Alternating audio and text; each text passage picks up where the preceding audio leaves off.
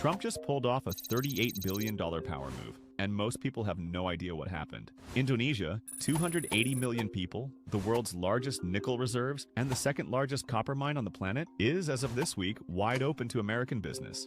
Indonesia torched tariffs on 99% of American exports. Wheat, weapons, aircraft, pharmaceuticals, and wiped out every local content rule, digital trade barrier, and critical mineral export restriction blocking American business. Grasberg, the world's second largest copper mine, just locked in a $10 billion a year deal for America, powering AI, fighter jets, and every EV on the road, right next door to the world's largest nickel reserves, which China has spent years trying to monopolize. Indonesia committed to $15 billion in U.S. energy purchases, $13.5 billion in Boeing aircraft, $4.5 billion in American farm products, and a full ban on forced labor imports, a direct strike at the practices that let China undercut American workers for years. Before this deal, Indonesia was charging 8% on American goods, while America only charged 3.3%, and the U.S. was running a $23.7 billion trade deficit with Indonesia. As of this week, America is no longer on the losing end.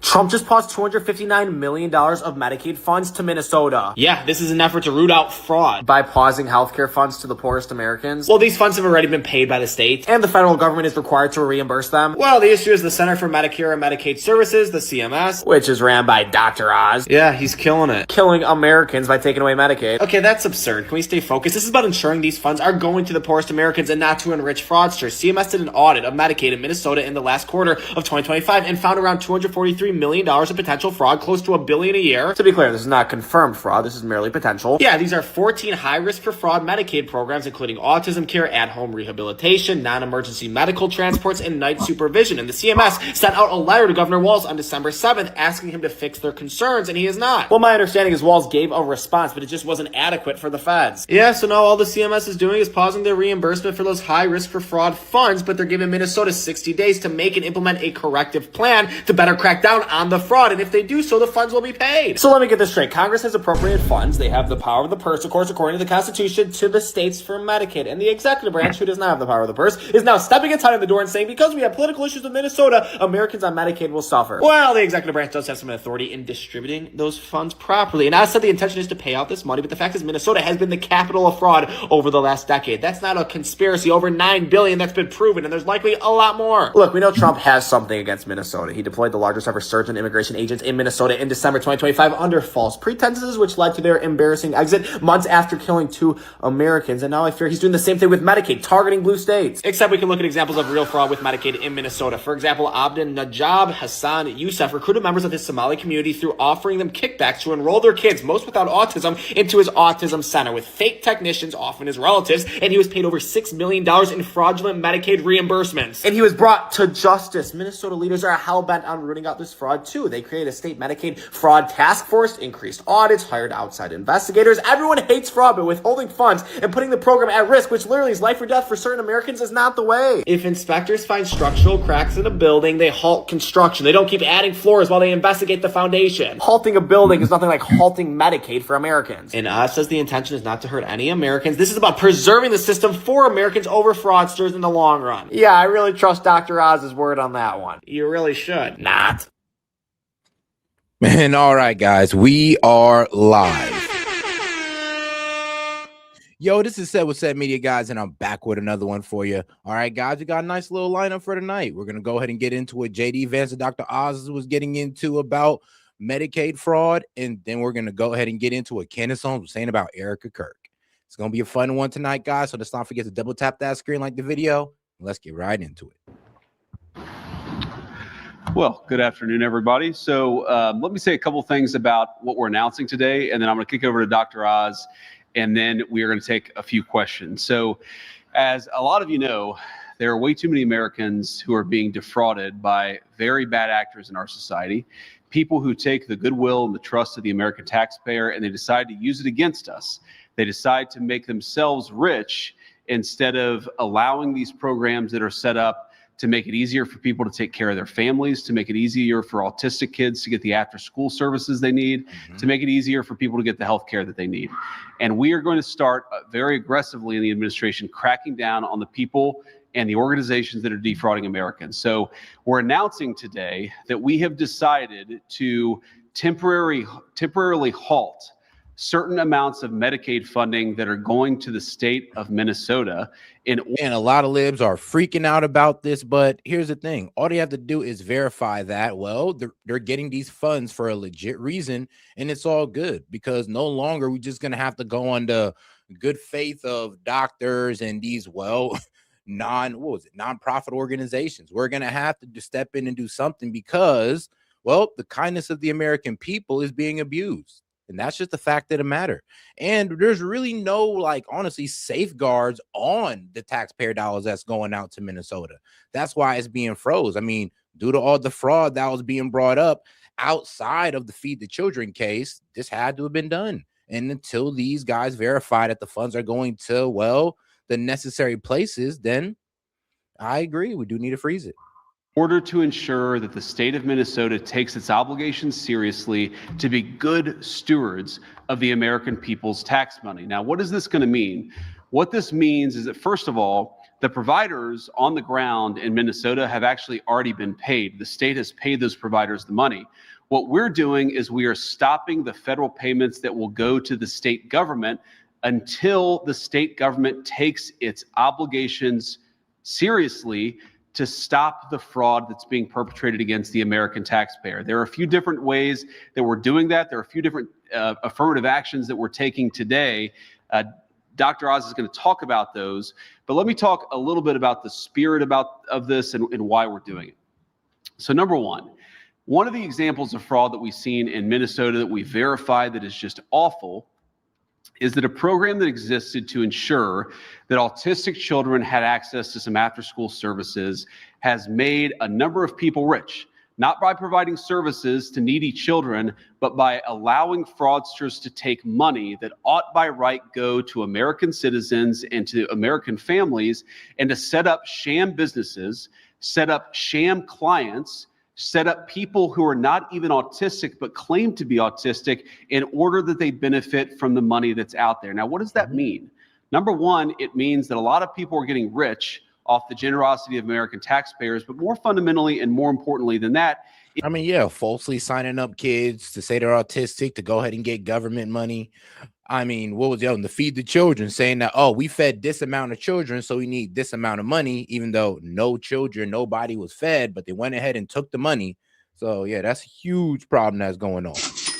It means that there are kids in Minnesota who deserve these services, who need these services, and they're not going to those kids. They're going to fraudsters in Minneapolis. That is unacceptable, and that's the sort of thing that we're cutting off with this action today.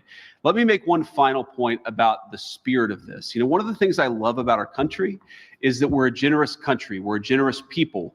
We take care of our fellow citizens who can't afford medical care because they're down on their luck. We take care of people who can't afford to put food on the table, even though they work hard and play by the rules. We recognize that we're all in this together, and part of the reason why we have Medicaid, or part of the reason why we have food stamps, part of the reason why we have these programs is we want to make sure that kids who grew up in families not all that different from the family that I grew up in, that they have access to the basic necessities: food, medical care, after-school services when their family needs them but they're unable to pay. What's happening in Minneapolis, in California, in a number of states all across our country is that the generosity and the good hearts of our fellow Americans are being taken advantage of. We're taking that social contract that says that our American citizens, we take care of one another, and we're allowing a few bad actors to get rich off that generosity of spirit instead of providing the services to the kids who need it. Yep, and that's the sickening part about it. All that money that was stolen, the millions upon billions of dollars, could have actually been used to, well, help out the elderly, provide childcare, actually feed children, and instead it enriched people who had, well, I'm gonna be honest with you, not the best intentions, obviously. This is disgraceful. It has happened for too long. Far too many people have gotten rich by taking what is the best of the American spirit and getting rich off of it instead of providing services to kids who need it. That is stopping today. We're taking a whole of government approach in the Trump administration to take this fraud seriously. What Mehmet Oz and his team at CMS have done is really remarkable, and it's just the first step of our efforts. So without further ado, let me turn it over to Mehmet to say a few words about what he's doing, what his team has uncovered, and what they're accomplishing with this new action. Oh, guys, do me a favor and double tap that screen and like the video, guys. Let's get more people in the conversation by double tapping that screen. Appreciate the support. Dr. Oz. Mr. Vice President, I appreciate the leadership on this. There's no question that his commitment, the Vice President's commitment to rooting out this fraud is going to make a massive difference in preserving and protecting our nation's public health programs. It's going to protect patients. I want to thank President Trump for pushing all of us to make sure we protect our most vulnerable Americans, the ones that JD mentioned, the ones he grew up with, the ones all of us know in our lives. It also protects taxpayers from attacks on our healthcare system. Secretary Kennedy has spearheaded these efforts, and thanks to his leadership, I'm proud to announce the largest fraud initiative, anti-fraud effort of its kind in CMS history. Now, why is this action necessary? Last night in the State of the Union address, the president spoke about the affordability issues that we have improved dramatically in this administration. But let's put some numbers on healthcare. The average family puts about $27,000 in the healthcare a year. They only pay $7,000 themselves, which is a lot, but there's an extra $20,000 invested for them. This is not a reasonable amount of money to spend. We have got to bend that curve downwards. It's unpredictable as well when you have to make these expenses, and the fraud that we're experiencing in America is making this already dangerous problem much worse. So we're going to fix these issues. The president last night spoke about the need for price transparency. That's going to help by making people more aware of what they're paying. It's also going to help us at CMS figure out what you should be paying and identifying fraud. To that note, the president announced last night that he's appointing our vice president to lead the war on healthcare fraud, a wise choice. Your passion for this will make a huge difference. This is not about the money by itself. This is about people's lives and our culture, our shared values that have allowed these beautiful programs, Medicare and Medicaid, to survive brilliantly for 60 years. We believe, listen carefully, we are spending $300 billion a year in healthcare in this country for fraudulent, abusive, or wasteful purposes. $300 billion. Let's put that in perspective. If we could reduce fraud by 5%, which is at $300 billion, we would take the trust fund that's going to take care of all of us as we get older, and we would allow it not to expire in 5 to 6 years. We would double its life expectancy. That's massively important if you're going to trust a social safety net to be there for you. You deserve that social safety net. It's there. It's created. We're not going to let fraudsters steal it from you. The stellar CMS team, I want to call them out. Kim Brandt, who's videoing me over there, Dan Brillman, Capri Snap, Steph Carlton have worked tirelessly to put this together. They've been rooting out criminals all year long. I know as well what it's like. I visited all these areas, personally witnessed what it's like to see something you know is wrong and wonder why no one tried to fix it. It's infuriating. The vice president described very accurately exactly what you see on the ground. These self-serving scoundrels, that's what they are, who rob our federal and state health programs, have decided it is worth the risk. I'm going to make a proposition to you. If you commit crime on Medicare or Medicaid in America and you steal, let's say, a couple $1 million, your jail sentence, first-time offender, maybe a year. For a lot of folks, that's a good deal. We have to take these crimes seriously and treat them as seriously as if they were bank robberies, because they're more dangerous than bank robberies. People get hurt during them. Let me share some of these horrible stories. The vice president started highlighting autism. Let's get into the details of what's really going on in Minnesota. These are real cases from our group at CMS. These are adjudicated numbers. There's a fraud scheme in Minnesota where criminals, soon to be criminals, pay moms $1,000 roughly in order to enroll their children as being autistic, falsely, dishonestly claiming their children are autistic. They then bill Medicaid, this has already happened, millions of dollars for services that were never rendered, never delivered by a qualified staff member. These schemes disproportionately involve immigrant communities. They're insulated, they're able to organize efforts, and sometimes they don't understand what's going on. And it ultimately diverts resources away from kids who truly have autism. Because if every kid in the neighborhood has autism, then nobody has autism in terms of how you can manage them. There was one behavioral, and by the way, yeah, we can't give autism checks to all of you guys, but damn. All right, so they're paying moms $1,000 per kid, and they get thousands from the government for that kid and collecting, well, autistic services. Pretty much they're claiming that they're giving this kid services for his autism, but they're not, and they're just collecting the check from Medicaid, and that's tough. These kids, they carry that diagnosis of autism the rest of their lives. Their mom made a bad decision, the kid pays the price for the rest of their life. There's one behavioral health organization, Mr. Vice President, in Minnesota. They received $11.5 million in Medicaid payments, but the top biller submitted 450 days where they claimed they were working more than 24 hours a day. I mean, even in the White House, that's tough. It's hard to work more than 24 hours a day. How it didn't get picked up is shocking to us at CMS. There are other red flags in Minnesota, including hundreds of beneficiaries receiving treatment linked to one location, which was impossible physically to be true. We had 8 beneficiaries in one of these substance use disorder centers, 8 who were already dead, but the center was still billing us. Damn. Not only did they let the person pass, they kept billing for it. That's the level of avarice we're talking about. So CMS is done paying and chasing. We don't think jail sentences are the right way out. These criminals flee the country. Many are foreign nationals. Instead, we're launching the largest. I know. The first thing he said was kind of crazy. It's like they're getting 8 different medical services, but they're going to the same spot. Like, that is impossible. Like, usually when you go for a certain spot to get medical services, they have like they specialize in things. Like, I'm be honest with you, you're not going to get the dermatologist, your child nutrition, and all that good stuff all in the same building. Like, it usually don't work like that. Action against fraud that we've ever taken. The money's not going to ever leave the building again.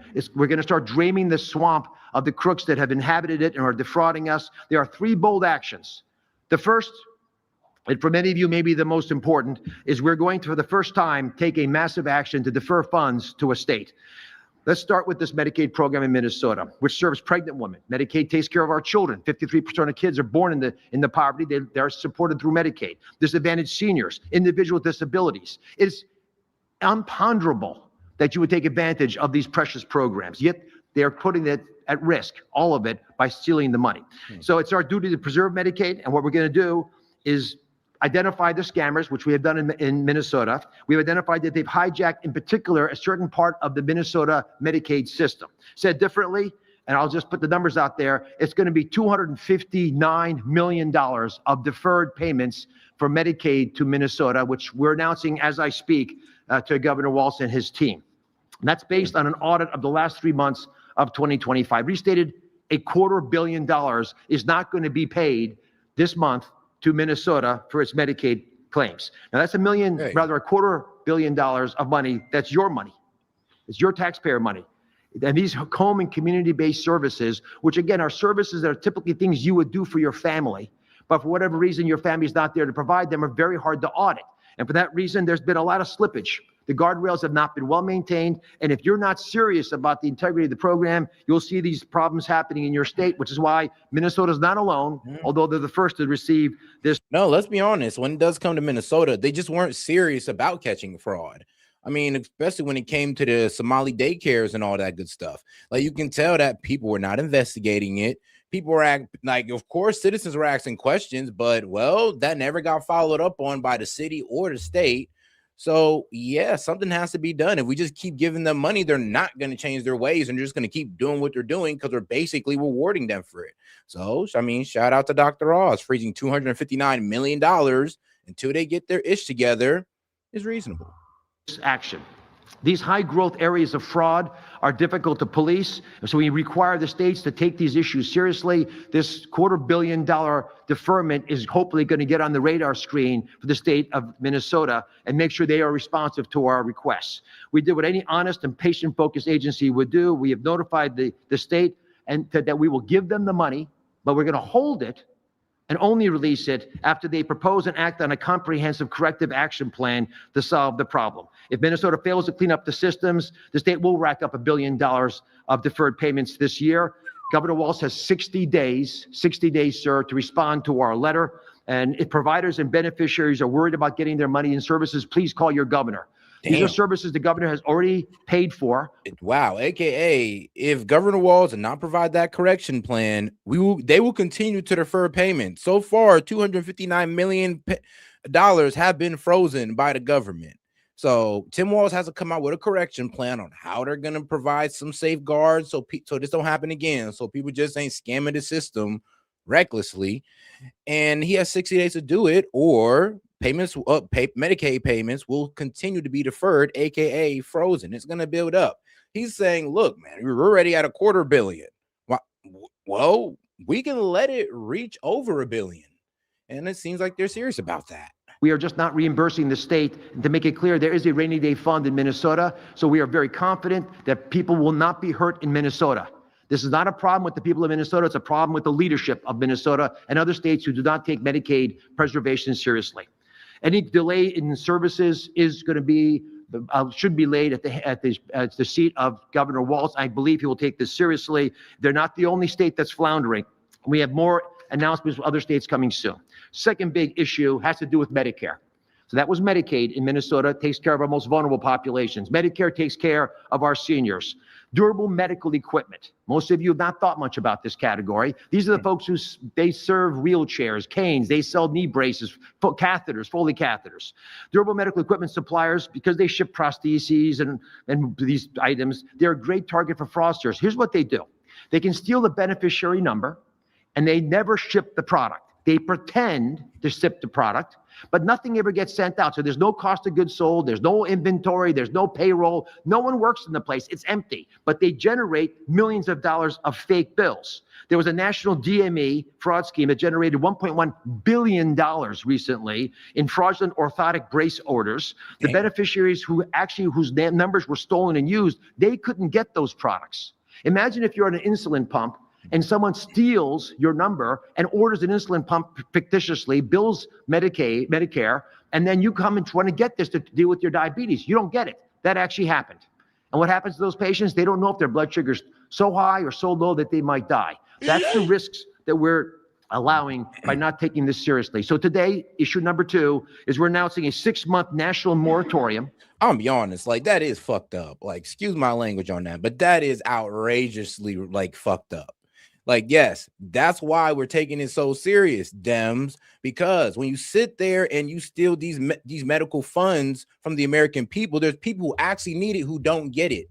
And instead is going to enrich people who are, well, sending it out the country to possibly a terrorist group, sending it out the country to buy assets, or just staying in the country to have a nice house and a BMW.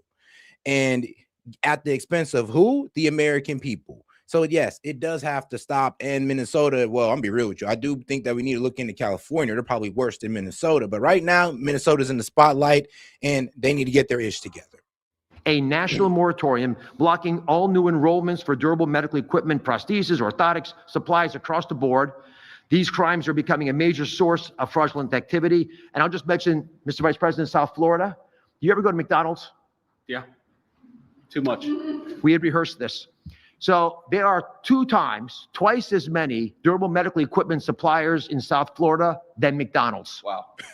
And that's not because Secretary Kennedy is closing down McDonald's. Fraudulent business. That's because the amount of fraud is so massive that it's easier to open one of these suppliers than open a bank account, which is why we're working with Secretary Bessent. And part of the reason for this moratorium is it gives us time to be able to deal with these issues that have become massive. And if we just shut down South Florida, they'd all flee to California and to Texas. So we have to shut the whole country down. This unfortunate necessity is going to allow us to get on top of what we believe is billions of dollars of DME frauds. We've already stopped $1.5 billion of billing, but we need more time to shut down these bad guys. But it's going to be effective, and it's not going to touch the people who need these services. We've designed the system so that all the people who are already selling products can continue to sell products until we check them out, but no new DME enrollments, no ownership changes. All the things that fraudsters have done historically will be blocked. This way, we're preserving access or not allowing tax dollars to be stolen. Now, you may be asking, why is it so important to crush fraud to assure the affordability of our nation? I'll just give you one example that we just finished dealing with. The Vice President's aware of this. We had skin substitutes that were generating, we believe this coming year, $23 billion in billing.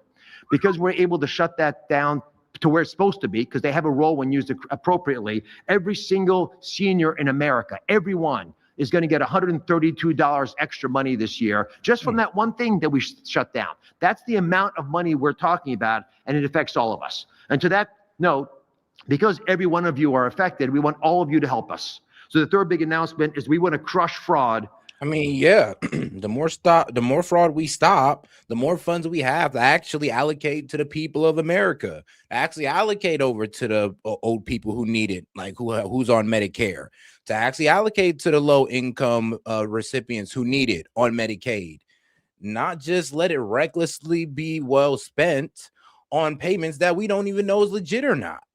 Like you heard this man, $1.1 billion in brace orders. And, no, and trust me, nobody got those braces, but somebody got the money. By crowdsourcing ideas, we're issuing a request for information. We need and we want your help. The Vice President, myself, the President, Secretary Kennedy, all of us know that all of us are smarter than any one of us. So what can you do? We want your input on how to prevent, detect, and respond to fraud in government-funded healthcare. Whatever ideas you have, we're interested in. Our goal is to supercharge program integrity over the next 6 months. So we put in a request. That means providers and suppliers and payers and technology companies, patient advocates, beneficiaries. If you see fraud, you let us know. A state Medicaid director can show us patterns of fraud that we're not aware of. A provider can help understand compliance burdens and how to deal with those more effectively. Patient advocate, get cracking on making sure that people are aware of fraud. And like we have done already this year by pulling in those kinds of ideas, we've stopped almost $6 billion from leaving the building, but that leaves a lot more out there that we can take advantage of. So over the next 60 days, the Crush Initiative we just issued is us asking you to help us build something better, to help the brave patriots out there who want to play a role to play a role. Call 1-800-HHS-TIPS if you see fraud, or just go to cms.gov/fraud. Those are simple, easy ways for you to help us address the problems the Vice President highlighted. God bless you all, Mr. Vice President. Thank you. Great job. Very, very, very important initiative, and we'll take a few questions. I didn't expect you to put me on the spot with Bobby Kennedy about my fast food habits, but here we are. Sir in the front. Two things, Mr. Vice President. First, can you talk about the legal authority under which the federal government pauses legally obligated funds under mandatory funding from Congress, such as Medicaid? And secondly, if you could tell us anything you know about the situation off the coast of Cuba, there's a speedboat shot. We've been briefed on that. You know, Americans were killed or injured. Yeah, so on the second thing, actually, Marco briefed me about 15 minutes ago on it, but we don't know a whole lot of details, and so I'll defer to the White House. Yeah, there was a boat struck outside of Cuba, and now, of course, it was struck by America, and Cuba's pretty much saying that, yo, I think that boat was actually one of yours. You might have actually took it out your own people. Marco Rubio came out and he said, well, that's what Cuba alleges. We'll make sure to look into it and get all the facts. So, they'll do their independent investigation, and then they'll come out with what they, believe happened. House to provide more updates as we get them. Certainly, a situation that we're monitoring. Hopefully, it's not as bad as we fear it could be, but can't say more because I just don't know more. On the question of the legal authorities, I mean, inherent in Congress's assigning of the administration, actually, we're the ones who spend this money. Congress appropriates it. We're the ones who actually make sure this goes to the people it ought to go to. And inherent in that is making sure that it only goes to the people that Congress says that it should go to. We shouldn't be sending money to fraudsters. We should not be sending money to companies that are committing mass fraud. We shouldn't be sending money to anybody that's trying to defraud the American taxpayer. So I know, Oz and his team, he's got the best team, I think, in healthcare anywhere in the private or the public sectors. One of the great things I love about working with Dr. Oz is he's brought great people along with him, and congratulations on this. But I feel quite confident we have the legal authority to do this. And again, I'd reiterate, we don't want to do this. Like, we don't want to be in a situation where the state of Minnesota is being so careless with federal tax dollars that we have to turn the screws on them a little bit so that they take this fraud seriously. You heard Dr. Oz say this. Tim Walz could call him, could call me, could call anybody in the administration, and we've given him 60 days to respond to this. All we need the governor and the administration in Minnesota to do is something quite simple, which is to show that before you give Medicaid funds to somebody, you're taking seriously whether they provided the services that they say that they're providing. And the fact that there are so many people handing out millions and billions of dollars of federal Medicaid money without even confirming that they're doing the thing that they say that they're doing, it's a disgrace. It's a defrauding of the American taxpayer, and we're stopping it. Caitlin. Which does need to be done. Yeah, we need to start honestly holding the government accountable, because let's be real. Yeah, we're actually, they're the ones sending out the checks. They're the ones sending out the payments with zero investigation work done to actually make sure that it's actually being used for the right thing, which is providing medical services or paying medical services for our Medicaid and Medicare recipients. If it's not doing that, then I mean, I'm being honest with you, we're kind of playing our own people. And you know who else needs this type of audit? The military. I mean, why not? I always do hear the Dems out when they complain about military funding and how trillions go missing. And y'all right, we do need to look into that. And that could be allocated into helping the American people as well. But we ain't talking about that right now. Mr. Vice President, two questions. One, on the 60 days that Governor Walz has to respond, what exactly is the condition that he needs to meet for this funding to be released back to his state? I just wasn't really clear on that. And secondly, on Iran, while you're here, can you explain to the American people why the United States would need to strike Iran to stop them from getting a nuclear weapon if the United States obliterated their enrichment program last summer? Well, I'm not going to make any news on Iran today, Caitlin. I'll let the president make those announcements. As you know, he is sending two of his best negotiators to Geneva tomorrow in order to continue to try to strike the best deal possible for the American people. But the principle is very simple. Iran cannot have a nuclear weapon. If they try to rebuild a nuclear weapon, that causes problems for us. And in fact, we've seen evidence that they have tried to do exactly that. So the president sent the problem, Iran has tried to rebuild not a nuclear weapon, but their nuclear facilities that we bombed and the ones that Israel bombed as well. There is like factual reporting that those are being rebuilt. Actually, Iran is just straight out saying that, we have rebuilt our nuclear facilities. The one that Israel bombed and Mount Fordo has been cemented in. So, they're not wrong about that. The problem is, though, that Iran, they're getting a bit troublesome because back in the day, I mean, last year, they were trying to give up their nuclear program, but now they're just talking about, we're not doing that. We'll give up our rich uranium, but we will want to maintain the right to have a peaceful nuclear program. Like, you can believe that if you want to or not. So far, there's no proof that they've honestly tried to go towards a nuclear weapon, just proof that they have actually enriched uranium to 60%, which you can call a deterrent or you can call a reason to strike. I'll let you have your opinion on that one. But that does seem to be the problem with them. And then even if we get that out the way, and let's say they do give up their nuclear capabilities, well, then we have to also deal with their ballistic missiles that we also want them to give up. And that does seem to be the red line. Because in talks before, they're ready to give up their enriched uranium, but now they're not. And before, they weren't willing to give up their ballistic missiles, and well, they're still standing now in that same position. Actually, still. Those negotiators to try to address that problem.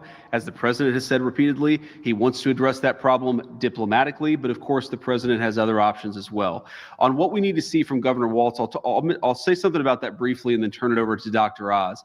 Look, it's actually pretty simple. What we want to see from the governor of Minnesota, from the entire administration there in Minnesota, is some affirmative steps to make sure that the people who are billing us for Medicaid services are actually providing those Medicaid services. The main source of fraud, whether it's a small business or a bigger company, is you have people who are billing the government millions, tens of millions, billions of dollars saying that they're providing a service, but there's no actual confirmation. There's no follow-up to ensure that they're actually providing those services. We want to see that follow-up from Minnesota. Dr. Oz, maybe you can speak to a little bit more about how exactly we want to see that.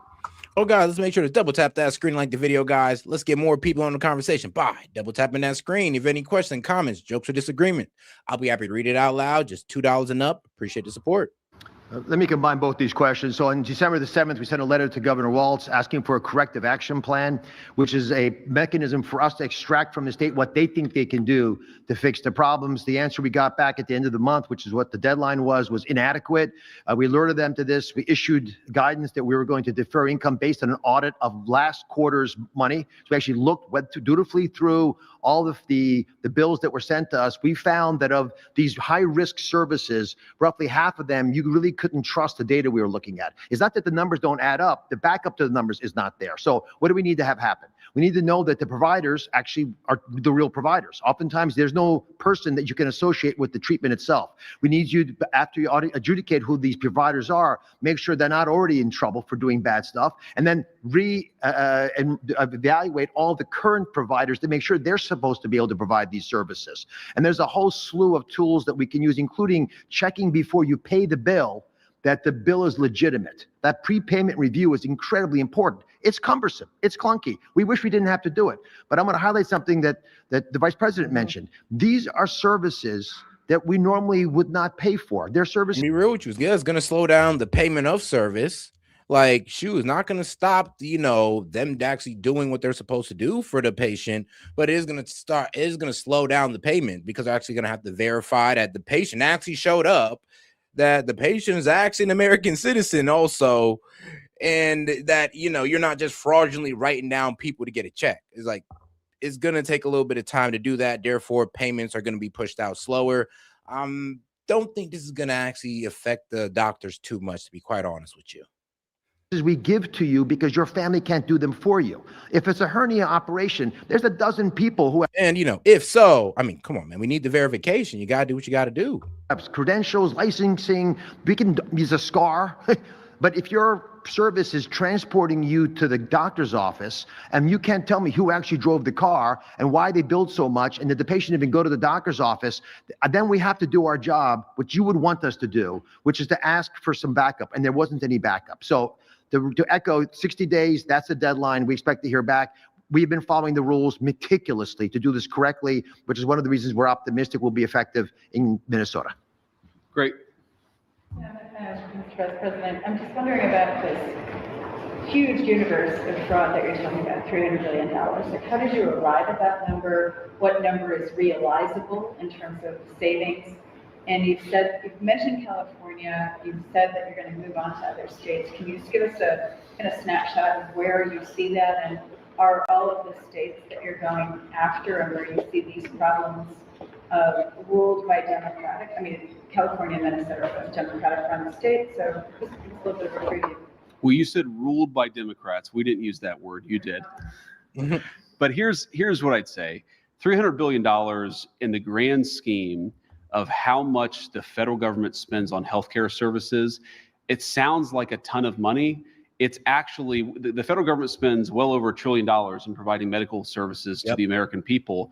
And based on what we've seen, based on the amount of services, that's one of our biggest expenditures. Like, bro, out of the $6 trillion that we get in taxes, most of that is spent up on Social Security, Medicare, and Medicaid in that order. That we've seen that have been billed that are fraudulent, and also based on the fact that in a number of blue states, and this is true as far as I know only in blue states, where you have illegal aliens encouraged to get on the Medicaid program, we actually think $300 billion may be conservative. And we certainly, our ambition here is to get as much of that money back for the American taxpayer as possible. Again, we're taking the social safety net. We're taking something that exists for the benefit of people who can't pay for medicine on their own. We want to help our fellow Americans. We can't do that if those programs are being defrauded by people who either shouldn't be here in the first place or have the legal right to be here but are committing criminal acts by defrauding these systems. Can I clarify one number? Go ahead, please. Just on the numbers, the $300 billion is from the Kaiser Family Foundation assessment of estimated 5% fraud in all healthcare, not just federally funded healthcare. So it's 5% of the total, roughly $6 trillion. We spend almost close to $2 trillion, 1.8 trillion of federal monies. So the federal portion will be about $100 billion, and we believe much of that would be achievable. It's not fraud, it's fraud, waste, and abuse altogether. Sorry. Yep. No, man. Thank you very much. Yeah, you can go first and then you. Okay.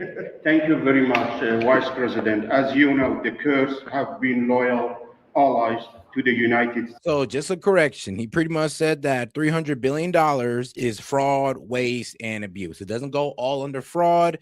Some of it's fraud, some of it's waste, and some of it is just neglectfulness, aka abuse. For decades, you're fighting dictatorship in Iraq, we're fighting terrorism in the region, and recently President Masoud Barzani worked closely with the U.S. Special Envoy to Syria to help find a peaceful solution to the conflict there. How do you see the future of the strategic relationship between the Kurdistan and the United States of America? Well, look, let me be brief here because we're here to focus on the fact that way too many people are defrauding the American population. But, you know, we have a great relationship with the Kurds. The president loves the Kurds. I know that the entire administration, we've had great contacts and great friendships with the people, the Kurdish people in various countries all over the world. And look, our attitude is we want those people to be able to live in peace and harmony and prosperity with their neighbors. We've pursued a foreign policy of peace in part because we want the Kurdish people, but also the Arab people who live there, the Jewish people who live there, the Christians. We want everybody to be able to live in peace. And that has been the main focus of our policy in Syria. It's been the main focus of our policy really all over the world. Ma'am? Yeah.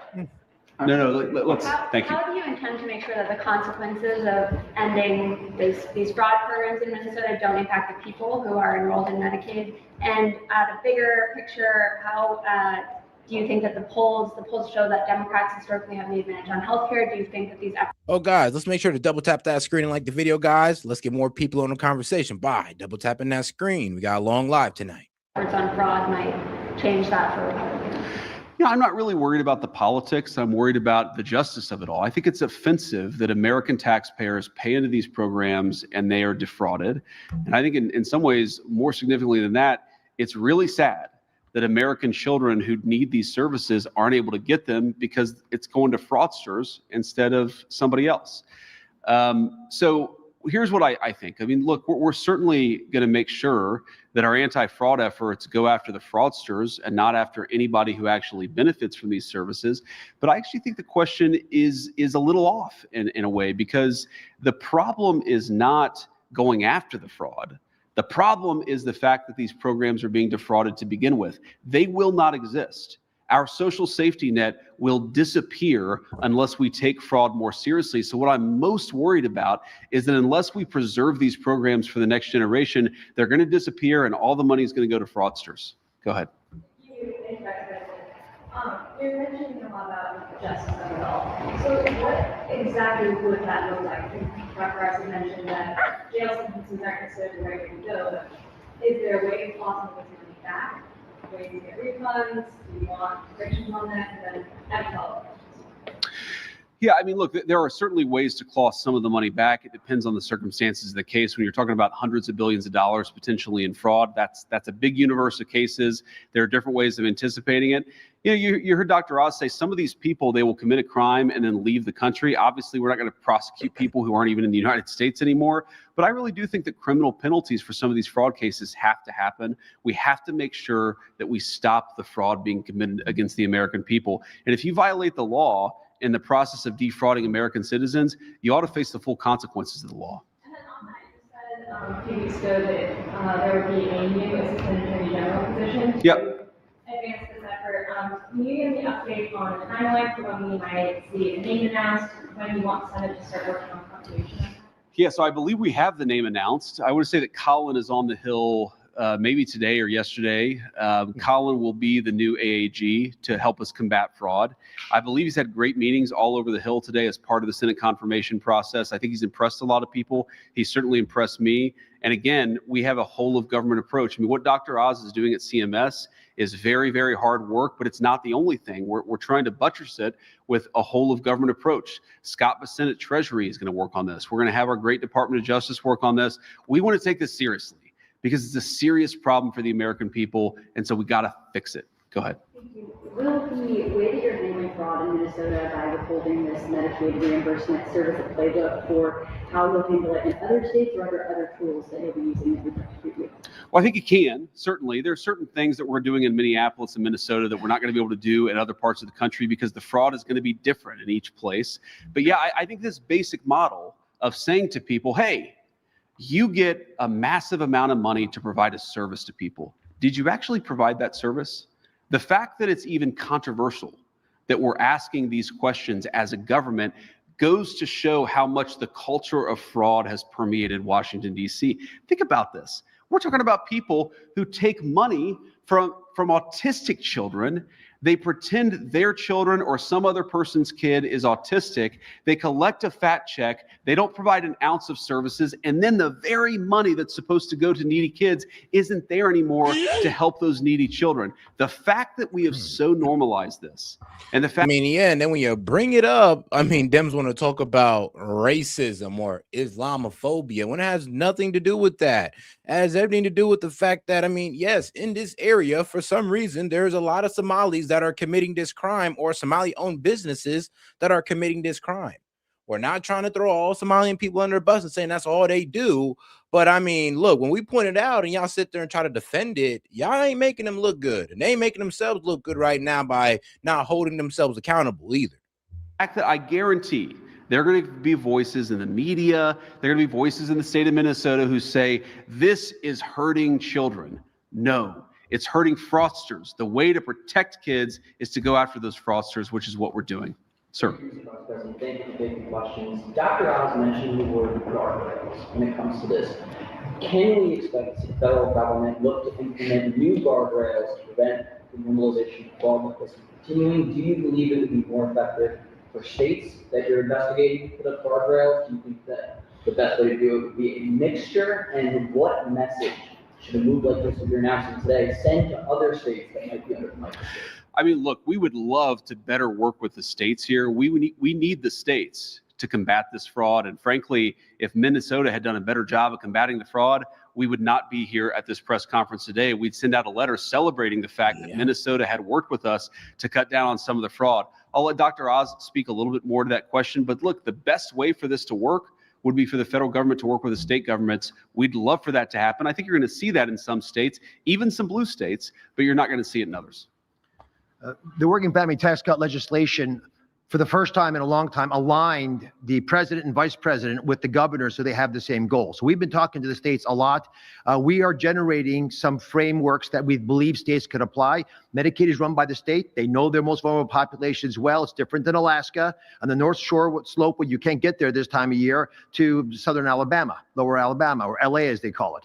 But the reality is there are similarities that govern some of these programs, especially the ones that are at high risk. And so we're going to share those best practices. But the techniques that we're using in Minnesota can be applied in other states, but it's the fraud, however, that will drive that. And so there are some states, I mentioned Florida, that's a red state where there's a big fraud problem in the southern part. They're trying to get their arms around it. We've sent a letter to Minnesota, which has a Republican senator. We're very concerned about New York, where the single most prominent job in New York is a personal care service. Retail is not the top job in New York anymore. And in California, there are more hospices, I believe. God damn, bro. So that's why there's always an increase in healthcare jobs in the jobs report. It's because they're all fraudulent. It's like, damn, we got inflated. I'm real. We got inflated healthcare numbers, AKA a lot of these jobs that are being promoted are actually built on, well, fraudulent numbers because we're putting in, well, fraudulent services. So if all this money is going into healthcare, and then what are these healthcare providers going to do? They're going to hire more people. And this is why the job reports have always seen a growth in healthcare, because, well, seems like everybody's eating off the fraud. And this is terrible. This is absolutely terrible if people's jobs are being created off fraud. In Los Angeles County alone than the rest of the country. So these are aberrancies that are hard for the states sometimes to see, but your first inclination, if you're the vice president and he's running a task force, is to look at those areas and say, how can you ignore that kind of a discrepancy, especially when there's been a massive uptick in some of these services in a short period of time? Great. We'll take just one more question here, sir. What is your message to the people of Minnesota who are still upset by the ICE surge as well? And this is just one more thing on top of that. Well, first of all, I think our message to the people of Minnesota is that we love them. They're our fellow citizens. We're trying to do right by them. And part of the reason, in fact, the main reason that we're doing this is that we want to make sure that the people of Minnesota have access to the services that they're entitled to. We want poor kids in Minnesota, lower income families in Minnesota to be able to get the health care that they need. We got to stop the fraud in order to make sure that happens. We want to make sure that if you have a special needs kid and we have a program set up to help that special needs kid, that the money goes to the special needs family, not to a fraudster who's getting rich off the generosity of American taxpayers. And I mean, let's be real. If y'all keep up, if the government allows this abuse of our tax dollars, people gonna stop paying taxes. I remember people was talking about, well, let's boycott paying taxes because our government's not using it for us. Instead, they're letting it get defrauded and sent out the goddamn country. And then when we try to reel some in, we got people fighting the Doge. You remember how the Dems were fighting tooth and nail against Doge, trying to reel in the fraud, reel in the waste. And we literally got our congressmen fighting it when they're supposed to be the one going against it, or actually be the one participating in it. And we shouldn't even need Doge. They should have been doing their job and handling the purse, but they weren't. Now you talk about the ICE surge again. I think it goes back to the question I just answered, which is so much of what is broken in Minnesota, as far as I can tell, is a lack of cooperation between the state government and the federal government. If you look at any blue city or any blue state or red city or red state, the immigration enforcement that we were doing was going smoothly. We'd find out that there was an illegal alien sex offender at a prison. We'd show up, we'd arrest that person, and we'd send him out of our country. Or maybe that person was a repeat offender and they were out of prison. The local authorities would say, you know what? Go and go to this person's address and arrest this guy because we want that violent criminal out of our community. What was so bizarre about Minneapolis is that it was one of the few places in the entire country where they said, no, we're not going to help the federal government get illegal alien sex traffickers. Yeah, I mean, the local authorities said, well, not the local authorities, but the mayor told the local authorities not to help ICE. Governor Walz did not provide any help towards ICE. And let's be real, he could have brought in surrounding local police to provide crowd control to protect the protesters and allow them to have their First Amendment rights safely, without going in there and breaking the law and trying to obstruct ICE. Out of our community, we are going to do everything that we can to prevent federal immigration enforcement from happening, even when you're going after the very worst of the very worst. Similarly, I would think that if I was the governor or a leader in Minnesota, I would want the benefits that ought by right to go to needy children. I want them to go to those needy children and not to fraudsters, whether they're from the Somali community or anywhere else. But no, we haven't gotten the cooperation. So what I would say to the people of Minnesota is that we want to do right by you. We think you deserve better public services. We think you deserve to have the benefits that you're actually entitled to. And that's why we're doing this. And we encourage everybody in Minnesota, whatever their political affiliation, to work on the state government a little bit, because if we had some better cooperation, we could have common sense immigration enforcement. We could also have less money going to fraudsters, which I would think would be a bipartisan issue. Thank you all. All right, guys, let's go ahead and move it to the right side of media with a J.D. Vance interview on Fox News. There has been a tremendous renewal in religion, faith, Christianity, and belief in God. And a big part of that had to do with my great friend, Charlie Kirk, a great guy, great man. Charlie was violently murdered by an assassin and martyred for his beliefs. His wonderful wife, Erika, is with us tonight. Erika, please stand.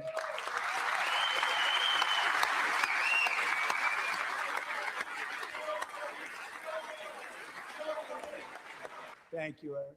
In Charlie's memory, we must all come together. Yeah, we're going to get into Erika later on because Candace released that video pretty much saying that she's going to do an expose on Erika Kirk, going to run down her entire history, expose every lie she told, and pretty much hold her accountable for, the lies she told about her past and the very shady history that she has.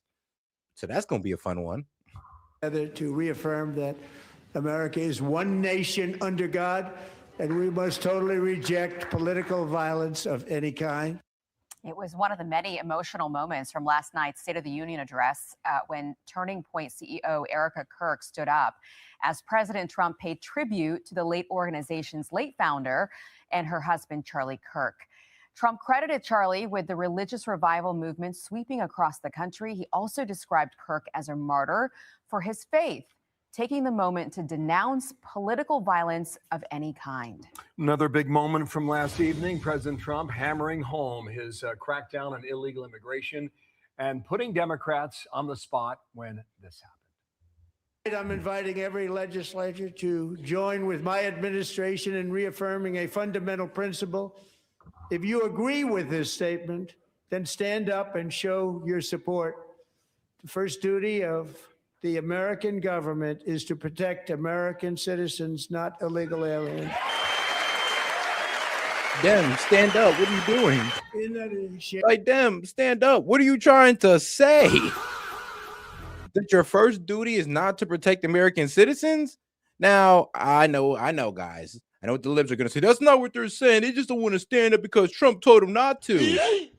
Yeah, but let's be real, that's kind of petty, and they should just stand up symbolically come on now, just to show that there's some type of unity that we should be trying to protect all American citizens, and they should have just stood for that, and then they could have just said "F you, Trump" on the way down, and I'd have respected that. Shoot, they could have stood up and said, "Yeah, okay, but F you, Trump," and I'd have respected it. But just not standing up at all, that's sad. You should be ashamed of yourself not standing up. Yep, ashamed. Well, some already suggesting that that moment you just watched could come back to haunt them come November. What about all that with the Vice President, J.D. Vance, who now joins me live. And, sir, thank you for your time. After a late night last night, you're back at it today, and appreciate you coming on. Good morning to you. Good morning, guys. Thanks for having me. So the New York Times, about that moment, says, stand up with one maneuver. Trump tries to box in Democrats. The president's ploy changed the energy inside the House chamber. At that point, would have been a mostly dutiful State of the Union address morphed into full-blown political theater. You and Speaker Johnson are only one of two people, in addition to the president, who have the same line of sight with his view. And when that happened, what did you see on the right side of the room? Well, I saw a couple of things, Bill. First of all, obviously, most Democrats didn't stand up or clap. And what a shame that is. What a sad commentary that is on the Democratic Party, that the idea that the American government should stand. Oh, guys, let's not forget to double tap that screen like the video, guys. Let's get more people on the conversation by double tapping that screen. Appreciate the support. If you've got any questions, comments, jokes, or disagreements, I'll be happy to read it out loud. Just $2 and up. Help us reach our goal. Open up the call-in line and run Conspiracy Hour. All right, let's go. For American citizens, not illegal aliens. That shouldn't be controversial, but apparently it was to the Democrats. But I will say, Bill, something that I saw that probably most TV viewers didn't see was really the cowardice, because there were a few Democrats who sort of politely clapped. They didn't want to stand up. I guess maybe they were worried about being primaried by the far left fringe of their party, but they were all looking around. They weren't actually saying, you know what? I'm going to stand and support this because this is a common sense, obvious statement. They were all looking around for cues from their colleagues because they didn't have the courage to stand on their own. And that, more than anything, Bill, is the saddest commentary on the Democratic Party, that not only will they not stand for the idea that Americans should come first, they won't even have the courage of their convictions. They lean on the person to their left and their right rather than actually have some conviction. That is unfortunately what's true about Democrats in Washington today. Well, it is being talked about a lot. They showed no cojones, no testicle fortitude. Apparently, they're all hive-minded, and they had to look around and be like, wait, is it safe for me to stand up? Because I know I support what Trump is saying, but is it safe? And that's not showing real leadership, guys. How many Democrats chose not to go last night? Senator Fetterman, a Democrat from Pennsylvania, last hour said on our program that the State of the Union address has changed forever. Have you given that much thought? I really have. I mean, a couple of things, Bill. First of all, it was a celebration of America in a very unique way. I'd never seen in a State of the Union address where you have all of these great people coming in. You know, the guy who flew the Chinook helicopter in the Venezuela mission coming in, being awarded the Medal of Honor, and then a 100-year-old Korean War veteran being awarded the Medal of Honor at the same time. You had this poor girl who was assaulted by illegal aliens who managed to survive miraculously. All of these stories, normally you hear one or two stories. It was a constant, invigorating reminder of how great our country is through the stories of these great Americans. I think that is fundamentally a difference, and I don't think that we'll ever go back. And I mean, let's be real, and it was sick. It's like, all right, well, y'all should be able to celebrate while we're celebrating pretty much a war hero or a combat hero. Like, y'all should be able to, stand up and celebrate for that. You should be able to stand up for that little girl who actually happened to beat the odds and is now able to walk. It's like, y'all should be able to stand for that. And if you don't, then I'm be real with you. You guys have a problem. It's like you hate Donald Trump that much where you're not willing to celebrate your own fellow Americans. They were even bitter at the men's American hockey team for showing up. Like, the TDS is too strong to where you cannot celebrate your fellow Americans. Like, really? We can't celebrate a war hero? We can't celebrate a little girl beating the odds? Are you serious? Y'all cannot do that. It has to be about Trump. Like, bro, you guys are the ones with Trump. You guys are obsessed with Trump at a certain point. If it's that serious. The second thing, Bill, is the president used it as an opportunity to highlight the difference between congressional Republicans and congressional Democrats. You had congressional Democrats, they wouldn't stand for the idea that children shouldn't be socially transitioned without their parents' wishes. They wouldn't stand for the idea that American citizens should come first. They wouldn't stand for that innocent little girl who was assaulted by an illegal alien but managed to survive. Whatever your politics, whatever your views on immigration policy, can't we all stand and clap for an innocent young girl who shouldn't have been assaulted and was, being held by her dad? It was such a heartwarming moment. I think every American, Democrat or Republican, thought that was a great moment for our country. The only people who didn't believe that, apparently, were the congressional Democrats in that chamber. I think it shows again how broken their party is.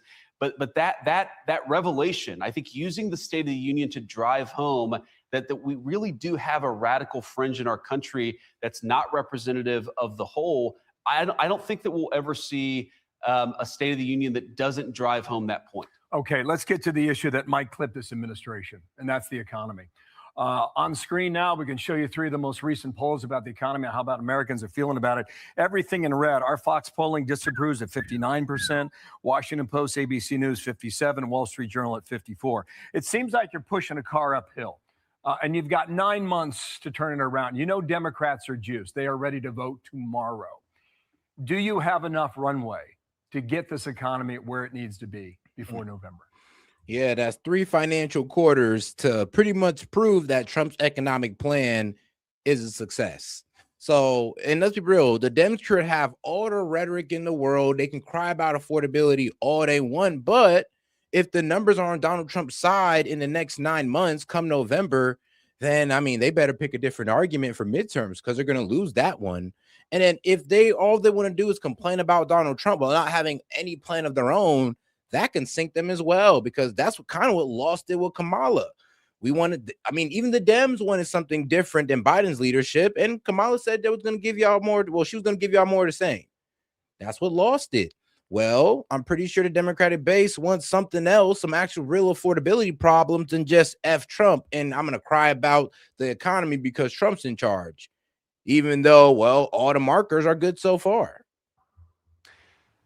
Well, Bill, in some ways, we are pushing a car uphill because the Biden administration left us such a that's, of course, all 3 major indexes seeing record highs, Dow, NASDAQ, S&P 500, GDP went up, wages went up. So if we keep at that pattern all the way out for these next 9 months, we're going to be in a good position come midterms, and the Dems are going to have to shift focus on something else. Disaster of an economy, the highest peacetime debt in American history, skyrocketing inflation. A lot of Americans who had lost $3,000 was that how much the average American had lost in take-home pay. Now, in a year, we've actually seen the average American gain about $1,200 in take-home pay. But if you're sitting at home from the perspective of the Biden administration, you are still worse off than you were when Joe Biden took over. So we are absolutely pushing that car uphill. But here's the good news, Bill. I think we're about to get over the hump. I think that tax season is around the corner. A lot of Americans, because of no tax on tips, no tax on overtime, no tax on Social Security, they're about to get a massive tax income refund. We've seen this massive trillions and trillions of dollars coming into our country to build new factories. Those construction jobs are starting to hit the economy. Then the manufacturing jobs, once those factories are built, will hit the economy too. So I think that we've got a lot of momentum here. But the president said this last night. We inherited a mess. Our ask to the American people is let us continue to fix this mess, make your life better. That's what the president is prioritizing, and that's what we're going to keep doing. Seems like it is the question on behalf of many, many Americans over the next 9 months, and we'll follow that very carefully. And no, that is true. There's multiple manufacturing projects that's happening across the United States, from car manufacturing, aerospace, planes and all that good stuff, and of course cars and all that. Oh, and pharmaceuticals that's being built in Maryland. So yeah, these jobs are going to be hitting the market sometime this year, and that's going to add on to Trump's good numbers when it comes to manufacturing and bringing jobs back to America. So like I said, we'll see during the next 9 months how the economy performs, how the job market performs, and that's going to determine how people feel about Donald Trump during the midterms when it comes to affordability. and the economy. Because right now, when it comes to the economy, I mean, it's all green markers. But when it comes to affordability, that's the real problem, because the economy doing good, all that means is that businesses are continuously running a profit. That's all that means. In the meantime, you've got a new job. And it means your 401k is not tanking. So that's a good thing as well. Here it is, the announcement last night from the president. I'm officially announcing the war on fraud to be led by our great Vice President J.D. Vance.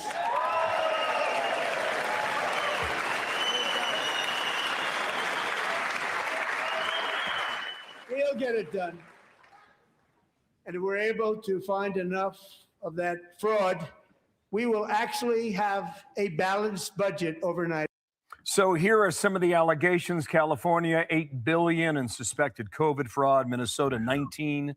Massachusetts, almost 15. And Maine, 45 million in improper Medicaid payments. Oh, guys, let's remember to double tap that screen, like the video, guys. And if you have any questions, comments, jokes, or disagreements, I'll be happy to read it out loud, engage with it. Just $2 and up. Helps towards the call-in and conspiracy hour. Appreciate the support, guys. Let's keep it going. Amen. So as you look at this, go ahead and explain it to us, because we want to understand what the job is.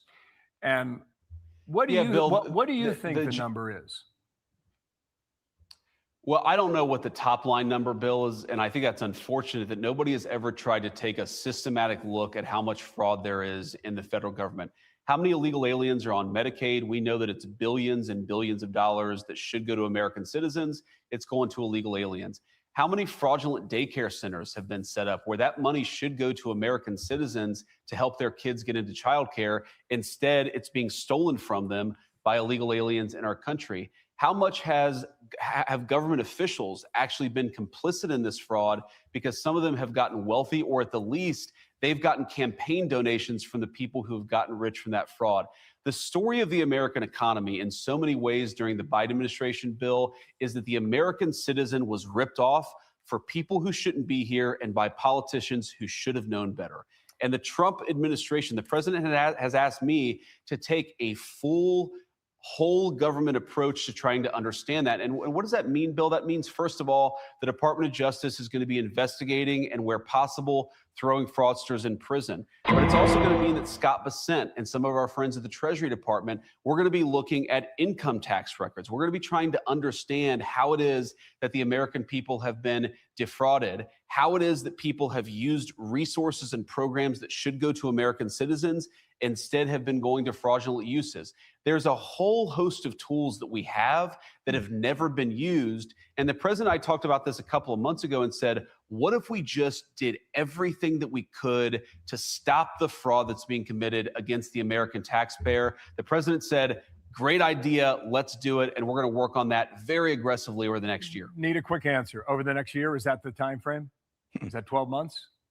Well, it's going to continue beyond that, but I think that we've already discovered a lot, Bill. And really, I think the next year is where we're going to try to uncover as much as possible and run at this as much as we can. Okay. But it's not going to stop after a year. All right, we have big topics, too, on the line. You got 5 years of war in Ukraine. You've got Iran on the precipice of something.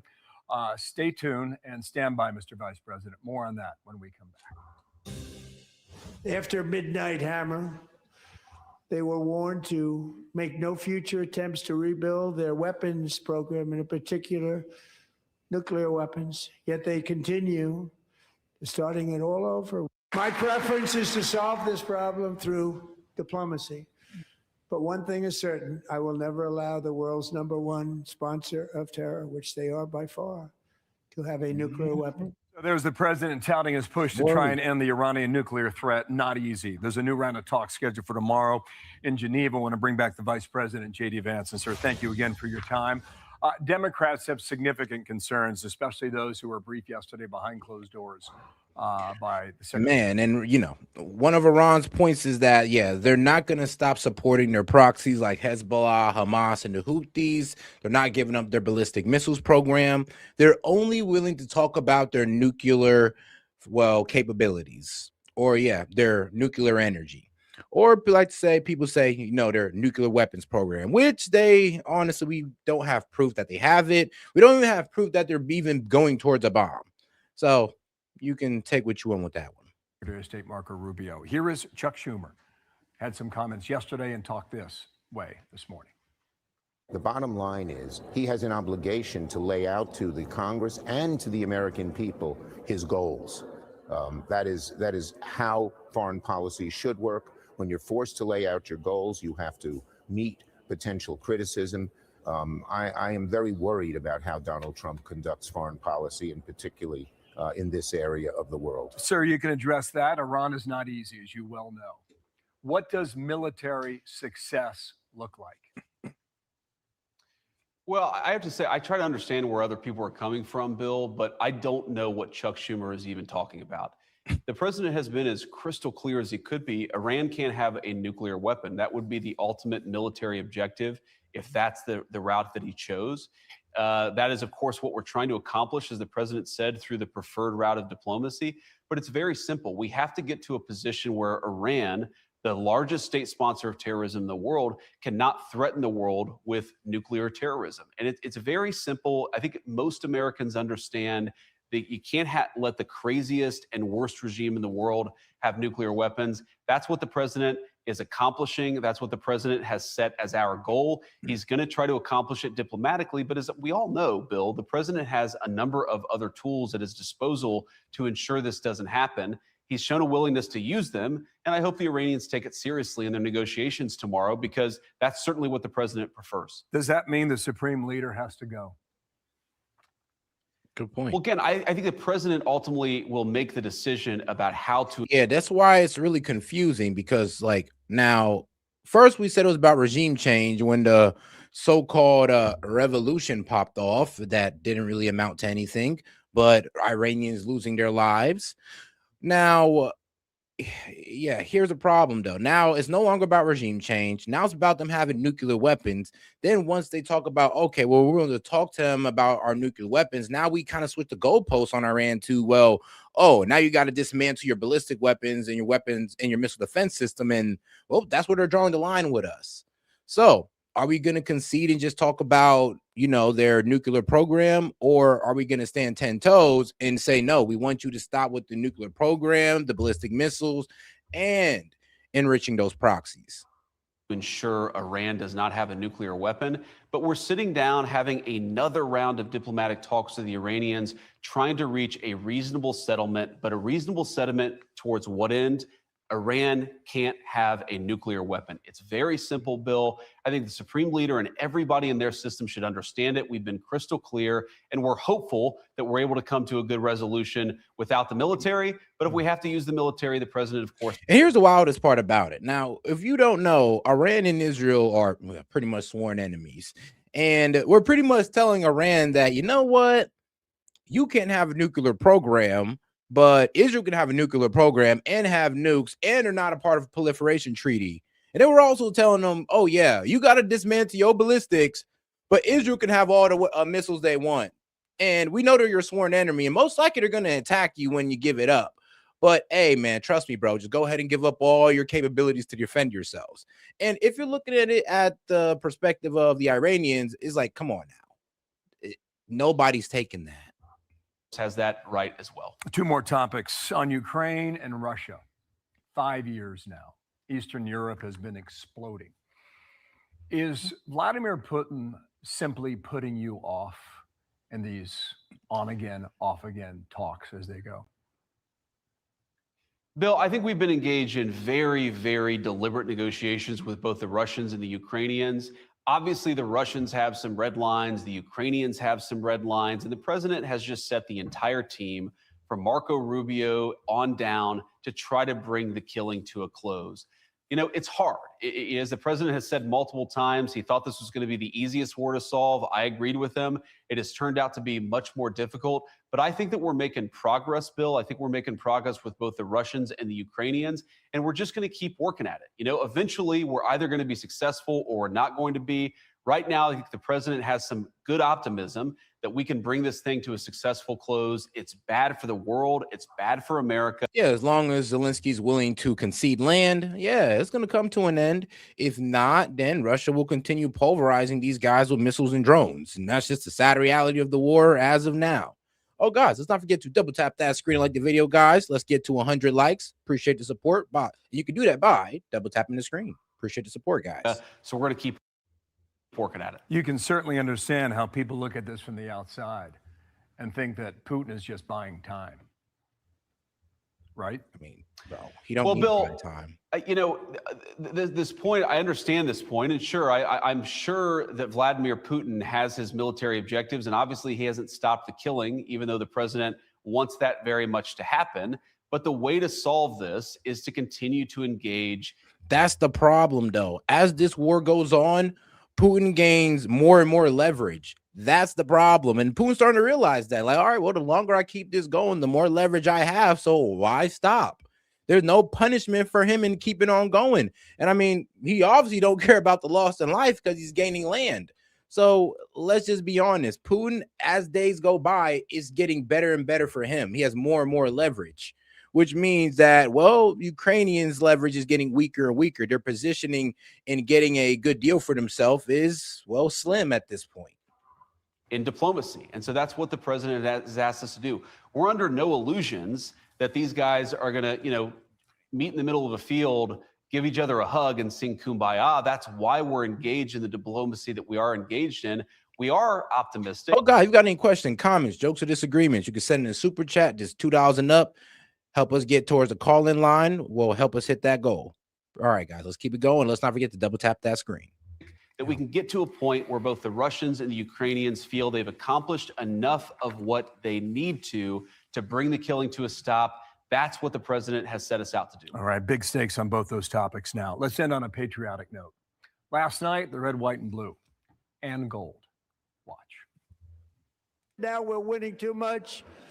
And I say, no, no, no. You're going to win again. You're going to win big. You're going to win bigger than ever. And to prove that point,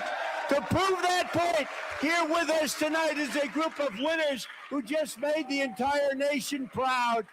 The men's gold medal Olympic hockey team. Come on in. So you're not even going to congratulate them? That's crazy. So for those of us who weren't there, how much fun was it to have those guys around for a day? Bill, it was so electric, so fun to have him in the White House, obviously at the State of the Union. You may not have been able to see on TV, but Mike Johnson and I were probably the only two people in the House who couldn't see the team when they walked out because they were sort of directly above us in the chamber. But we're so proud of those guys, and it was just a great moment for the country. Again, Bill, the State of the Union was really just a celebration of our country, of our war heroes, past and present, of all the great things that we've been able to accomplish over the last year, of the incredible Olympic hockey team that won gold medal, both the men and the women's team, of course. It was just a very, very cool moment, a very patriotic moment. But I really think it set the tone for the whole speech. A celebration of our country. We ought to be proud of our country. We've had a great and proud history. But under this leadership, under the president's leadership, I really do believe, Bill, the best is yet to come. We just got to keep working at it. All right, we'll watch. All right, now let's go ahead and get over to the left side of media. Well, I see people crying in the chat. You don't know what you're talking about when it comes to Ukraine. Bro, Ukraine is losing, okay? That's why they're the ones being forced to, well, think about land concessions. Like, does that sound like they're winning to you? Does that sound like they honestly have a chance? I'm sorry, but yes, they are losing this war. I'm sorry that the propaganda you've been fed is not true, but that's just the reality, guys. And I don't even know why you thought that Ukraine could beat Russia. I mean, it'd have been nice, but that's not what's happening. And that's why Ukraine is talking about land concessions. I mean, are you not reading these like deals that they're putting out? It's right there in front of you guys. I hope you know this. But all right, let's go over to CNN. Was that moment what Donald Trump ultimately wanted and what perhaps your Democratic leadership wanted to avoid? Oh, yeah, no, the president clearly came in with a strategy to do that, right? His strategy was to try to rage bait people into that fight. He wanted that and he got it. You know, look, ultimately, he's not deporting 2 members of Congress, just like he didn't lock up Hillary, even though that was chanted in arenas, you know, around the country. So, you know, look, he can't fix his poll numbers. He can't turn around the fact that he's underwater on the economy, underwater on immigration, the 2 issues that helped get him elected. So what he's going to try to do is he's going to try to fight to the point where he tries to make us not an option, right? He wants to just bring us down with him to the hope that that might help him somehow survive the midterms. Yeah, that's the problem, though. You guys are, one, letting him do it, and two, you guys aren't coming up with no policies. Like, Dems, what's the Democrats' plan? What's the Democratic Party's plan to tackle affordability? I'll wait. You don't got one. You spent too long crying about Trump's plan to tackle affordability to come up with your own.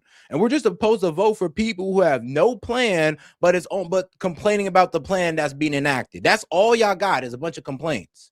Because please let us know. Because Abigail Spanberger kind of let us know what you guys do.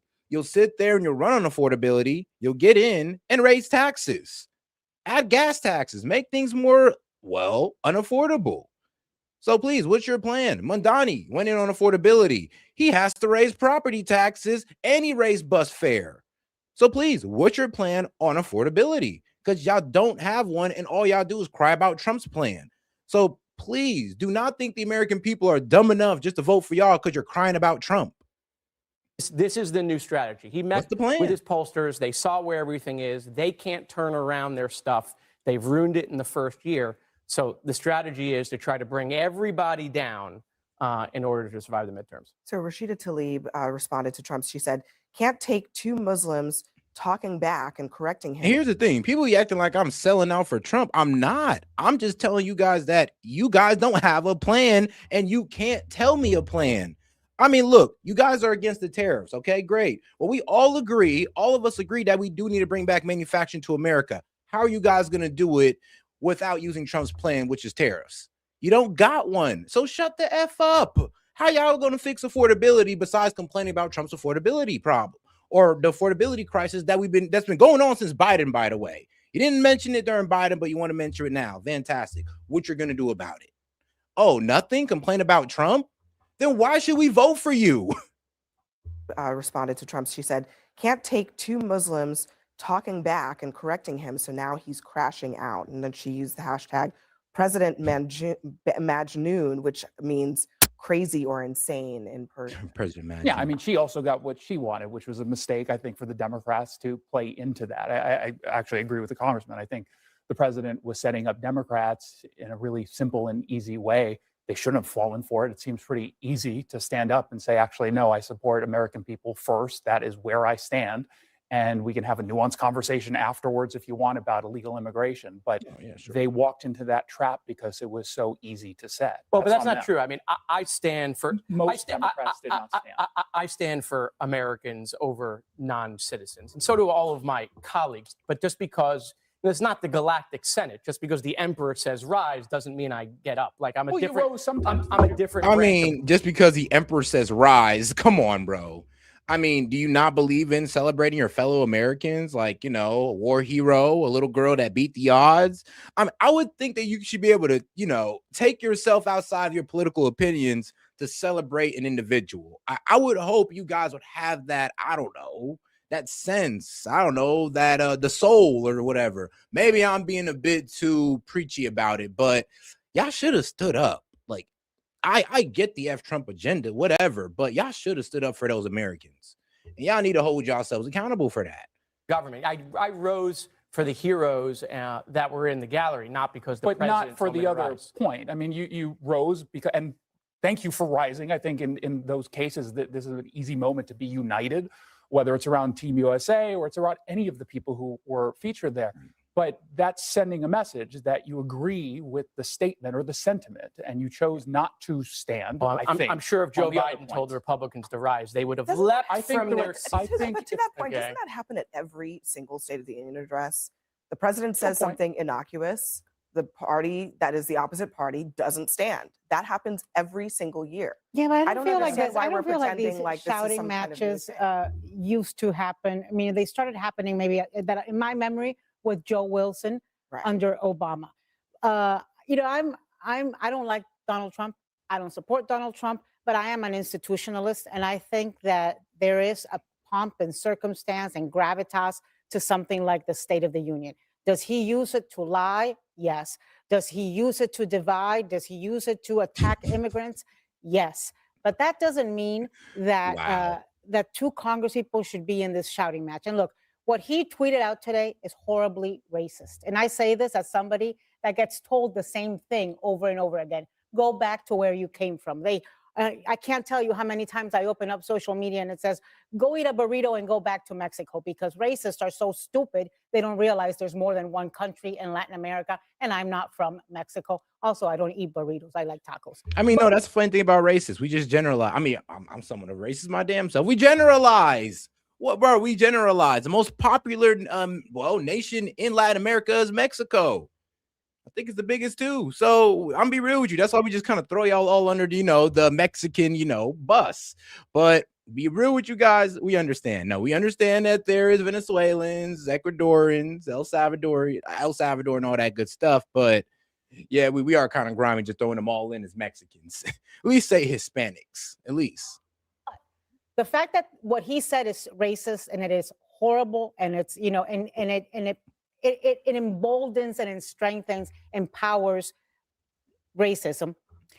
My question is, how does it help? Nah, what empowers racism is when you let in a bunch of Hispanics that come into the country and get benefits that should be allowed to the American people, that should have went to the American people.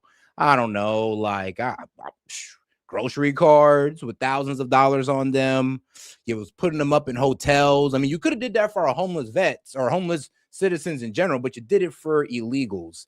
Don't you think that's going to create a little bit of hostility towards that group? I'm just saying, just put it out there. Help American citizens to have the president of the United States and two Congress people in a pissing match over stupidity? How does it help them have lower grocery prices? How does it help him have access to healthcare, access to housing?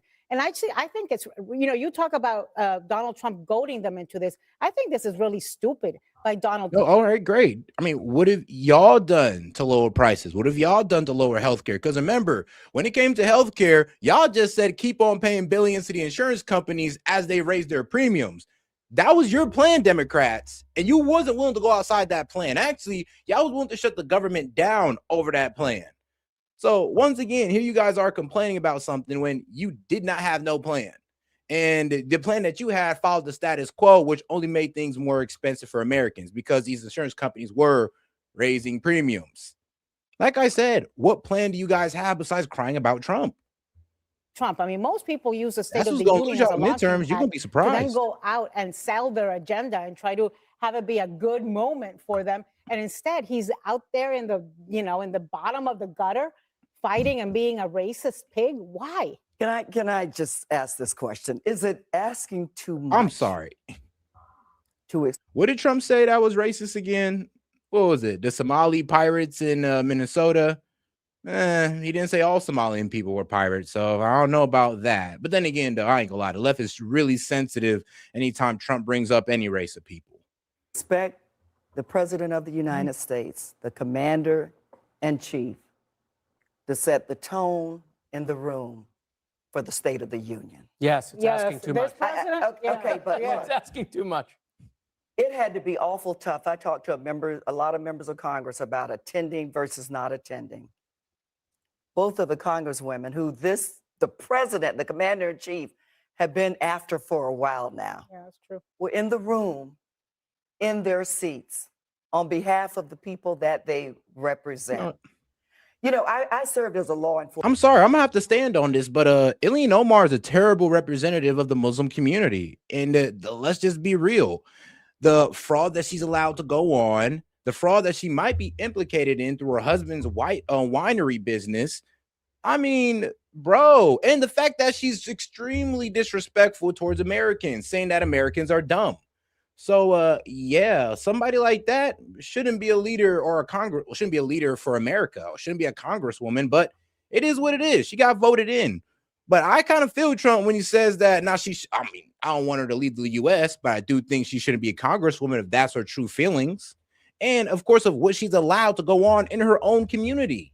She should be holding her own community accountable, but she's not. She's over here trying to call Donald Trump a racist.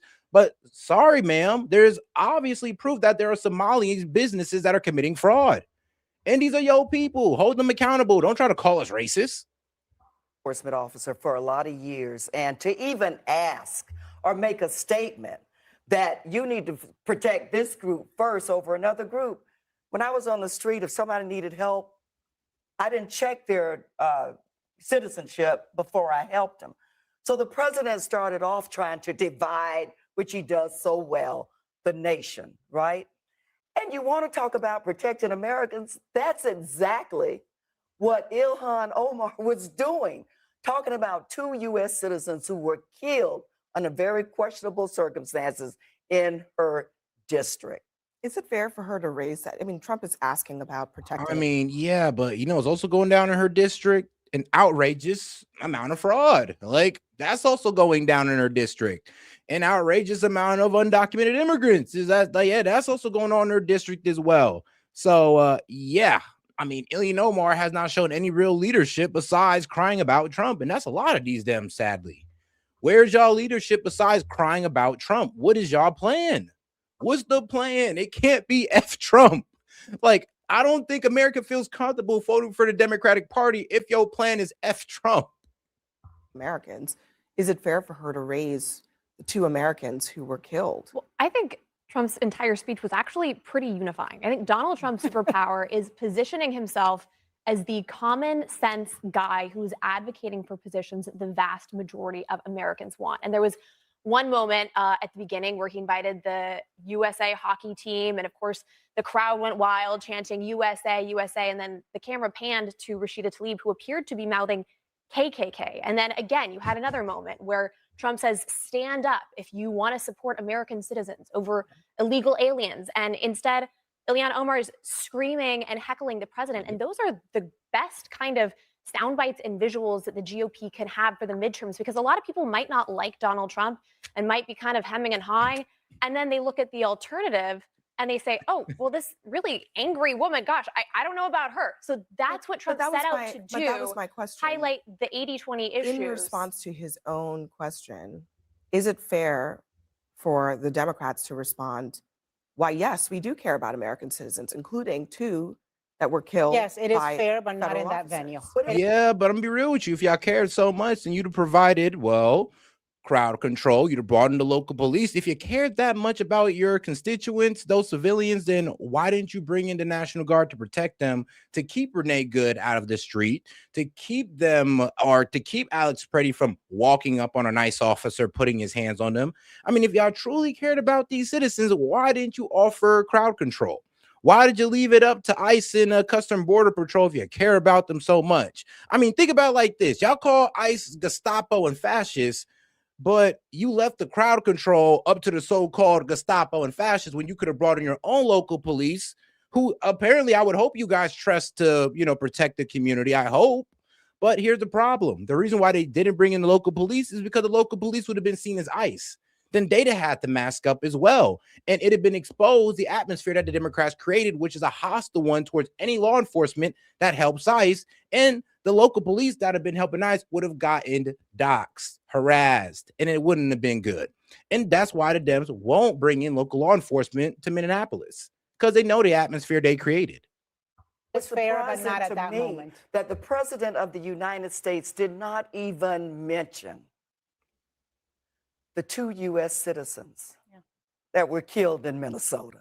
How do you do the State of the Union, because you care about Americans so much, and not even mention the 2 people who lost their lives on the streets of America at the hand of federal agents? One who tried to run over. Why are you smiling? But how an do ICE you agent not in even, the you moment. can do your commentary all you want, or critique, but how do State you facts. not mention that 2 people died in that environment? And the president was one of the most unifying speeches. The president who said, look at the Democrats, aren't they crazy? He obviously does not understand that when he won. I mean, here's the thing. When you can sit there, I'm be real with you. Yeah, you guys are kind of crazy. So y'all gonna tell me y'all gonna blame ICE while not providing any type of help by not involving local authorities whatsoever. Instead, you guys said for local authorities not to help ICE. Then when the situation gets bad where 2 people die, now you want to act like, now y'all want to play innocent. I'm sorry, no. Renee Good's death and Alex Preddy's death is on y'all. Sorry, that's on Jacob Fry, which is the mayor, and Tim Walz. It's on you guys. And the rhetoric of the left calling them Gestapo, because that led to the overreaction that Renee Good had against that ICE officer, which led to her trying to speed off after she's been told to get out the car 4 times. I'm sorry, but that's on you guys. We ain't even hearing it. Election. He is supposed to represent all people. When you go through some of the moments he went to, right? He pointed to a little girl. And trust me, nobody wanted Renee Good or Alex Pretty to die. But when you sit there and you obstruct ICE officers and you get in the way of their investigations, I mean, what do you expect? Lila, I mean, when you try to run off on police, what do you expect? who was almost killed by an illegal alien, miraculously came back. She was there with her dad. When you have Democrats who won't stand and applaud her recovery, yeah, I think that's Sadly, crazy. people are killed in America every day.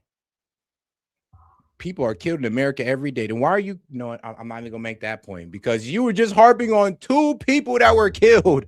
Now she makes a point and it's like, well, people are killed every day. Son of a bitch. Okay, so we can only care about the lives that y'all tell us to care about. Got it. Sadly. And the majority of them are killed by U.S. citizens. So whether an undocumented immigrant, I'm saying whether this is it's an undocumented immigrant or a U.S. citizen who's the perpetrator, the bottom line is somebody has died or someone has been. Here's the thing: when U.S. citizen is killed by another U.S. citizen, I mean, real with you, it's sad, but at least he's supposed to be here. Him or her is supposed to be here. Yes, the killer, if the killer's a U.S. citizen, at least they're supposed to be here. What's irritating is when undocumented kill somebody, and guess what? If we was actually upholding our border policy, that person would never been killed because the undocumented would never be here. One is effed up, but hey, at least that person is supposed to be here. The other one is way worse because not only did somebody die, but it's by somebody who wasn't even supposed to be here. As a result of bad policy that was in place for 4 years, allowing people to come into this country unvetted illegally. And if we had border policies that actually worked, those people wouldn't be here and those deaths would not have occurred. That's the difference. So when you can point directly to policy, I think that's obviously well within the scope of any president, Democrat or Republican. Yeah, by the way, it went so well in Minnesota that the president sidelined his secretary, skipped her in the cabinet meeting, replaced her with Tom Homan, who then pulled everybody out. So yeah, it worked. No, they didn't pull everybody out. They put out like 1,000 ICE officers. Now there's less of an ICE presence there. So no. Well, that they abandoned it and left. That's number one. Number two is, look, Donald Trump there's a lot of verbs and adjectives to describe. Unifying is not one of them. And I mean, if they were listening to Tom Homan already said, we're going to pull out and we're going to go back in once we've coordinated with local authorities. So no, not Donald Trump or Tom Homan abandoning the immigration operation in Minneapolis.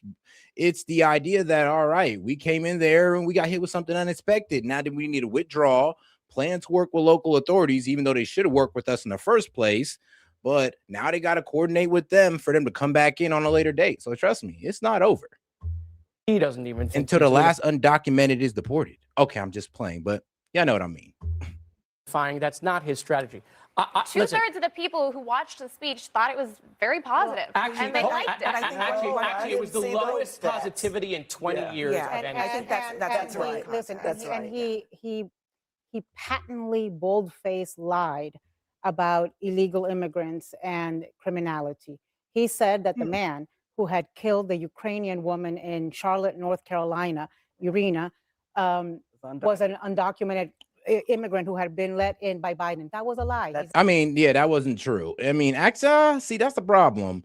People, when they say that's a lie, I mean, that's assuming duplicity. That's assuming that, oh, Donald Trump was trying to mislead you when he could have just been misspeaking and he just got the information wrong, or he could have mixed it up the cases. Because, yeah, the person that stabbed that young lady on the train was an American citizen, black guy, American citizen, born in America.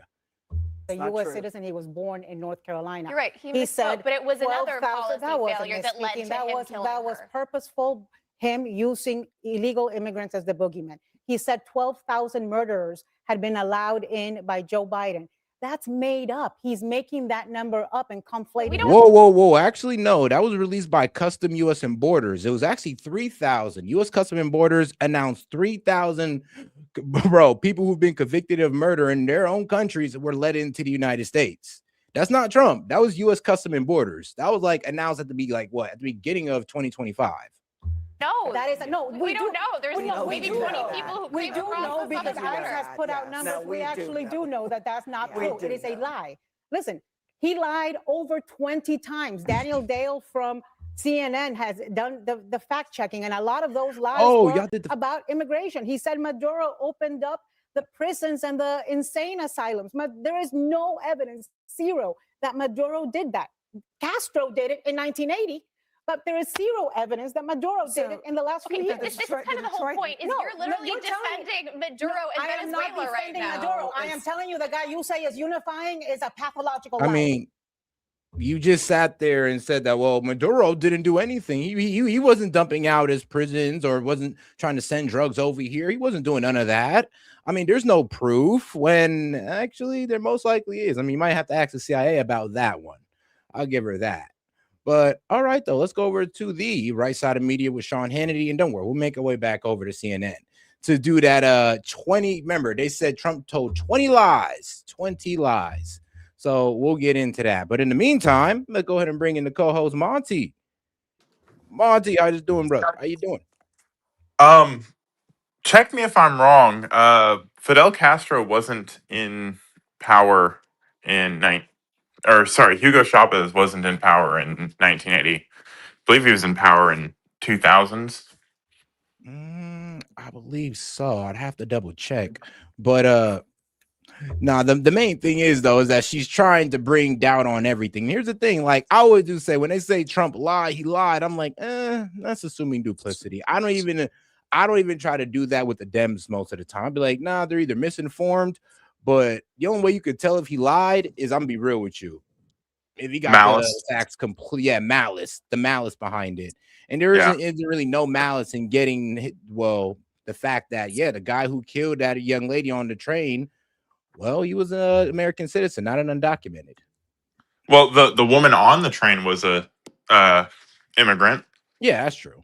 That's true. That probably got linked in with the story. She's an immigrant and she was killed by fucking this guy, but he probably fucking went off script again, as he always does.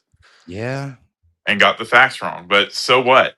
The point is that the system has failed over and over again. You understand that the system has failed over and over again. He should have never been out on the street.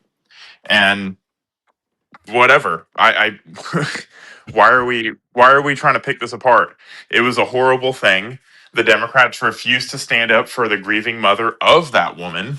They refused to stand. They condemn political violence so hard, but won't stand for Charlie Kirk's wife, who is literally a victim of political violence. They decide that they're going to scream KKK when the U.S. gold medal hockey team comes in. They won't stand for 100-year-old war veteran. They won't stand to say, "Oh, we are for the American people." That should that should go without saying, right? Yeah. You should see everybody standing up if you're for the American people. You got your job on the backs of the American people. They don't want to stand for the Chinook pilot who was injured in the operation to get Maduro, who got a Medal of Honor. They don't want to stand for the D.C. National Guardsmen that one lost her life and the other one got shot in the head. They don't want to stand for America. They want to sit on their hands, and it's a perfect example. It's not just they're not standing. It's the fact that they're defiant and unified and sitting down together. We are going to stand. We're going to sit 10 toes down because we can't bother ourselves to stand for this country. All right. Hey, I like how you coming in with the fire already, my friend. But all right, though, let's go ahead and get into the next video. We're going to come back to my man Hannity, but I did want to get into this, though, just so I believe the 20 lies that Trump told. The roaring economy is roaring like never before. Our country is winning again. In fact, we're winning so much that we really don't know what to do about it. CNN's fact-check team determined President Trump made at least 20 false or misleading claims. CNN's Daniel Dale is here, as he always is at this time in our lives. Let's start with the economy. I will play here some of the claims that the president made. Take a listen. 12 months ago, I had just inherited a nation in crisis with a stagnant economy, inflation at record levels. In 12 months, I secured commitments for more than $18 trillion pouring in from all over the globe. I believe the tariffs paid for by foreign countries will, like in the past, substantially replace the modern day system of income tax. And the facts say, Daniel?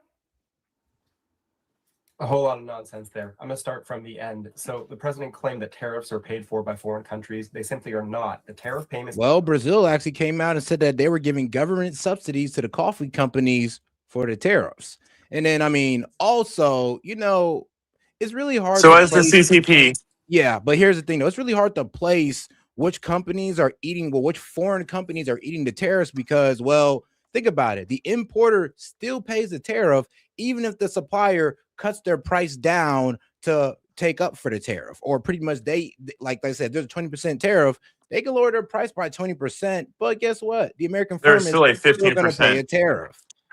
Yeah, it's like the price was $1, but now it's 85 cents plus a 15-cent tariff. So the price is still $1. So the American consumer is still paying the 15 cents or the 15%, whatever.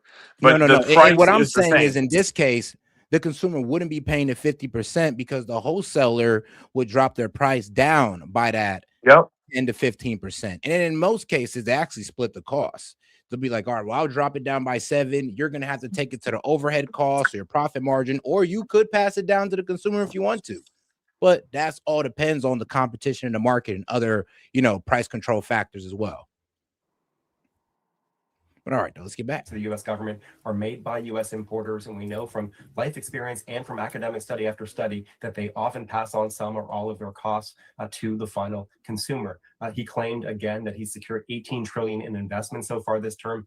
That number is total fiction. The White House's own website uses, at this very moment, a figure of 9.7 million in so-called major investment promises or announcements.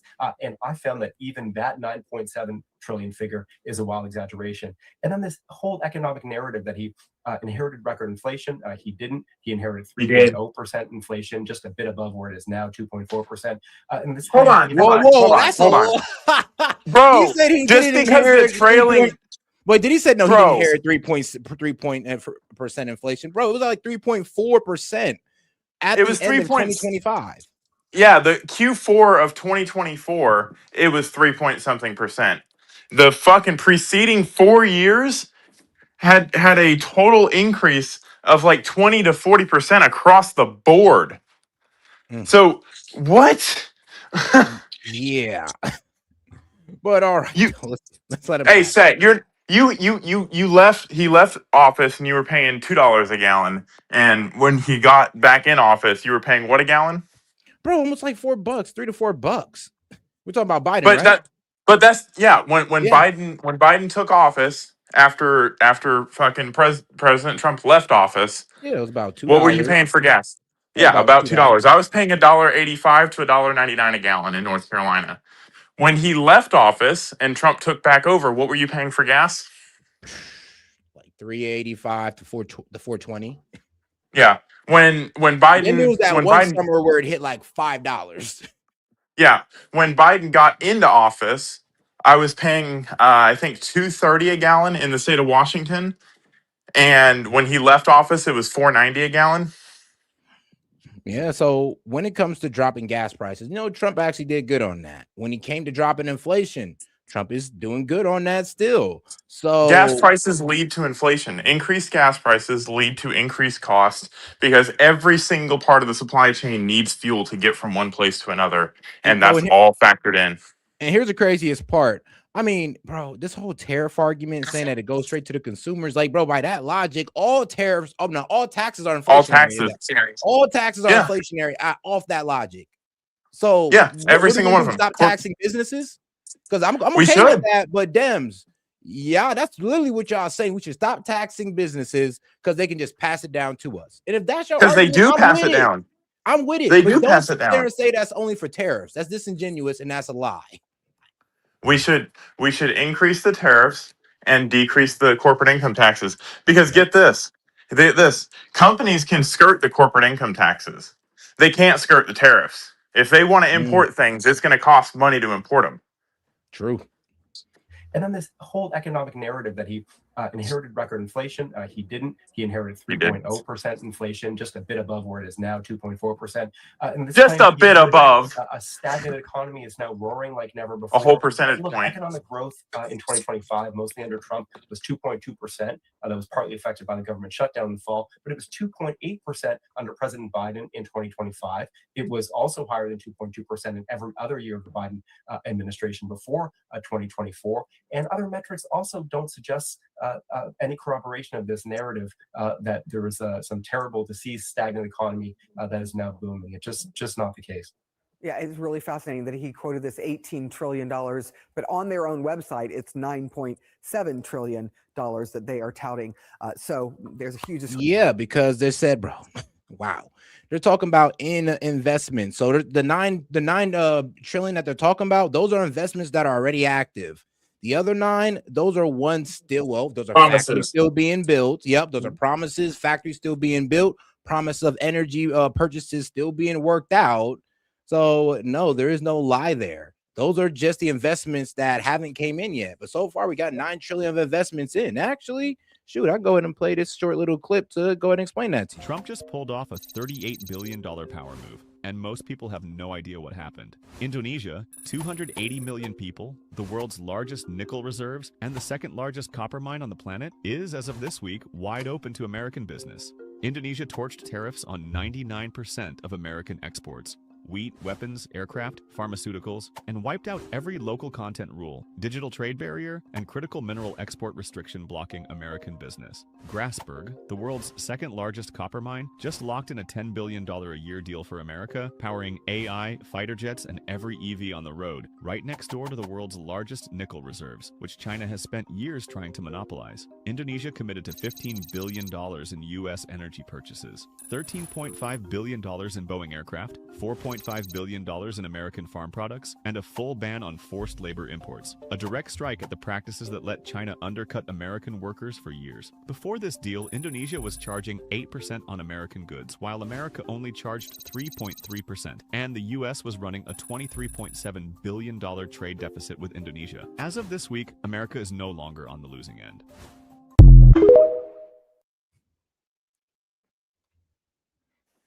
Just one example. One example out of 200 countries.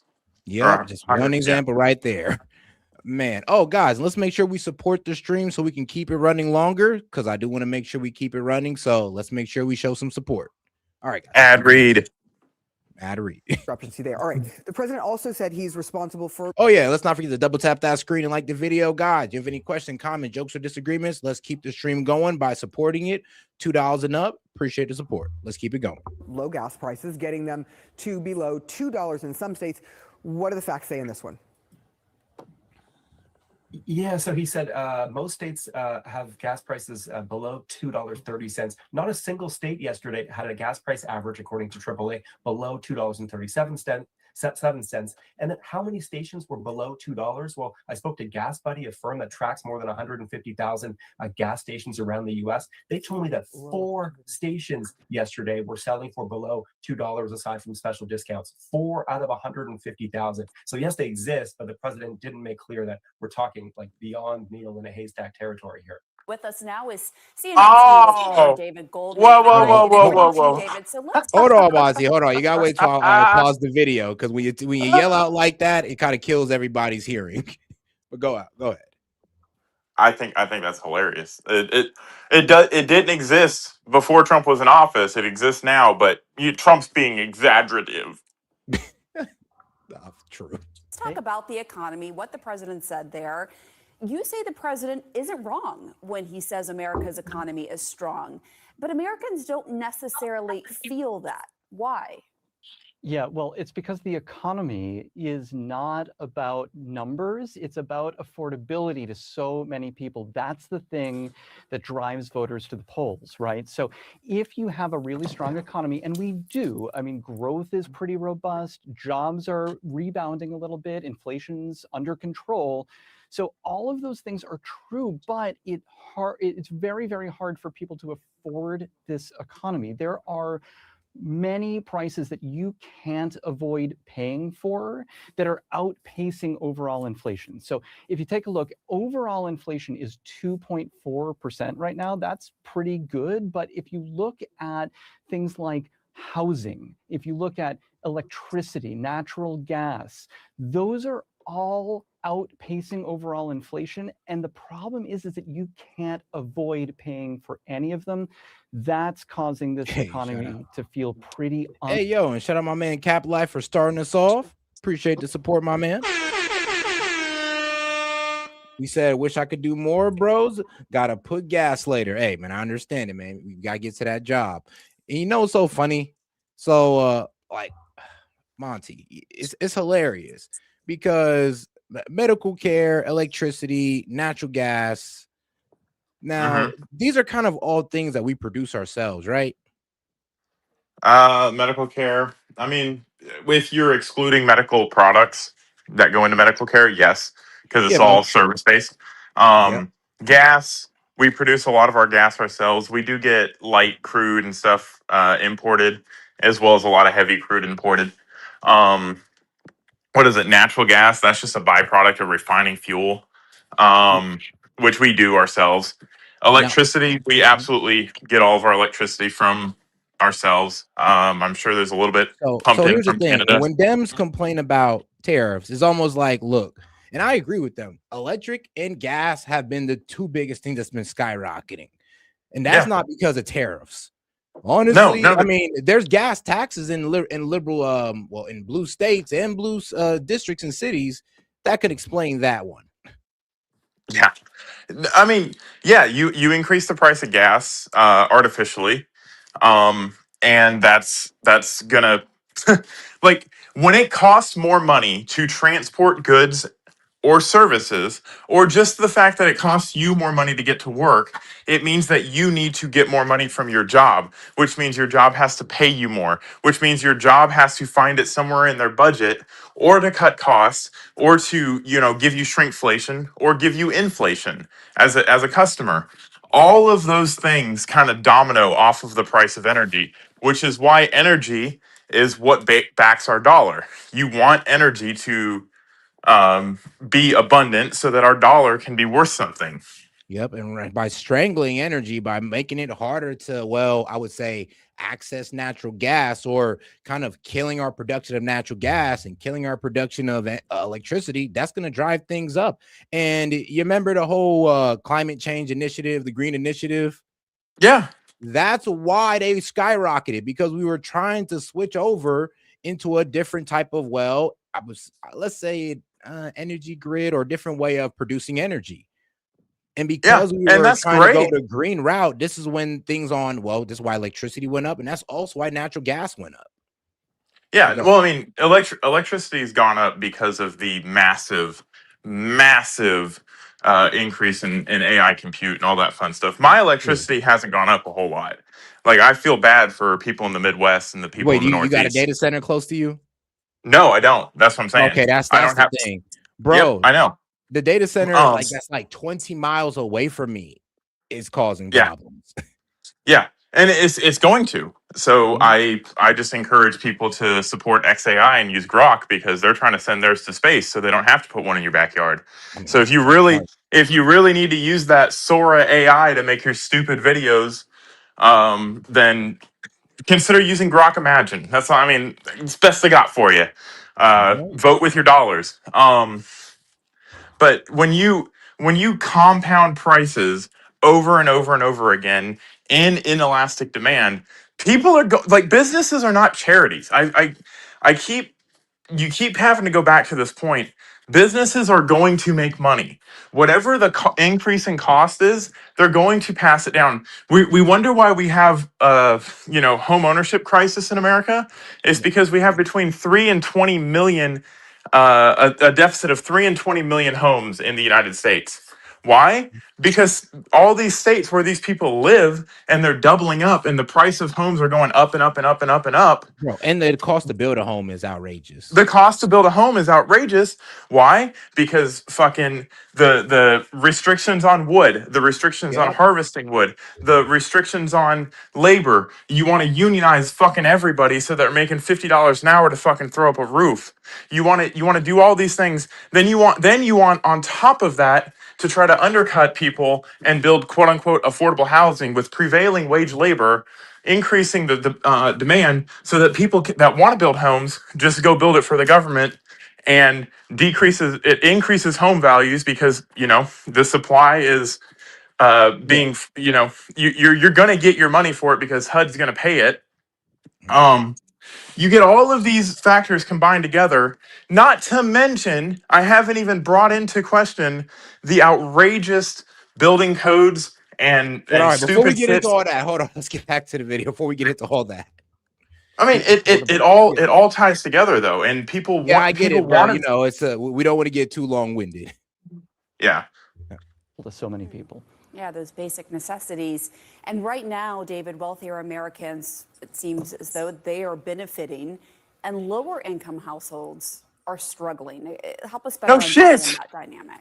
Yeah, we call it the K-shaped economy because if you're at the top of the K, you're pretty wealthy, you probably have a home, and you probably refinanced that home, say around the pandemic when rates were between 2 and 3%. You're doing pretty good right now, but if you don't have a really high income, you might not have a home that you own, and you're really struggling right now to find anywhere that you can live affordably. And so what that's caused is this kind of K-shaped divergence, which is not a new trend, let's be clear, but it is getting worse. And it's getting worse largely because of the housing market, but also because of the elimination of some social services, other things like that that are making it a little bit harder for people to survive. And if you look overall, inflation is at 2.4% right now, but wage growth is at 3.7%. So you would think, well, our paychecks are going further. But Bank of America has some really, really interesting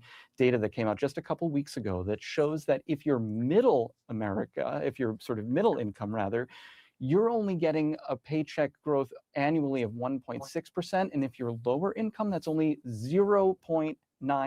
So what that means is that your paycheck isn't keeping up with inflation, and that is causing a lot of the affordability concerns that we're seeing as well. Just one quick follow-up. The president unveiled the proposals last night that he said would help with affordability. He talked about a retirement plan for Americans without access to 401k.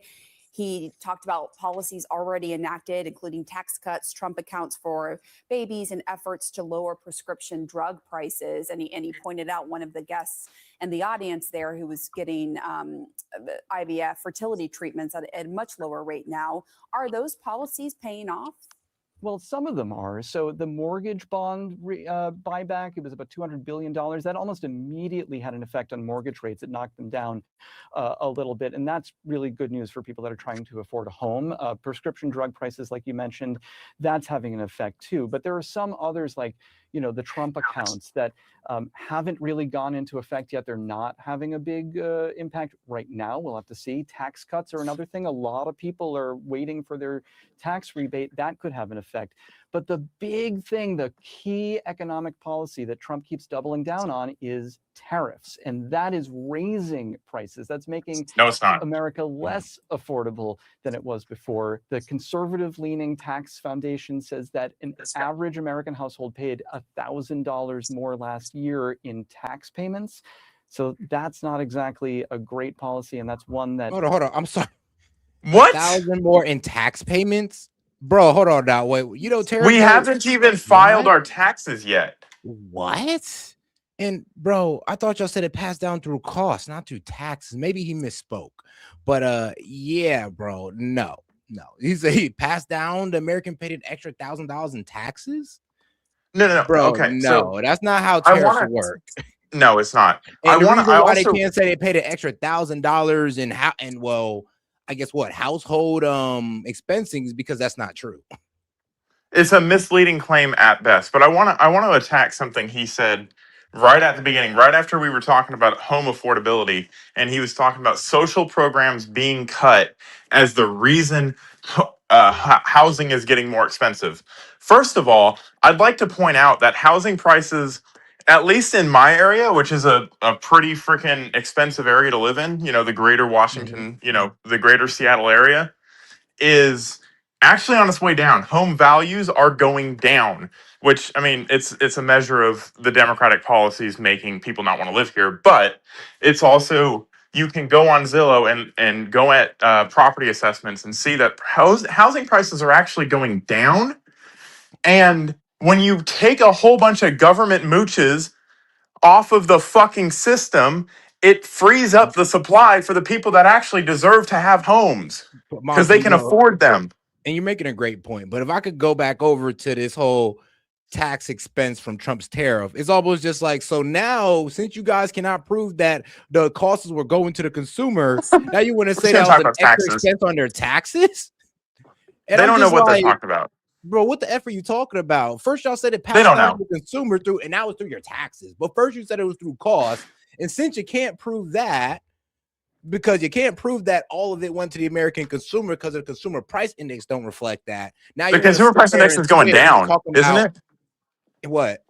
CPI has gone down over the last Yes. 12 months, does it not? Yes, it has actually. It So actually how? yeah. You understand economics a little bit better than I do. I understand the rudimentary understanding of it, but explain to me how, because there is some logic in what he is saying, but I want you to explain it to me because I don't see, if the CPI, which is the average of prices, is going down when there are worldwide tariffs in place of 10 to 15 to 25 to 50%. How is the CPI going down while tariff revenue is going up? Can you explain that one to me, Seth?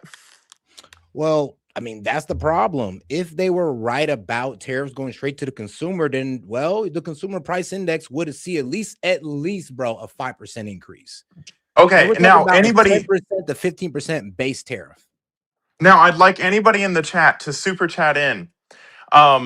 Any flaw in S.E.T's logic. If CPI is going down and tariff revenue is going up and tariffs go directly to the consumer, please explain another metric in which we can look at that would show that the people are paying for the prices. Because anecdotally, I haven't seen a rise in prices except during COVID.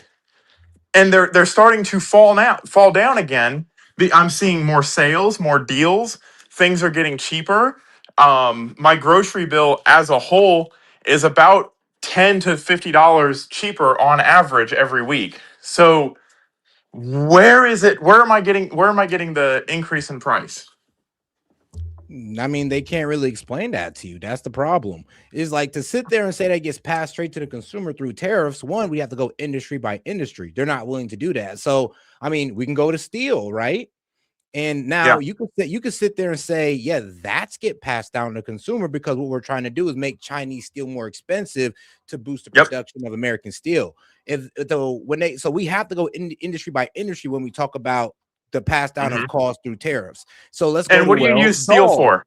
What do you use steel for? Just on a wide sweeping note, what do you use steel for? Construction. Yeah, construction, manufacturing of automobiles, stuff like that, right?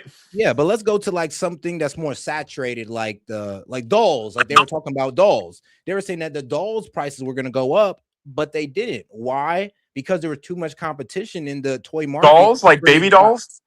Yeah, dolls, action figures, like Mattel, those big companies that make your favorite action figures when you were little. They make them for 10 cents and sell them for $20. I think they have a little bit of profit margin in there that they can fucking suck up. But then they're also in a high competition market to where they can't immediately pass down the cost to the consumer. This goes the same for clothing industries. I mean, Name an industry, and depending on how much competition it has in there, that determines if they can actually pass tariff costs down to the consumer. Okay. And I encourage rebuttal to this argument because I'm not seeing it. And I might not be as smart as the armchair economics that we have in our chat. We have a lot of them. So if you will, chat, please send in a super chat. Settle read it out loud. He loves doing that. What is, name one thing that the tariffs have increased the price on that you can show, cite, and correlate to tariffs? Yeah, I'll wait. because most of the things they're talking about, Monty, like the grocery products, those are attributed to weather complications. Like remember Right, what just like the happened eggs were contributed to the swine or the bird flu. Yep. Like oranges, there was a drought. I mean, the cows. There was remember, due to the inflation under Biden, a lot of people had to cut their flock down because of how expensive it was to feed them. So now we got less meat. And I mean, we can't blame Biden because the drought happened around that time. So there are a lot of things that we don't like. You can't really blame it on tariffs, and it's another reason why they're rising. And it ain't tariffs, because if it was tariffs, I mean, it should be going up by according to the tariff. I mean, how much are we eating? Because they can't even explain that one either. If it's a 10% tariff, how much is being passed down? 1%, 2%, 3%, the whole thing. Hey, maybe our food prices should go up a little bit. We have an obesity problem in America. I'm done. At least they're on fast food. At least all fast food. But all right, let's get back to it. Trump is doubling down on. It's not great for affordability. All right, David Goldman, thank you. Great to have you on the show. I want to get some more now on the president's State of the Union address and the Democratic response. I want to bring in CNN's chief political analyst, David Axelrod. He previously served as a senior advisor to President Obama. David, thanks so much for coming in. Based on everything you heard last night, what stood out to you the most? Hey, yo, and shout out to my man Jack Burton, Pork Chop Express. Probably is a business for all we know, probably a butcher. He sent in $10. He had too much to say. Just wanted to show some support. I appreciate that. Absolutely, man. From that speech. Well, I agree with you. David Chalian's always good, and he was good here. I think that Republicans were relieved because he didn't get in his own way. He stuck to the script. If you were his strategist, you were relieved because he largely stuck to the script. But the problem is that far and away the biggest concern people have is the economy. And he told a story of the economy that did not match people's experience. And you cannot jawbone people into feeling what they're not experiencing. So that's a problem for him. The most interesting thing to me from a strategic standpoint was I think you do see the blueprint of how they hope to attack these midterm elections. Hard for any incumbent to gain seats in a midterm election, but they want to talk about tax cuts as their answer to the economy. They want to talk about fraud Because tax cuts work. States of federal money as they found. No, but I mean, let's be real though. No, tax cuts work because according to y'all logic, tariffs is a tax on the consumer, aka whatever tax we put on these importers or these American firms or businesses gets passed down. So okay, cool. We'll drop tariffs, but you guys got to agree to drop corporate tax, property taxes, and any other taxes placed on business because those are all inflationary and can be passed down to us by y'all logic. And if y'all are willing to hop on with that one, then I will go ahead and hop on the train with you guys to end tariffs since we're going after all taxes. Along with You know what Trump needs to do? He just needs to say we're going to hike up the progressive tax rate so that Democrats can say that it's a bad thing. And defeat their own logic. Like, what is this fucking opposite day at fucking elementary school? You just do one thing and the other person says, no, I'm not. No, opposite. Like literally. So, and that's what I'm saying. Like, have a consistent argument, please. That's all we're asking for, Dems. If you want to sit there and say that tariffs are bad when we're actually going against the corporate elites with them and stopping them from sending our jobs overseas or just engaging with other foreign markets and leaving us out, I mean, please tell us a better plan. Because but by your logic, we shouldn't even be taxing businesses because all taxes are inflationary at that point. Like, and you know what? There's logic there. You're not wrong, but you got to be consistent. Minnesota as a way of saying this is where your money's going. Forget about the tax cuts for the rich. This is where your money is going. They want to talk about immigrants. and they want to regain the edge on the immigration issue, which was squandered because of ICE's overreaction. And then finally, they want to define the Democrats and create a kind of straw man to run against. So that line, these people are crazy, it seemed like an ad lib. It was written into his text. That is the picture they want to paint. That your guest, Ilhan Omar, they want her to be the face of the Democratic Party. They want Mamdani to be the face of the Democratic Party that they can sort of organize against. Whether this will work, I think, is a very big question. But at least you saw what they're thinking about strategically moving forward to November. Trying to make these guys look like complete insane idiots, which in a way, like I said, I mean, look, the Dems going to have to face a crucial question at least come, September, October. What is your plan? And I promise you, you guys are going to lose to Republicans if you have no plan. I mean, you can come up with all the rhetoric you want, but I believe in the people of America. We have enough common sense to sit there and be like, look, I get it. F Trump. But yeah, if you don't have a plan to replace this man's plan, then you're just heading us towards economic collapse. So please think of something besides just crying about what Trump's doing. And if you guys could do that, you might be able even to win me over if your plan is actually better. I'm not going to sit here and say that I'm just going to go vote straight for the Republicans. I'm going for the person with the best plan. That's Bro, it. Set. You know what's crazy? Trump has to align the Democratic Party because they absolutely have no plan for anything. He has to give the Democratic Party a platform to run on because, again, the Republicans, it's an old adage. The Republicans are the party of bad ideas. The Democrats are the party of no ideas and complaints. Exactly. And I mean, I'd rather have a bad idea than no idea. It's like, bro, I'd rather you turn in a paper and you got all the answers wrong on a test and you just handed me in a blank like test paper. It's like, what the like, you're not trying. But shout out to my man Jack Burton. He says the emotional logic of the left versus the real logic of the right. You guys are schooling normies 8 a.m. on a Thursday. Great job. Hey, shout out to my man Jack. But let's get into our guy, Chris Cuomo and Bill O'Reilly. They had a nice little debate about the State of Union address. Let's get into it. What did the big man, Bill O'Reilly, say as a point of contrast? Good to have you. Well, I'm not going to quibble with your commentary because it's, I would say, mostly accurate, but you're missing the bigger picture on the economy. If you go to microeconomics, yeah, the president overhypes what he's done and slams Biden, and Biden wasn't as bad as Trump makes him out to be. That's true. But we're not living in Hoovervilles here. Okay? So the Democrats say, oh, he's the worst guy. It's not. Fucking love Bill O'Reilly. Okay? Yet is a word that is ill-defined. We are not in economic trouble. Most people are working. Most people are getting by. Everyone's annoyed at the higher prices, particularly insurance.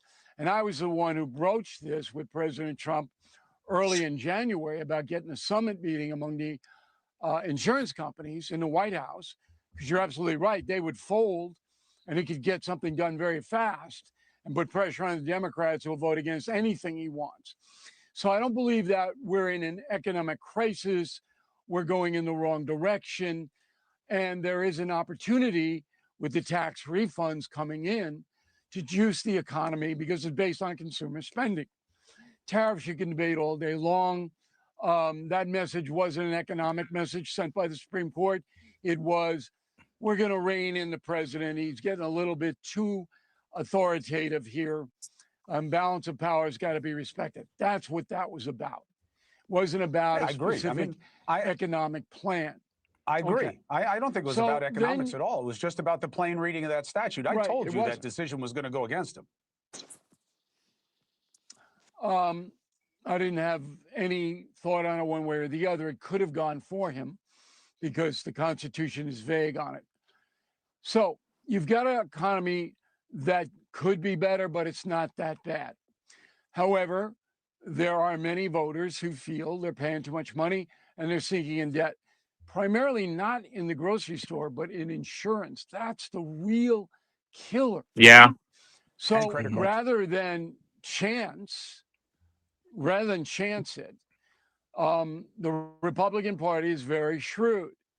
It said, look, the Democratic Party with no leadership at all, none. Who's the leader of the Democratic Party, Cuomo? I don't disagree. I don't disagree. They really gotta. They There's really nobody. have to figure that. Yeah, who's the leader of the Democratic Party and what's your effing plan? Like, I promise you, you know what? If the Dems will win a lot of people over, probably even on MAGA, if you guys had a plan while disagreeing with Trump. If you guys said, no, we don't agree with the tariffs, we want to try, I don't know, embargoes or something more like stern. I mean, at least you're saying something. I may not agree, but at least you're saying something. Here's the thing, Seth. If they were to work with the president as Republicans work with Democrats, then this wouldn't be an issue. If you would just come to the president and say, "Hey, this is my plan. What do you agree with? What do I agree with? Can we come up with something that solves both of our issues and fixes this?" Instead, they want to sit down. Instead, they want to shout. Instead, they want to hold up signs with the guy that looks most like an ape in Congress that says that black people aren't apes. Leave Al Green alone, man. He's been through enough. So if you understand the semantics though? Oh yeah, I get what you're saying. If you were to actually come up with something, then you could say, "Oh, the president's not working with me." And I don't mean come up with something like, "Oh, let's give fucking healthcare insurance companies trillions more dollars of taxpayer money so that healthcare premiums can go up even more and health insurance premiums can go up even more, and health care can get more expensive." No, that's not going to solve anything. Like, come up with something, talk about something, bring something to the forefront instead of saying authoritarian evil person. Be like, "Hey, I have this idea, Mr. President. Do you think this will work?" Yeah, or I have this idea to how to make things more affordable in my state instead of running on affordability, but then raising taxes when you get in. I mean, bro, can we call the Dems out for that? Can y'all stop doing that to y'all constituents? Because I ain't gonna lie, I low-key do feel bad when people like Mondani and Abigail Spanberger literally trick their own people, get them to vote for them on affordability, then walk it back all the way back. I'm honestly, yeah, I hate that it happened, but I'm glad we get a little taste of what a midterm Democratic sweep would look like. I'm glad we get to look at that because that should show people. Pay attention to what's happening in Virginia. Pay attention to what's happening in New York. Pay attention to all the promises. And I think you should honestly do a segment when you put out these shorts. I want you to go back and look at Mamdani's speeches. I want you to go back and look at Spanberger's speeches when she's talking about affordability. And then right next to it, I want you to put fucking gas prices in the states that they're running. I want you to put home ownership rates, the cost of a home, the taxes. Just put it right next to it. Every single Democratic person that's in power that got their power, let's show the stark differences in what they're doing. Like, bro, trust me. I wonder if I still got the list, but yeah, there's definitely been some increases when it comes to Virginia. Like, what was it? An increase in gas tax, an increase in investment taxes. They're increasing property taxes. They've already started property taxes. My mom, this is all stuff that can get passed down to you. So where's that argument for Spanberger? Or not even. So here's the thing, right? My mother lives in Virginia. She is 100% disabled, and in the state of Virginia, when you're disabled and retired military, you pay no property taxes except for anything over 1 acre of land. So her house doesn't have any property taxes. Her acre of land, and then the other 4 acres that she has, she pays taxes on, and she doesn't pay taxes on one vehicle. They're talking about getting rid of that. So it's not just shit that's passed down. It's increases in tax for people who weren't already paying the tax, now have to pay more taxes, And not to mention just the overall increase as it is on everybody across the board to pay for their social policies that make inflation go fucking higher. So people can't Exactly. afford it. And And all let's that say happens when that happens, all that happens when that happens is the rich folk that run corporations get fucking richer because their profit margins go up, because the price of things go up. meaning that's the truth. And let's be real. I mean, and let's say your mom owned a business and that's that extra expense added onto her personal life. Yeah. That's going to get passed down to the consumer. It's just the way It's it fucking is. ridiculous. It's crazy. It literally defies all logic. It only rides on emotion, like Pork Chop said. That's his nickname now, Pork Chop. It literally it's emotion versus logic. Logic always beats emotion. In fact, That out. I'm All right, not there's disagreeing with you. nobody. That is a So, problem. That is a We're problem. gonna, all right, big problem. So we're gonna lay a trap. We're gonna lay a trap, and the trap is gonna be the Constitution, which every elected official has to swear to uphold the laws of the country, which require that Americans are protected by their government. So the question is, put Americans first on the protection list. Who stands up for that? And all Republicans leap to their feet, and the Democrats sit there. Are you kidding me? How stupid are they? They could have just stood up. That doesn't mean you are not compassionate to migrants. That doesn't mean you support unfair policies toward immigrants. It means that you understand what the Constitution says. But not one Democrat was smart enough to do it. Okay? So that I agree the with your assessment, Republicans- and I said the same thing. But and it definitely gives them their campaign ads. But you know what the counter's going to be. They're all about the Constitution. It's this guy who violates it, and I'm not standing up because he tells me to. All right, He's fine. not my king. People who believe what they want to believe. But you're looking for the I mean, you're right. You don't serve Donald Trump, but do you know who you do serve? The American people, which we were honoring, which was what? The American hockey team, that little girl, and that soldier, all the American people. So you're right. You're not meant to serve the president. You're meant to serve us, the American people. Your ass standing up would at least showed a sign of that. But Bro, set yeah, Galaxy. This username fucking sums it up. Galaxy Manchild. We're not supporting paramilitary soldiers executing American citizens. Lord, good Lord. Good Lord.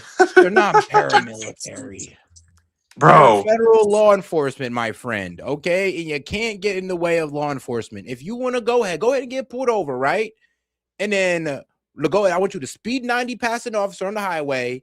And then when he pulls you over, I want you to take off on him and see what happens. Okay. Just go ahead and do it. Because apparently y'all just forgot. Y'all forgot what happens when you don't listen to police officers. You just forgot. So go ahead. You know and what's test it crazy? out. You know what's crazy? Let's compare this to another federal agency that has law enforcement powers that's controversial. Let's talk about the ATF. If the ATF was going by door to door and picking up these scary assault weapons, you'd be telling us, "Oh, just comply with the law." Even though it's unconstitutional, let's just comply. Just comply. And fucking when there's shootouts with people that are trying to be tyrannical, then you wouldn't have any problem with it. So you don't have a problem with quote unquote paramilitary soldiers executing civilians, as you want to call it, if it suits any of your needs, because fucking Democrats have come out and said as much. So it's hilarious, the duplicity and the disingenuousness of saying that standing up for Americans over illegal immigrants is somehow controversial. Yeah, it's just wild to say, but let's get back to it. middle ground voter. That's what you're looking for. Didn't think we'd be here. All the Democrats have right now, this is the only thing they have, is Epstein. That's all they have. And the And economy. I'll prove it. Right after. No, they don't. Right. No, they don't even have the economy. How do you have the economy if you don't have a plan? I would have to ask Cuomo that. All right, great. Well, what's their plan for the economy, Cuomo? How do they plan on getting jobs back? How do they plan on lowering prices? Because the last two Democrats that got voted in prices are going up under. So please tell me how y'all winning the economy with no plan for the economy. How that happen? After the State of the Union ended, I switched over to CNN, reliably Democrat. What were they talking about? Epstein. We're talking about the economy. We're talking about foreign affairs. We're talking about any of that with Epstein. That's all they have. And that's going to backlash against the Democratic Party. You wait and see. Why? Why? What? What? Like, all right, if I was to answer him, I would be like, bro, like I said, you don't have an effing plan, and all you got is Epstein. I'm gonna be real with you. Trump has 9 months. He has three economic quarters to sit there and give good results for the economy. If that goes well for him, you won't have a good argument. That. Hold on. Can we please run that back? I want an instant replay. Like that blew me too. I was like, wait. He's like, wait, why? Why? Why would we lose? What? I thought we had it in the bag. I thought all the Dominion voting machines were calibrated to Democrat. Like, hold on, bro. We're talking about any of that with Epstein. That's all they have. And that's going to backlash against the Democratic Party. You wait and see. Why? And then here's the thing: do you not know that there are Democrats in the Epstein files as well? So it's gonna hurt both sides. This is not a one-side knockout. This is not only gonna affect the Dems, it's affecting both sides. We got the fact that Bill and Hillary Clinton pretty much said, no, we're not gonna testify in front of Congress. They've skipped on it 2 times. And now they're finally deciding to talk. That's suspicious on your note. The Zorro Ranch. Let's forget about that. No, check this out. The Zorro Ranch in Minnesota, that was covered up by all Dems, bro. They don't care. All sides are getting shot in the foot by this. They don't care about that. The public perception amongst Democrats, and they keep repeating it over and over again. They're winning the argument because they're just repeating lies over and over again. That's how public perception is formed. Like, you have to understand logic and emotion, right? Logically, everything you're saying is correct. But within a bunch of emotional fucking TikTok addicted, can't pay attention for more than a 30-second short fucking brainwaves out there, doom scrolling and fucking listening to the Wall Street Journal do their stupid little skits on the fucking State of the Union. Oh, Trump lied about all these things. That's how they're gonna fucking. There was a lady that was going out and interviewing people, talking about the State of the Union Monday afternoon, asking how they thought it went the previous night when it was going to happen the next day, and people were saying, "Oh yeah, it wasn't bad. It was horrible. It hadn't even happened yet." They just assumed it was going to be. Actually, wait. Did you know that the couple Dems held their own State of Union? And no one showed up for it? Yeah, I saw that. Yeah, that was hilarious. Jacob Fry. But like, but that should show you how public perception is. They're so uninformed. There's not an issue with being uninformed, right? There's an issue with being willing to completely lie just to make yourself feel better. They're lying to themselves. Oh, it was so bad. He was all over the place. I saw that video and I was like, you've got to be fucking kidding me. And I didn't even know the State of the Union was happening. And that's how I knew the State of the Union was happening, because I saw that video. I was like, oh, I got to go see the State of the Union. And it hadn't even happened yet. And they're like, I'm going to give it a 1 out of 10. You know, he was kind of all over the place and rambling. Hadn't even fucking happened yet. Hilarious. But all right, though, let's get back to it. Because it's overdone, number one. And number two, after all of this time, there isn't a shred of evidence linking President Trump to any illegality.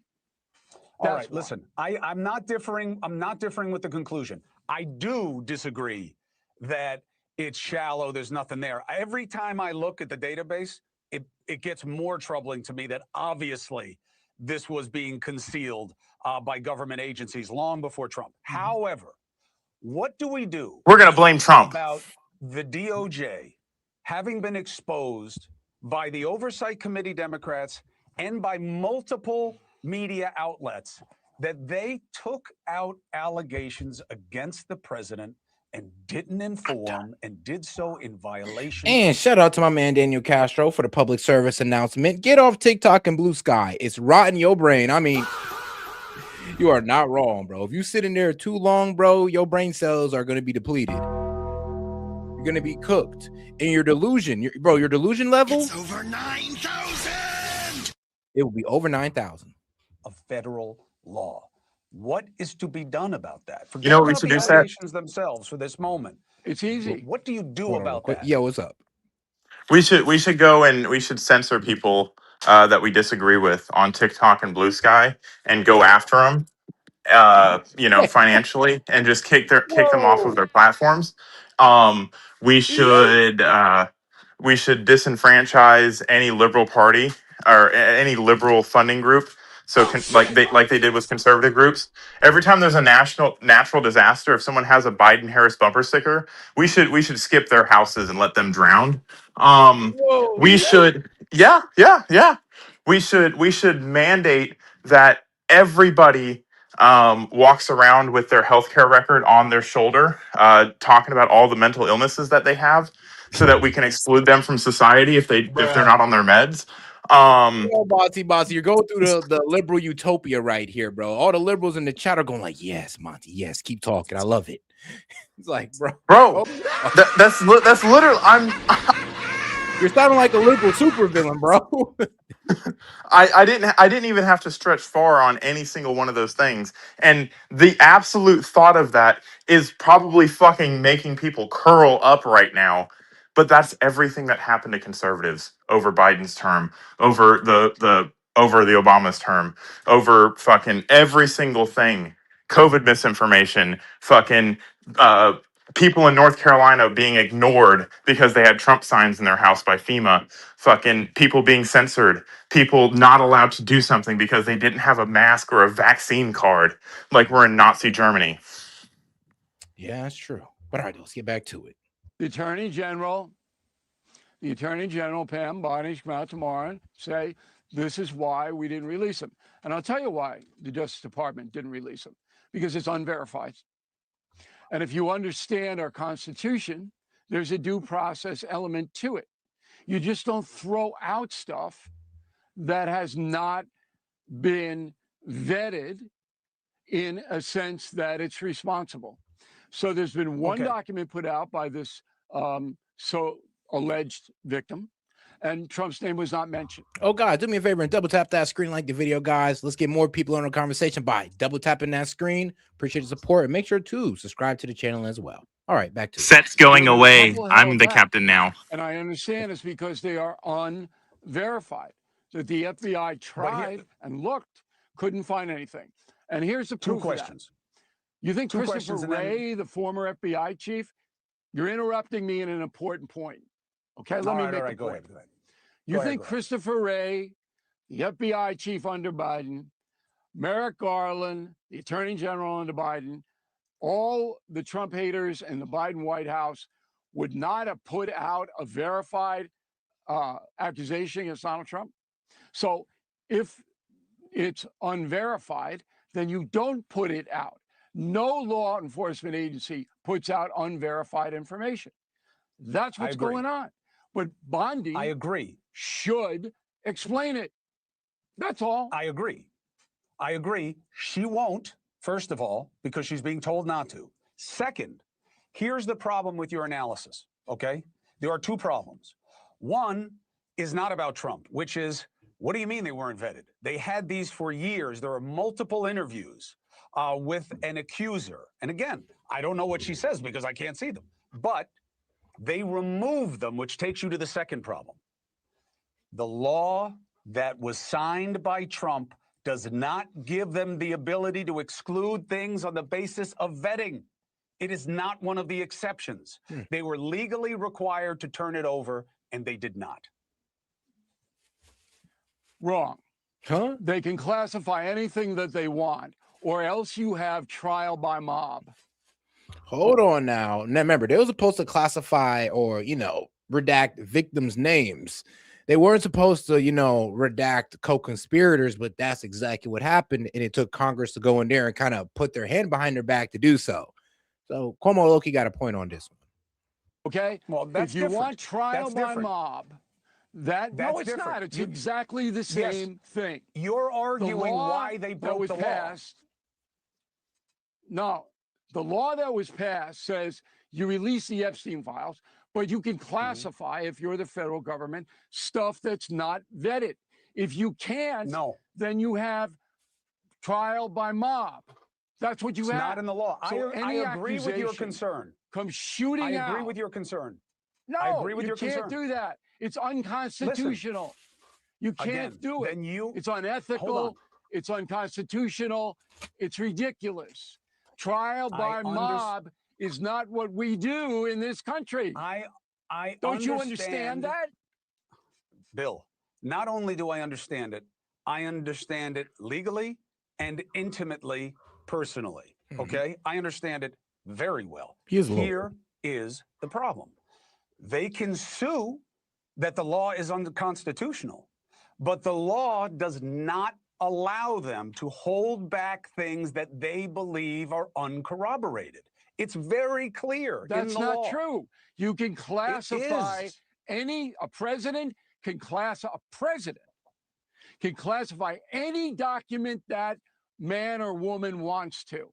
And you know that. I know that that is the practice of the DOJ. I'm saying the law was drafted to get No, around it's the law. No, It's that the is law. DOJ guideline. The federal law that Trump signed superseded it. They should sue on it or explain it. That's all I'm saying. Look, I don't agree. I don't disagree with your policy arguments. I don't. I get the concerns. They're real. But the law is the law. That's all I'm saying. They're in violation of it. I know Cuomo actually, I ain't gonna lie, Cuomo got a point on this one. The law is the law. The Transparency Act said you can redact under certain circumstances, and the DOJ went outside those circumstances for a decent amount of those redactions. I mean, and they was supposed to provide reasoning for those redactions, but they didn't. They just did it and said, "Here you go." Got to jump. And I'm not just pulling your chain. I read the law very carefully.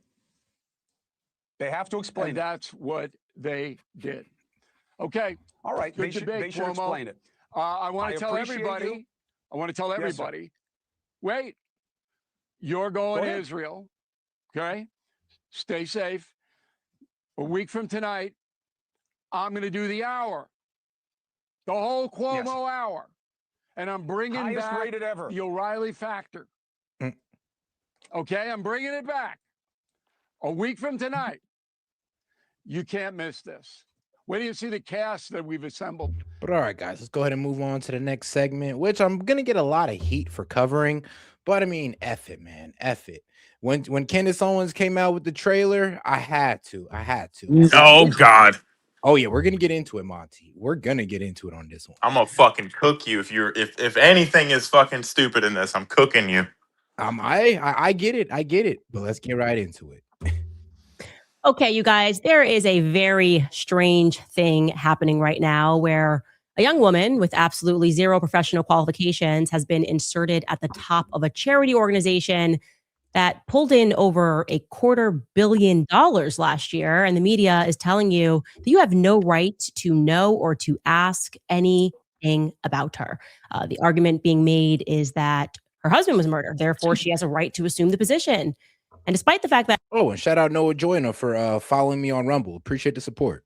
Turning Point USA is a literal charity, and therefore it's not even have to pay tax on that $250 million+ or pay tax on the alleged future billions that it's due to rake in thanks to a deal with a man named Pierre.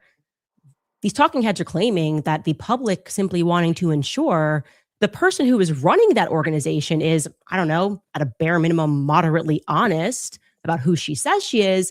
No, that inquiry makes you a monster. So I guess your job is to head to work 9 to 5, receive a flurry of unsolicited emails and text messages reminding you that Charlie Kirk, the innocent man that you watched be executed in broad daylight live, you're to be reminded that that was her Charlie. My Charlie needs your help. Here's how you can give us your 401k and house.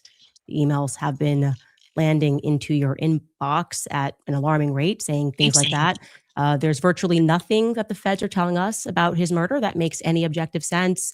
But if you're feeling weird about any of that, you're reminded constantly that she is a grieving widow. She's a grieving widow. That sentence, in my opinion, is this year's Trust the Science. She's a grieving widow. The mainstream media, of course, Zionists implied, are effectively telling you to roll up your sleeves and get the vaccine again, dopes. Tyler Robinson did it. Erika Kirk is grieving. Please allow her to do so in the privacy of the billion-dollar charity that she took over. Remember when they did the 6 feet social distancing thing? They cast that spell. Let your granddad die alone in the hospital. If you desire to see your grandma this Thanksgiving, it's because you're a demon from the gates of hell. Yeah. Resist your human instincts. Obey the government. It's the same kind of messaging, the same kind of emotional manipulation, but it's a new year. Still have questions or concerns about who Erika Kirk is and why she seems to have lied many times on record? Well, you're Satan, and I'm sorry that you are. And also, I would like to remind you that you are destroying Charlie's legacy. Now, it is very important that I remind you, we haven't even said anything yet. A 2-minute trailer resulted in one of the most aggressive preemptive PR strikes that I have ever seen. They posted photos of my manager's infant daughter, my makeup artist, my family members. Lots of voicemail from my producer. Okay, well, this was initially supposed to be just 3 episodes. Now I'm thinking about a season 2 and a season 3. Because if you haven't quite figured me out yet or thought through how we got here, I don't like it when innocent people are targeted and attacked and on rare occasions shot in the neck in broad daylight. No one blinked when entire investigative series and books were written about Hillary Clinton, Michelle Obama, Meghan Markle, because they're public figures. I've effectively endured 10 years in politics with nonstop exposés and investigations into my background, but we're told Erika is somehow untouchable. Let me tell you something. The truth does not require a multi-million-dollar PR campaign. It also does not fear inspection. So welcome to Bride of Charlie. We have nothing to hide.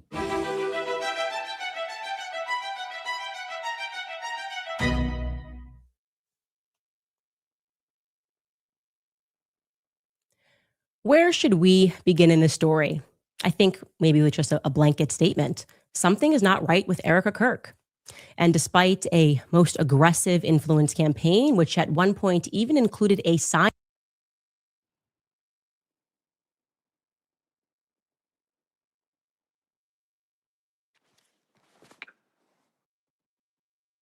You're muted, Set.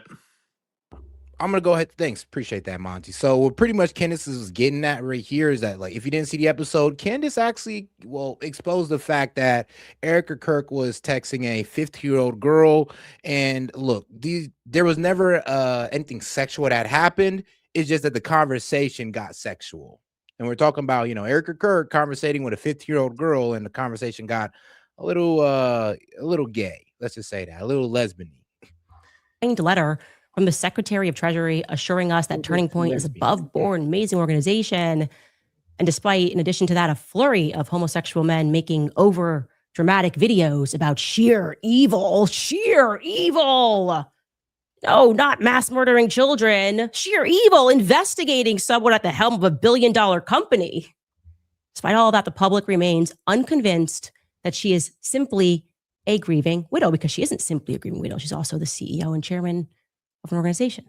In fact, during our preparation for this series, an investigative journalist named Elizabeth Lane went viral on X because what she authored about Erika was brilliant. It just was objectively brilliant. It gave voice to what millions of people worldwide were feeling, but didn't exactly know how to express. And I'm going to read you her words in their entirety because I think it's very important, okay? Elizabeth Lane wrote, "I'm going to be blunt. I have reached the point where I find Erika Kirk to be deeply disturbing, not because of rumors or gossip, but because of consistent, observable patterns of behavior. To be clear, everything I say in this post is my opinion. I am not claiming this is a fact. I am saying this is what I think Erika Kirk is. I come from the world of acting and modeling. I have spent years around social climbers, opportunists, image curators, and people who treat relationships like ladders. That is why I left that world. Most of these people are shallow and harmless. A few are dangerous. Erika falls into the latter category not because she is just ambitious, but because of how calculated and performative her ambition appears to be. I believe she may be a psychopath. What stands out immediately is the reaction that she provokes in other people, which is very common with psychopaths. Across the board, including people who support her publicly, the Sociopaths, private but reaction okay. is the same. It's, I can't watch her. It's not a criticism, it's just a physical discomfort. People turn off interviews because the presentation feels artificial to the point of being unbearable. Let me explain. That kind of response does not happen accidentally and does not happen often. Research in psychology shows that humans are highly sensitive to emotional incongruence, mismatches between a facial expression, tone, and content. When the effect appears simulated rather than genuine, the brain registers it as a threat. This activates discomfort and avoidance, even if the person cannot consciously explain why. So many of us felt this way, but we could not explain why we could not watch her. Studies on psychopathy, particularly those building on the work of psychologists like Robert Hare, describe traits such as a rehearsed emotional display and shallow affect. These traits can create what observers experience as an uncanny interpersonal dynamic. The discomfort arises and people want to shut it off because most people rarely encounter extreme affective mimicry in everyday life. So the brain struggles to categorize what it is detecting. Erika is attractive enough, and she had every tool in her possession to sell this organically, except for one thing: emotion. The entire story of what happened could have helped her sell this fully. She really would have been the last person on earth to be a suspect, if not for the FBI's terrible mistakes, Turning Point USA's lies, and her very fake performance. Plenty of attractive, ambitious women move through media spaces without triggering that response, even though we know what they are. This is about something else, an extreme disconnect between presentation that she puts out and the perceived authenticity. Erika is not the archetype of a model actress seeking money and fame and then settling into a quiet life with a wealthy, good-looking husband.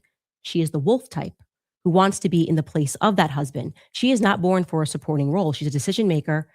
She appears to pursue proximity to power, moving fluidly between television, nonprofits, branding opportunities, and ideological spaces that maximize her exposure. Her previous partners are guys that women like her would date, muscular, jacked, good-looking, even though they are not people with huge potential. They are all somewhat established. They are good stepping stones until the right person shows up. Now looking at her previous partners, I would say that Charlie probably was not her type visually, but he was exactly what she was looking for in a man: potential to be a great power. What Erika was looking for is the same thing Hillary Clinton was looking for when she met Bill.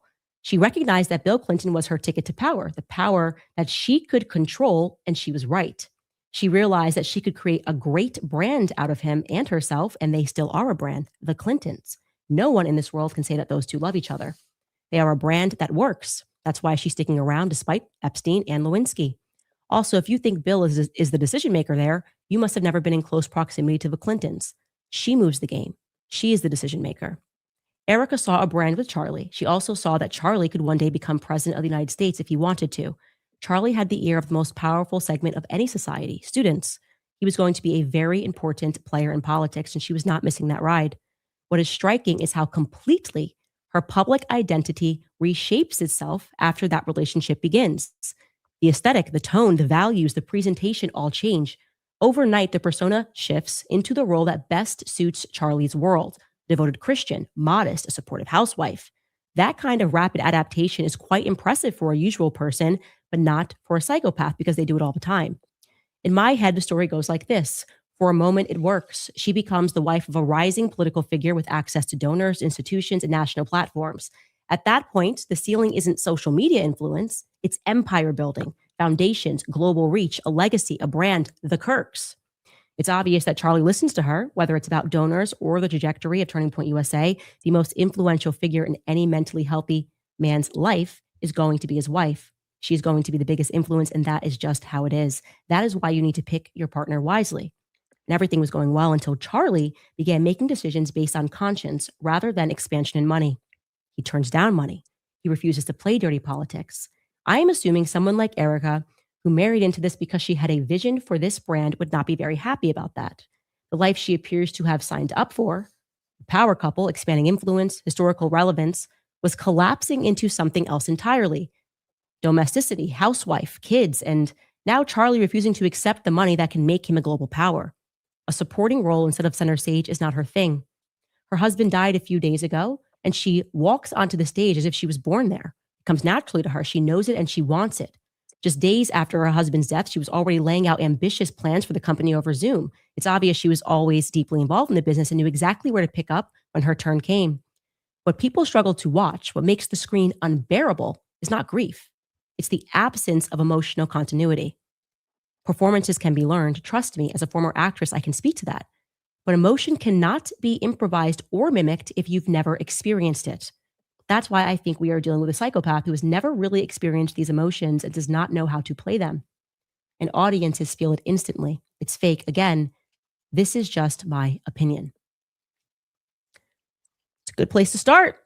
It is a good place to start because there are a lot of things that Elizabeth said there that I think I am going to be able to prove, adapting her personality to suit the people that she meets, the lies that she tells. I've done a lot of work here speaking to ex-boyfriends, speaking to old class. And I mean, I can touch on some of the things they caught Erika Kirk up on. Like, she says she never dated before Charlie and all that good stuff. Well, that was a lie. And I mean, that's probably like the biggest lie they caught her up on, if anything, was the fact that she did date before Charlie, multiple guys. And, you know, I guess lying about that is a bit concerning, but we'll see what Candace comes out of this. And guys, if you have any questions, comments, jokes, or disagreements, make sure to send in a super chat to help us towards the goal. And let's make sure to double tap that screen and like the video. Anyway, let's get back to it. Classmates, I really wanted to get a sense of who Erika was.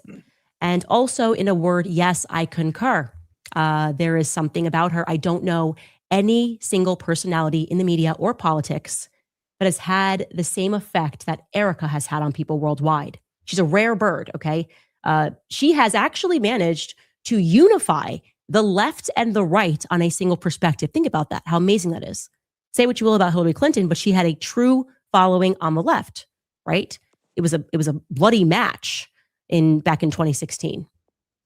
Now, beyond Erika, what Elizabeth is diving into here is psychology, right? She's guessing and she's speaking about psychology, a social science that was created, to be very clear, by German mystical Jews, right? They believed in mystical Judaism. They were practicing the occult.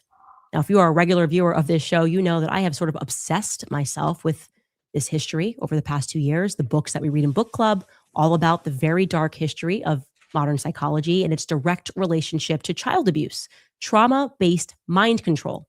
That's what the book, The Assault on Truth, lays out. This person wasn't just an author that was guessing when he wrote this book. He was in control of the Sigmund Freud archives and lost his entire career just trying to ring the alarm on what these scientists knew. He explains that they abuse children with the goal of transforming them into future psychopaths that can be controlled. That is the science that was brought here to America via Operation Paperclip. What began as Project Monarch in Germany ultimately became MK Ultra in America. The Manson murders, the 60s, all of that was our government, CIA gone wild after the assassination of JFK. For drugging and experimenting upon citizens with the explicit goal of controlling minds, social engineering, making people get into a formation. These are indisputable and historical facts. This brought forth the dawn of serial killers in America, too many of them with curious ties to the military. Yeah, MK Ultra was a military grade program. Truthfully, behind every unthinkable crime is a deranged psychologist and a prescription cabinet. If you think that MK Ultra ever stopped, I hope that the Epstein files and the stunning defense of the Epstein files from our quote unquote. Hey, yo, shout out to Daniel Castro on Venmo. He sends $15, which, like I said, anything sent to Venmo is double the support towards the call in. So that's pretty much $30 towards the call in. But shout out Castro. He said, Tiny Hat Money, we own you now. Dang, just with the 15, you're already owning people? Like, bruh. Don't be cheap.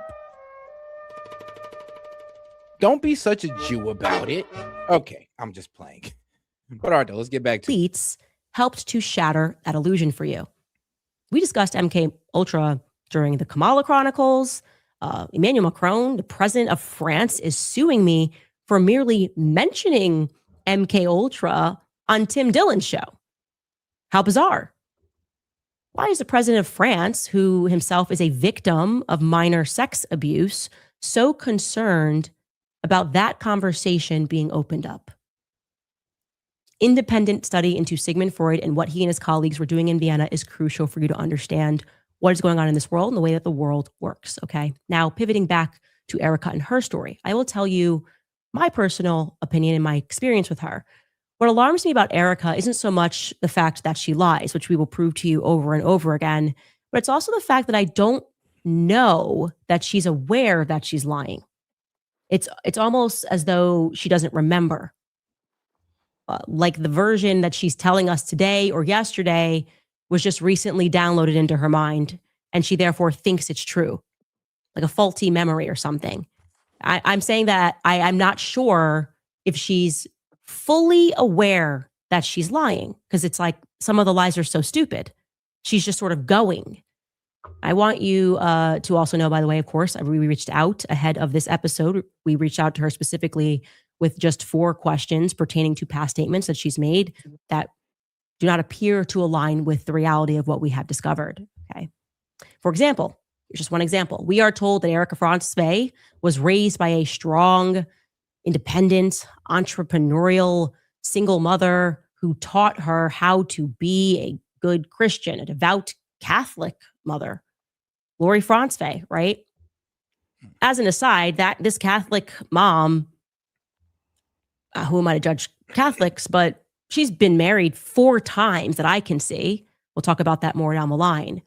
More importantly, though, you will recall that Erika sat down for an in-person interview with the New York Times days after Charlie was publicly assassinated, and she confirmed to them that the least traumatizing part about Charlie's assassination was the prospect of her now having to raise her children alone. Really? She wasn't traumatized by that idea because she had seen the example set for her by her mother growing up. As People magazine later echoed, quote, Erika Kirk has learned a lot from her mother, Lori France. After welcoming her daughter in November of 1988, France divorced Erika's father, Kent France, and raised her. Yo, and shout out to my man, Josh Burton, Pork Chop Express. Sorry there. Damn, you got a Alright, though. whole frog and a half in that throat. Man, I'm telling you. But all right, though. He says, say her name, Kimberly Cackle or Clackly. Well, shout out to Kimberly. Say her name. Remember that Candace attacked her for 0 reason and destroyed her. No explanation for it, but it wasn't for the greater good. And I mean, you know what? I did not know these two were beefing. I mean, they are both black too. So this is the lady that he's talking about. Now, I didn't even know her and Candace Owens had beef like that. Huh. What did she even do again? Let me see here. Is she like an activist? Is an American political commentator? She was the Republican nominee for Maryland's 2nd Congressional District in 2024. All right. And she's a Republican. Huh. I wonder what she attacked her on. I'd have to look that one up because I didn't even know Kenna. I'm gonna be honest with you. Shout out to my man Jack. I didn't even know about her until you mentioned her. But all right, let's get back to it. Her as a single mother in Scottsdale, Arizona. Lori spent nearly 2 decades working for General Electric before founding multiple companies in the network security industry, according to her LinkedIn. So you can see they're seeding the public with the idea that you can raise kids and be a single mom and also be a CEO and boss babe it. Okay. The only problem is that it's just not true. Erika was not raised by a single mother. And let me go ahead and give you a bit of the background. The what was their name? Emily, yes. Kimberly, not Emily. Kimberly. So yes, in December of 2022, a Tennessee judge dismissed a prejudice seat. Yes, a prejudice, a $20 million defamation lawsuit. So what was it? There was a defamation lawsuit filed by former Republican congressional candidate Kimberly against conservative commentator Candace Owens. The lawsuit was deemed baseless, slapped, strategic lawsuit against public participation suit. And Kalik was ordered to pay, $1,500, well, not $1,500, but $115,000 in legal fees and costs to Candace Owens. Let's see, the legal battle stemmed from a 2021 dispute on social media regarding Juneteenth becoming a federal holiday, was escalated into a personal feud between the two conservatives. Allegations: Candace Owens released an Instagram video accusing Caitlyn of being a madam of a strip club, committing tax fraud, laundering money, and using campus funds for illegal activities. The lawsuit, Caitlyn filed a defamation suit, claimed the allegations were false, damaging, and that Candace Owens continued to promote harassing against her. The court dismissed a lawsuit, meaning Caitlyn cannot refile the same complaint. So apparently they investigated and it was baseless. But I ain't gonna lie though, if you look at Caitlyn, I can see her being a madam. I mean, she do look good. I'll tell you that one right now. I mean, shoot, I ain't gonna lie, she do look good. But all right though. God damn it, Set. I'm sorry, I couldn't help myself. But all right, though. Bro, she's gonna hit you with a fucking lawsuit next. Calm down. Oh, my bad. What can I say? If they look good, I'm gonna call it out. But all right, though, back to it. Like, at all. Erika's father, Kent Ronsvay, by the way, he's Kenneth Ronsvay, but he goes by Kent, was always in her life. So much so that for entire years of her childhood, Kent was actually a stay-at-home dad.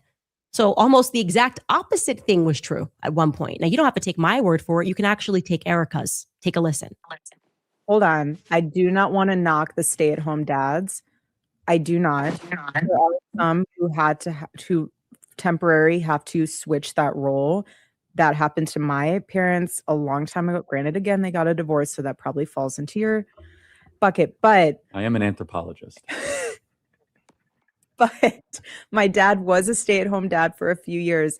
And I got to say, it was really sweet and really special. I was 4, but that was... Of course, it's not an indictment of the morality. Of no, but if you're about, saying from the get-go, I want to be a stay-at-home it is a imbalance. dad. It's an imbalance of nature. So, stay-at-home dad for a couple of years. She remembers it, so I assume started at 4 for a couple of years. People don't typically remember being 1 and 2, and now he wasn't in her life. To be clear, Erika was 10 years old when her parents divorced in 1998. So her father was very much a part of her early childhood, and he did not stop being involved in her teenage years either. I've spoken with classmates, past boyfriends, and people are generally bewildered as to why Erika is now publicly representing as though she does not have a relationship with Kent, the man that she claims is her father, at least. Or also something she fails to mention is that even if you removed Kent, Erika was raised with her stepfather in her home, a man named Larry Ginta. In her high school yearbook, actually, Kent is included, her father, biological father, in a collage, and so are his parents, her grandparents, Carl and Elaine. So we can reasonably assume that her father was in her life. We can also assume from that photo that Erika was exceedingly close. Oh, and shout out to Daniel Castro. He says he never calls you out, Monty. I'm weak. Wait, who, me? Oh man. Well, shoot. I'll call Monty out when I feel like Monty's wrong about something. But other than that, I ain't nothing to call him out about. To her stepfather too. I haven't even said anything. I know, right? But hey, man, we know you though. You're gonna say something crazy sooner or later. You're gonna have some type of hot take that's gonna get everybody salty. So, hey, engagement, baby. Oh God, you gotta love it. So just wait on it, guys. Just wait on it. But he's featured there too. You've got Larry in the photo because he has been a fixture in her life since before her parents' divorce was ever finalized. Because both he and his son are also in the collage. I confirmed with classmates Larry and Lori were together since Erika's elementary school days. In other words, Erika grew up in a situation that is now termed as a bonus dad. Both her biological father and her stepfather figure is present and all right, here comes the controversial take. She is over explaining something that could be explained in 30 seconds. For what point is she trying to discredit Erika Kirk that her husband was assassinated, so she's not able to run a company because her previous claims that she was able to her red herring of an insinuation that Candace is playing on her is that I can be a boss babe because my mom did it and she's trying to pick that apart as a lie. So all of this is to say that she's too dumb woman to do company because she lied about or fucking what? I don't think she's saying that. I think she's pretty much saying that the story that she told us about her inspiration may be a lie. Her inspiration that her single mom gave her, it may be a lie. But I mean, shoot, she let's let her finish. if your parents aren't living in the same home, you're being raised by your mother with interactions with your father. Your mother is raising you. Just because your father's in your life does not mean your father's raising you. He's not providing. I don't Yeah, but there's a understand. stepdad in there. I mean, can we really call that a single mother? No, you can't. I mean, my mom considers herself a single mother. I would consider my mom a single mom. She's been married 5 times.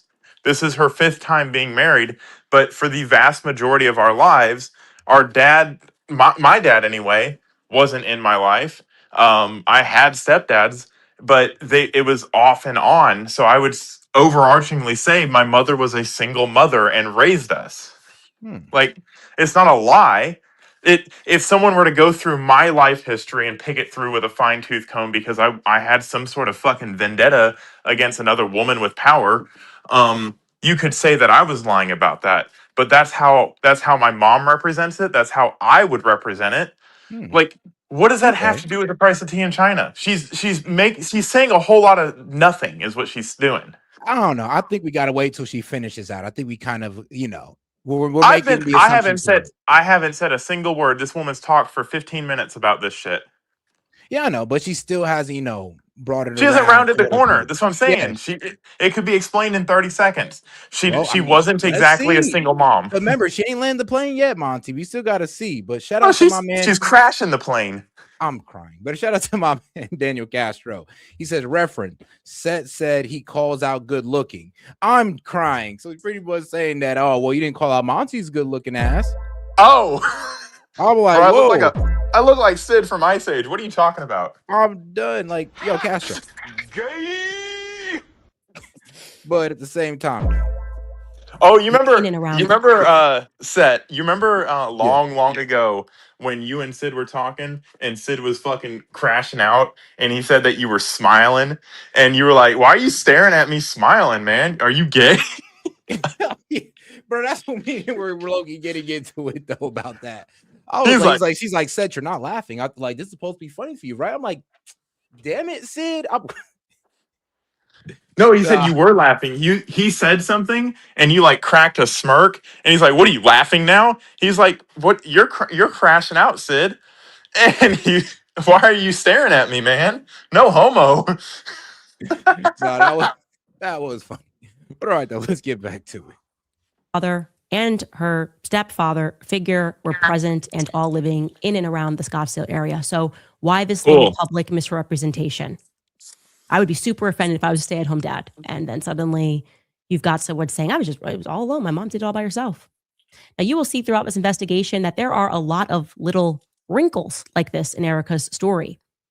The question is, what broader purpose do they serve? Because I thought about that. And I remember reading in Xavier Poussard's book, Becoming Brigitte, that it is actually an intentional strategy of deception, a strategy used by the media in creating and curating a legend about, in this case, he was talking about Brigitte, how the press would intentionally make minor edits or overlook certain dates, small adjustments rather made over a long period of time, a date wrong here, an age miscalculation there, just ever so slightly, because minor tweaks over a long period of time aren't noticeable, even though they ultimately amount to a big lie. This is exactly what I have found to be immediately frustrating about examining Erika's life. Minor tweaks that almost look like they could be mistakes. And you go, but really? Do people make these kinds of mistakes? Yes. Let's start with her birthday. Okay, I'll give you another example here. Erika Franzfey, we are told, was born on November 20th, 1988 in Cincinnati, Ohio.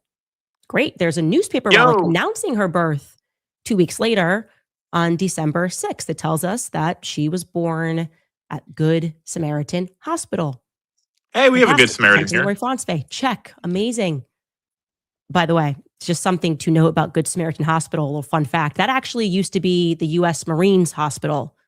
One that once upon a time caused a little bit of a scandal for unethically experimenting on brains of patients, the brains of patients. Anyway, the story goes that the U.S. Marine Hospital Completely useless decided information. to gift the hospital to the Catholic Sisters of Charity out of the goodness of their Marine hearts or something, because our military is known for that, just being really, really kind and giving up hospitals. Yes, they Thing are. is, we learned from this newspaper clipping that Erika was born on November 20th, and she maintains that birthday today. But oddly, that would be news to her parents. Kent and Lori, for whatever reason, think that Erika was born 2 days later on November 22nd.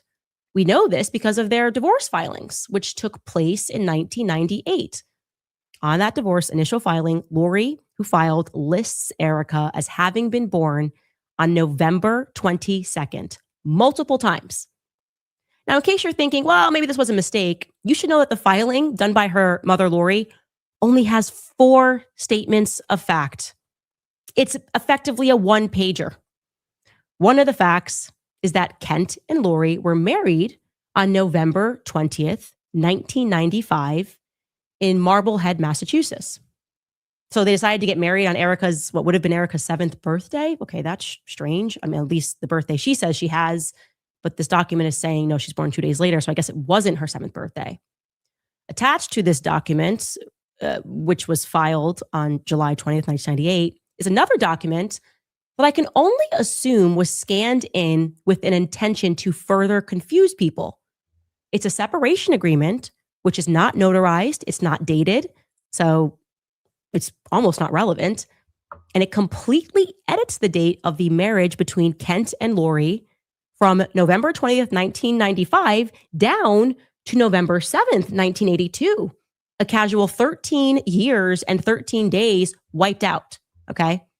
Like I said, you can just ignore that because I think that document was just put in there to confuse people. Take it from me. I'm a notary, one in the state of New York, although my license is expired. You can't just skip over a notary portion of a document and just be fine with that. In fact, we decided to dig through Ohio law and other publicly available divorce documents to see what they look like, and they are legitimate. And here's a side-by-side so you can see on the right is what is scanned into their file with totally different dates. And on the left, you can see that that's what it should look like. You get it notarized, okay? But it's going to get even more absurd when we examine the divorce decree. So for the uninitiated, the first document's just the filing. I, Lori, am pursuing a divorce, and here are the facts. And now what comes after that is the decree or the final judgment, okay? Now, I do want to note that this was the fastest divorce in the history of divorce because she filed on July 20th, 1998. And then we have a decree on November 10th of the same year. So this is like 3 months later. Once again, the marriage date is listed, the initial marriage date between Kent and Lori as November 20th, 1995 in Marblehead, Massachusetts. But oddly, you can see that somebody just went in and tried to edit that date by hand afterward, adjusting the wedding date down this time to 1985. Not 1982, hoping, I guess, that no one would catch that.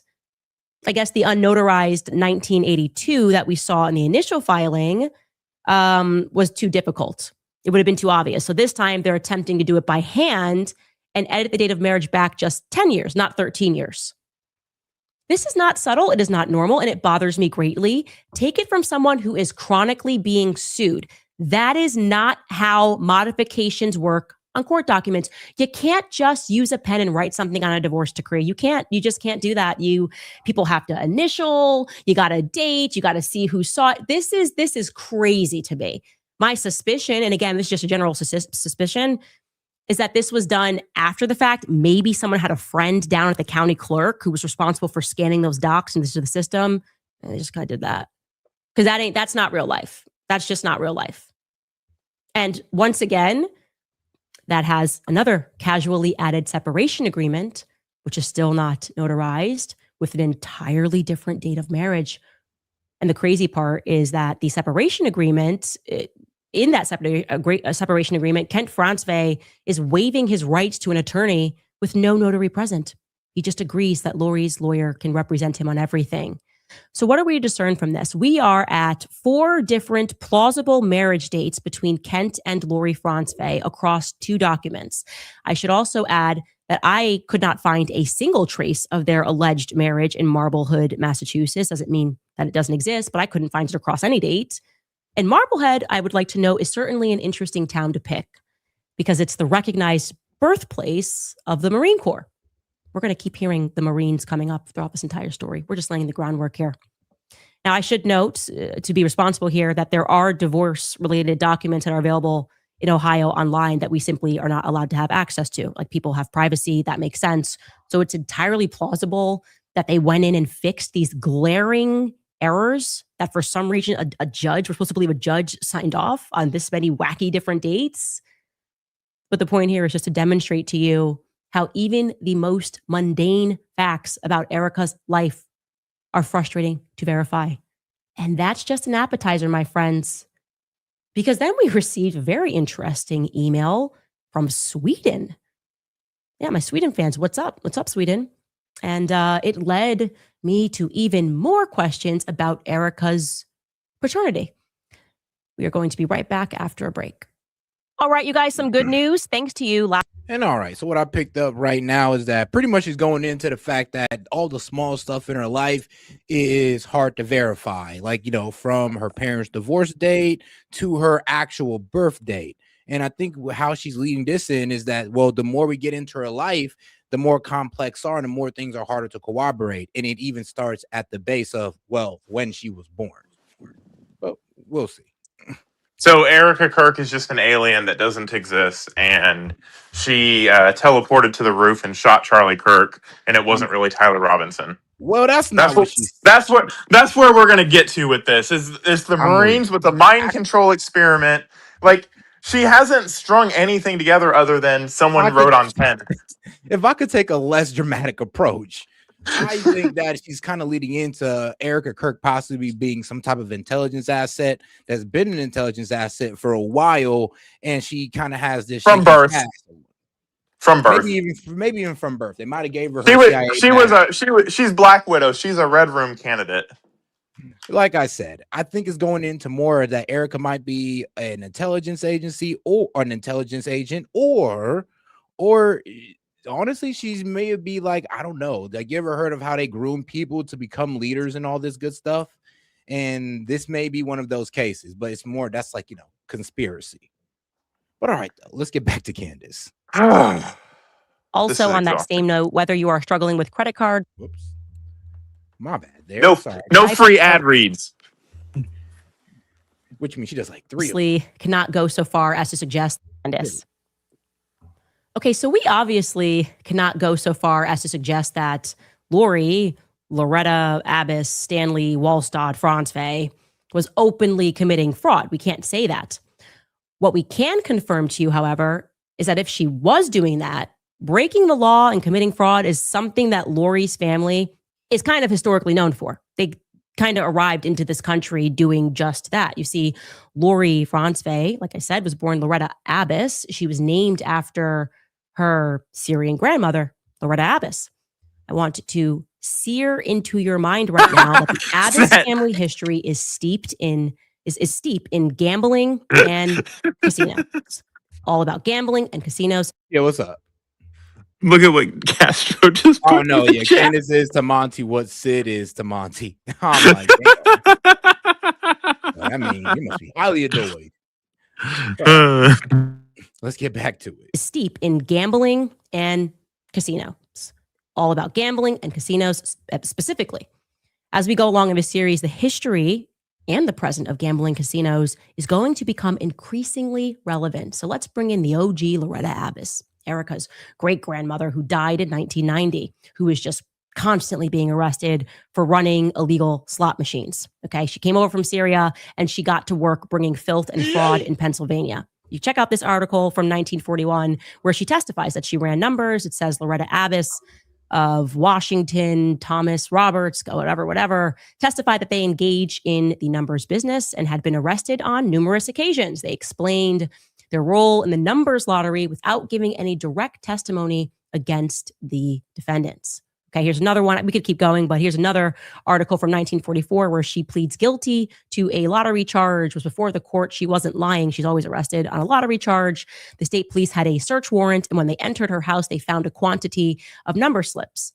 She was sentenced to pay the cost and $200 or 5 months in the county jail. Like I said, this was a family thing. Her husband was Mason Abbas, and he was magnificently fraudulent. I'm talking high-speed chases down the highway, lottery tickets blowing in the wind. Check out this article from 1935. Bro, it's lit. And it tells us that he was overtaken in his automobile after a chase of several miles after he had failed to obey the officer's order to stop. Yes, Mason Abbas was arrested yesterday by County Detective Frank Krebs. Before an alderman, he was held for court in default of a $1,000 bond on a charge of conducting a lottery and was fined $10 and costs for refusing to stop when ordered to do so by a uniformed officer. During the race along the National Pike, which ended in West Alexander, Abbas is alleged to have thrown a package of 100 lottery tickets from his car. Officers recovered the tickets and are holding them as evidence. Yes. Lottery, gambling, slot machines. Again, sear that into your mind. Not just on Erika's maternal side of the family, not just the Abbas side, but also the Swedish side, the Fransvej side. The Swedish side of the family, I will be clear, there's a notable difference. It seems like they've been involved legally. Carl Kenneth Fransvej is Erika's paternal grandfather. Okay, he participated extensively in horse racing. More crucially, though, he was an executive at the American Banknote Company in Illinois. This is the company that was responsible for printing lottery tickets. It's a big contract, big deal. Here he is in a newspaper in 1974 doing just that. It reads, printing began this week on the first Illinois state lottery tickets. Up to 10,000 agents. It tells us at the bottom there that Kent Fransvej of the American Banknote Company, the printer, examines the first tickets of the initial press run. Let's stick with Grandpa Carl Kenneth Fransvej for a little bit because he is, by all accounts, obviously Swedish. Erika herself is therefore Syrian Lebanese on her mother's side and Swedish on her father's side. So something which struck me as immediately odd about Erika is just how deeply she identifies as Swedish, despite her public insistence that she was raised by a quote unquote single mother. Think about that just from a social perspective. If Erika was indeed raised by a single mother, wouldn't you expect her to identify more deeply with those Lebanese Syrian roots, right? You might even understand it if she resented her Swedish roots. Like, my dad didn't do anything. The way she looks. And so I'm not even doing anything with the Swedes. I'll be real with you. The way she looked, you couldn't even have told me she had a Syrian/Lebanese mother. I ain't gonna lie. The way she looks very Swedish. Yeah. Look at her hair. Blonde hair, blue eyes. Like, come on now. So it'd have been very hard to call that one. And like being Swedish. To the contrary, Erika feels so deeply attached to her Scandinavian roots that in 2019, she moved to begin the process of obtaining her dual citizenship. She posted this herself, where she is, dual citizenship commenced. Okay. Maybe you're thinking logically, well, she loves her grandpa. I had a fantastic grandpa. I get that. I should mention she comes from a very long line of the Swedish Freemasons. She definitively was close to her grandfather. Oh, there we go. We know this because she posts about him many, many times over the years, referring to him affectionately as her morfar. Saw this over and over again. You just see posts of him and how much she loves him. She even mentioned her grandmother there. That's his wife, Elaine. And she says she is my angel in heaven, but I usually call her Mormor. So that's her morfar and her Mormor. Show you another post, just her grandfather, where she's going to talk about reflecting upon losing him in 2016. She's posting this, and she again is going to address him as her morfar. This appears to be another wrinkle. You see, I received a flurry of emails from our fans in Sweden about this particular post, and they did not like this post. And what they told me about it, they didn't like about it, made me reconsider things. Now I'm paraphrasing, but they said, Candace, Erika is referring to her grandfather as her morfar. I was like, okay. So I looked it up. It means grandfather in Swedish. Like maybe she doesn't, but it's cute. Okay. Maybe she's not fluent, but it's cute. And then they explained it to me a little further. They said, no, Candace, the Swedish language is quite literal here. Morfar quite literally translates into mother's father, morfar. And farfar quite literally translates into father's father. We have different words for these things. These have entirely different meanings. You would never call your father's mother your morfar. You would never call, and that's what she's doing. She's calling him her morfar. That is Erika's farfar. If Kent is her father's father is her farfar. She said, a woman emailed this, she said, no Swedish grandfather would ever allow you to refer to him as morfar if he was not actually your morfar, okay? If he was your farfar, he'd say, very cute, I'm your farfar, let's get that straight. This would be something akin to being someone's grandfather and allowing them to call you uncle. It's just wrong. It's just wrong. Words have meaning. So why is her very Swedish grandfather so Swedish, this line of Freemasons, Masons Swedish, allowing Erika to call him my mother's father? Lori's father? No, that's not Lori's That father. we need to put some commentary in on What's going on here? This is incredibly Hold on interesting. now, because hold on now, because the way I'm thinking about this, all right, so pretty much what mislabeling a family member. I mean, that's weird, but I'm gonna be honest with you. Sometimes it could be like a little game or something. So we can't really say that. Now, I do find it weird, how she says, "Oh, my mom is this strong single mother who's Syrian Lebanese, and her father, who I guess wasn't really in her life like that, is Swedish." Hold on. Let me finish. And for some reason, she's taken on the father's identity more than the mother's identity, even though the father hasn't been around in her life. And then this is how I would explain it. Well, she looks pretty damn Swedish, so that's where she might align with more, even though the father has been absent. But go ahead. We're getting dug. Like, we're not even in the weeds. We're fucking in the sewer culvert now. We're digging so far down for no fucking reason at all. Like, I got the opening little salvo that Candace did, and she's gonna show how Erika Kirk's this big fucking liar and all this stuff. And all we're getting is more far and far, blah blah blah blah blah blah blah. Yeah, Well, the actually, date's if you been pay changed here. attention, Monty, we're actually getting a timeline. Yeah, I get the timeline. I get that. Why are we establishing a timeline going back to 1935? Well, 1935. You mean 1985? 1935 is when this article that she just talked about with this gambling whatever and this like No, this explain is the history of the business that her mom was in. her father. Her father Okay, was in. so her father, Yeah. yeah, who her father was. So you see, it's so mean, convoluted we can't even keep track of it. It's ridiculous. Well, I'll be honest with you. If she creating a timeline, that's relevant information. I think you're being a bit overcritical. Relevant to what? Like we're losing. No, I'm not losing it. Maybe you are, but I'm understanding where she's getting, and I understand she's building on a timeline, and she's trying to get us to a certain point with this. So I'm just like, all right, I'll hear it out. But all right, shout out to my man Jack Bird. He said, I wanted to watch S.E.T Media, not Candace Owens. Trust me, bro, I understand. But hey, this is a really controversial thing that everybody's talking about. So I kind of got to cover it. And I really couldn't care less. Is it just me? America first. And yeah, you know what? I agree. I can agree with you on that one. America first. And I get how you couldn't really care less. But trust me, everybody cares about what Candace got to say. Or no, we don't. We don't. No, don't say that, Monty. Don't say that. You may not care, but everybody does seem to care. Let's put a poll up. How crazy do we think Candace is on a scale of 1 to 10? Go ahead, chat.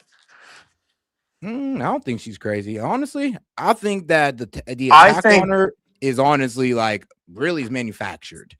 I think she's touching on some good points, and I don't think that people want us to go in that direction. So let's just call her crazy. They did the same thing with Alex Jones. They did the same thing with Michael Jackson. Here they are trying the same formula again, and the people are falling for it. No, she's fucking capitalizing on a situation, and meanwhile, saying that Erika Kirk is this horrible person because she's capitalizing on a situation as the CEO of a company that she just overtook. Like, I don't understand the ethical logic that Candace is employing right here, because she's selling this, she is making money off of this, she is getting viewership off of this, she is doing this financially motivated. Not really, because I mean, let's be real. You can't say there's a financial motivation. I mean, Candace She's did. irrelevant. She is irrelevant other Okay, than this. Monty. Now that's a lie. Candace was relevant before this, especially with the Brigitte Macron. You can't just say she's irrelevant. So she's lost her Brigitte Macron, and now she needs something else. Oh, Some she big. still has it. She still No, has it. no one's I'm talking about Brigitte Macron. No one's talking about that. Actually, yeah, people still It's are. lost Talking about it's Brigitte lost Macron. its steam. But Monty, It's just lost its because steam. you don't pay attention, don't mean other people aren't. Like, I'm sorry, but that's false. Like it or not, Candace is one of the biggest podcasters in the world. On a scale of 1 to 10, chat, how crazy is Candace? How far off the mark and how far off of a rocker is she? 0 to 10, guys. And on a scale from 1 to 10, how popular is Candace Owens? You got to give her a 10. But all right, She's not. She has like what, 1.3 million subscribers? No. Okay, see now, Monty, I know you really don't know if that's what you're saying, Monty. Really, dog? Bro, 5.8 million subscribers, Monty. My bad. 5.8. I guess it's gone up since she's fucking besmirching Charlie Kirk's name. 4 million. See, it's like you underestimated her popularity. And like you got to understand it's bigger than what you understand, or bigger than what you know. Sorry, not what you understand, but what you know. But all right, let's get back to it. Wrinkle, which brings us to a point where we should introduce you to the family tree so you can just kind of see what's going on here, because this far scandal troubles me deeply. Is Erika lying? Is she mistaking? Is she making a mistake at all? Or is she accidentally actually trying to tell us the truth? Let's take a look at some other interesting tidbits.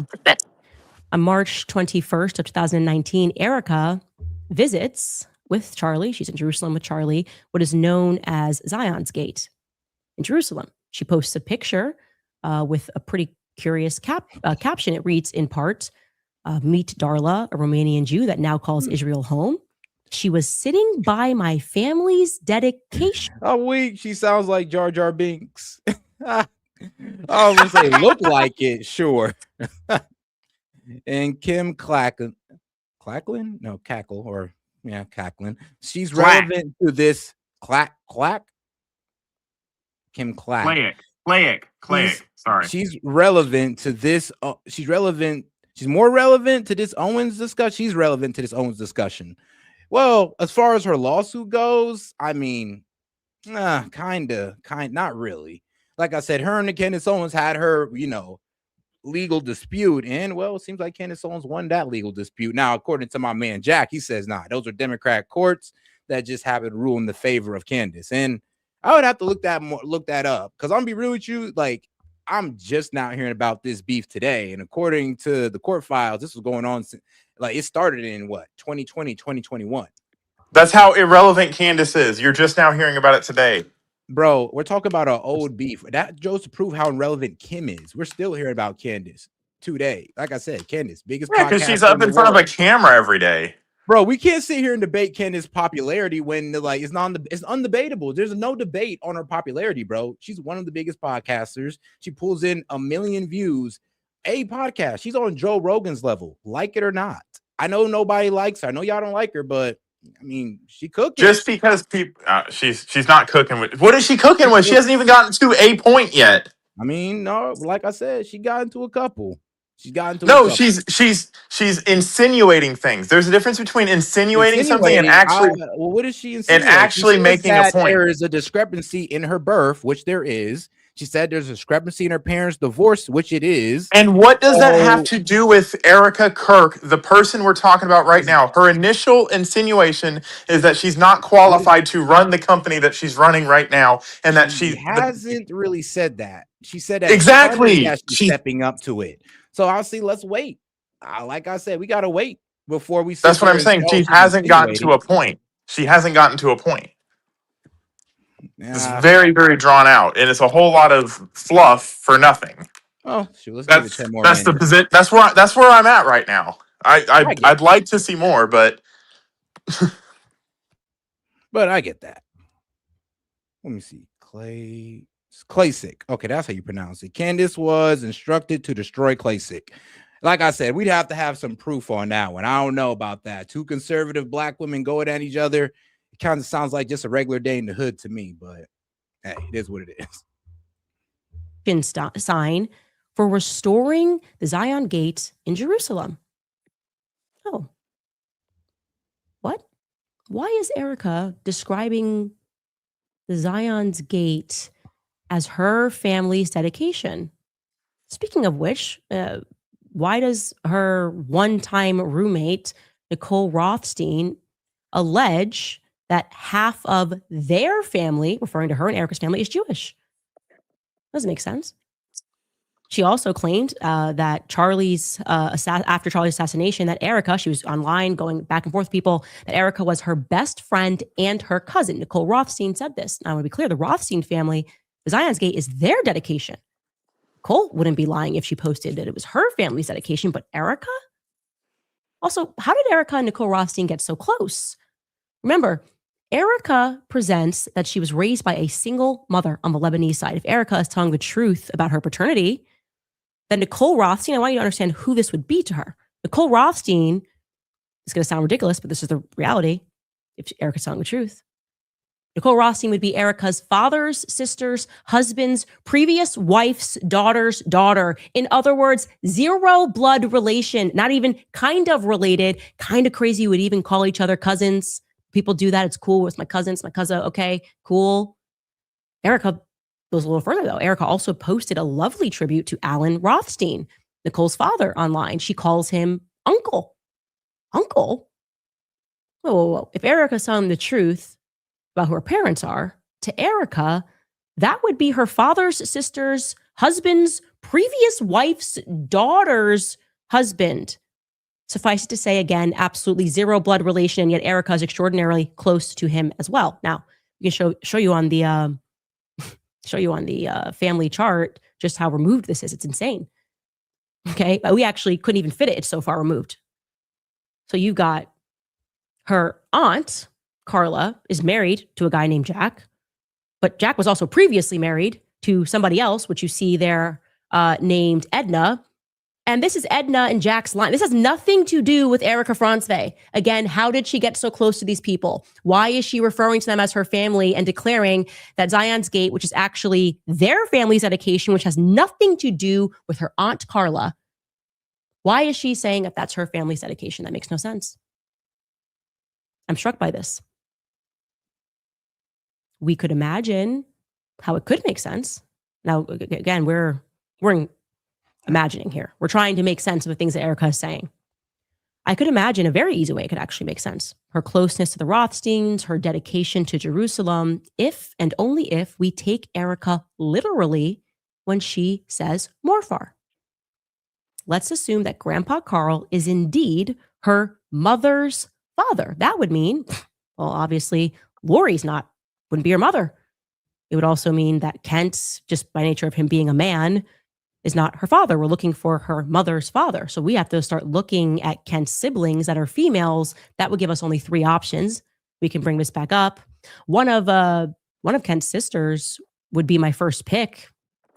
Again, we're in conspiracy land here, but I'd go with Carla because she's married to Jack Solomon, and that is Jack Solomon's dedication. Carla wasn't even married to Jack until 2002. She just jumped in and was like, this is my whole family and my family's dedication. No. But if Carla, her mother's father, if her mother was Carla, actually it would all make sense. Solomon is the very man who financed the restoration of Zion's Gate in Jerusalem. If Jack Solomon was her father, then Nicole Rothstein would indeed be her blood relative cousin. But again, that's purely speculation. We don't have to go into speculation. Let's just give you the facts more about Jack Solomon. What is factual is that Jack Solomon eventually marries Carla Franzwey in 2002. And there are also some other really interesting facts about Jack. Jack and Erika's mommy aunt, I don't know, Carla, live in Utah. He graduated from what is today known as Utah Valley University. He's very involved in the university. It was formerly known as Utah Valley State College when he graduated from there. He also created on their campus the Center for Jewish Studies. I mean, at the very least, you'd think with all of the money that he poured into that university, he might be able to call someone to get us more footage of Tyler Robinson. Or Carla. How about Carla? She's married to the man. She could have maybe, in my imagination, made it to the hospital when Charlie was shot and killed. I mean, why did none of them make it to the hospital? They're all so nearby. She still lives in Utah. This happened in their backyard. Are Their you family has a lot of serious? power at UVU. Why not Auntie Carla rather than Stacey Sheridan accompanying you onto Air Force Two as your husband's body is escorted to Arizona? Jack Solomon was also a professor at BYU in political science. He's the former director of the university's Jerusalem Center. He also served on the Center for Jewish Studies on the board at UVU. Zion's Gate, like I said, is his dedication. And if you're wondering how Jack got so rich, it's because back in 1968, Jack and his business partner, a man named Norman Vance, began a company called Advanced Patent Technology. That company would go on to manufacture slot machines. You got it. Slot machines. Everybody's, it's just amazing. It's like everyone is involved in gambling.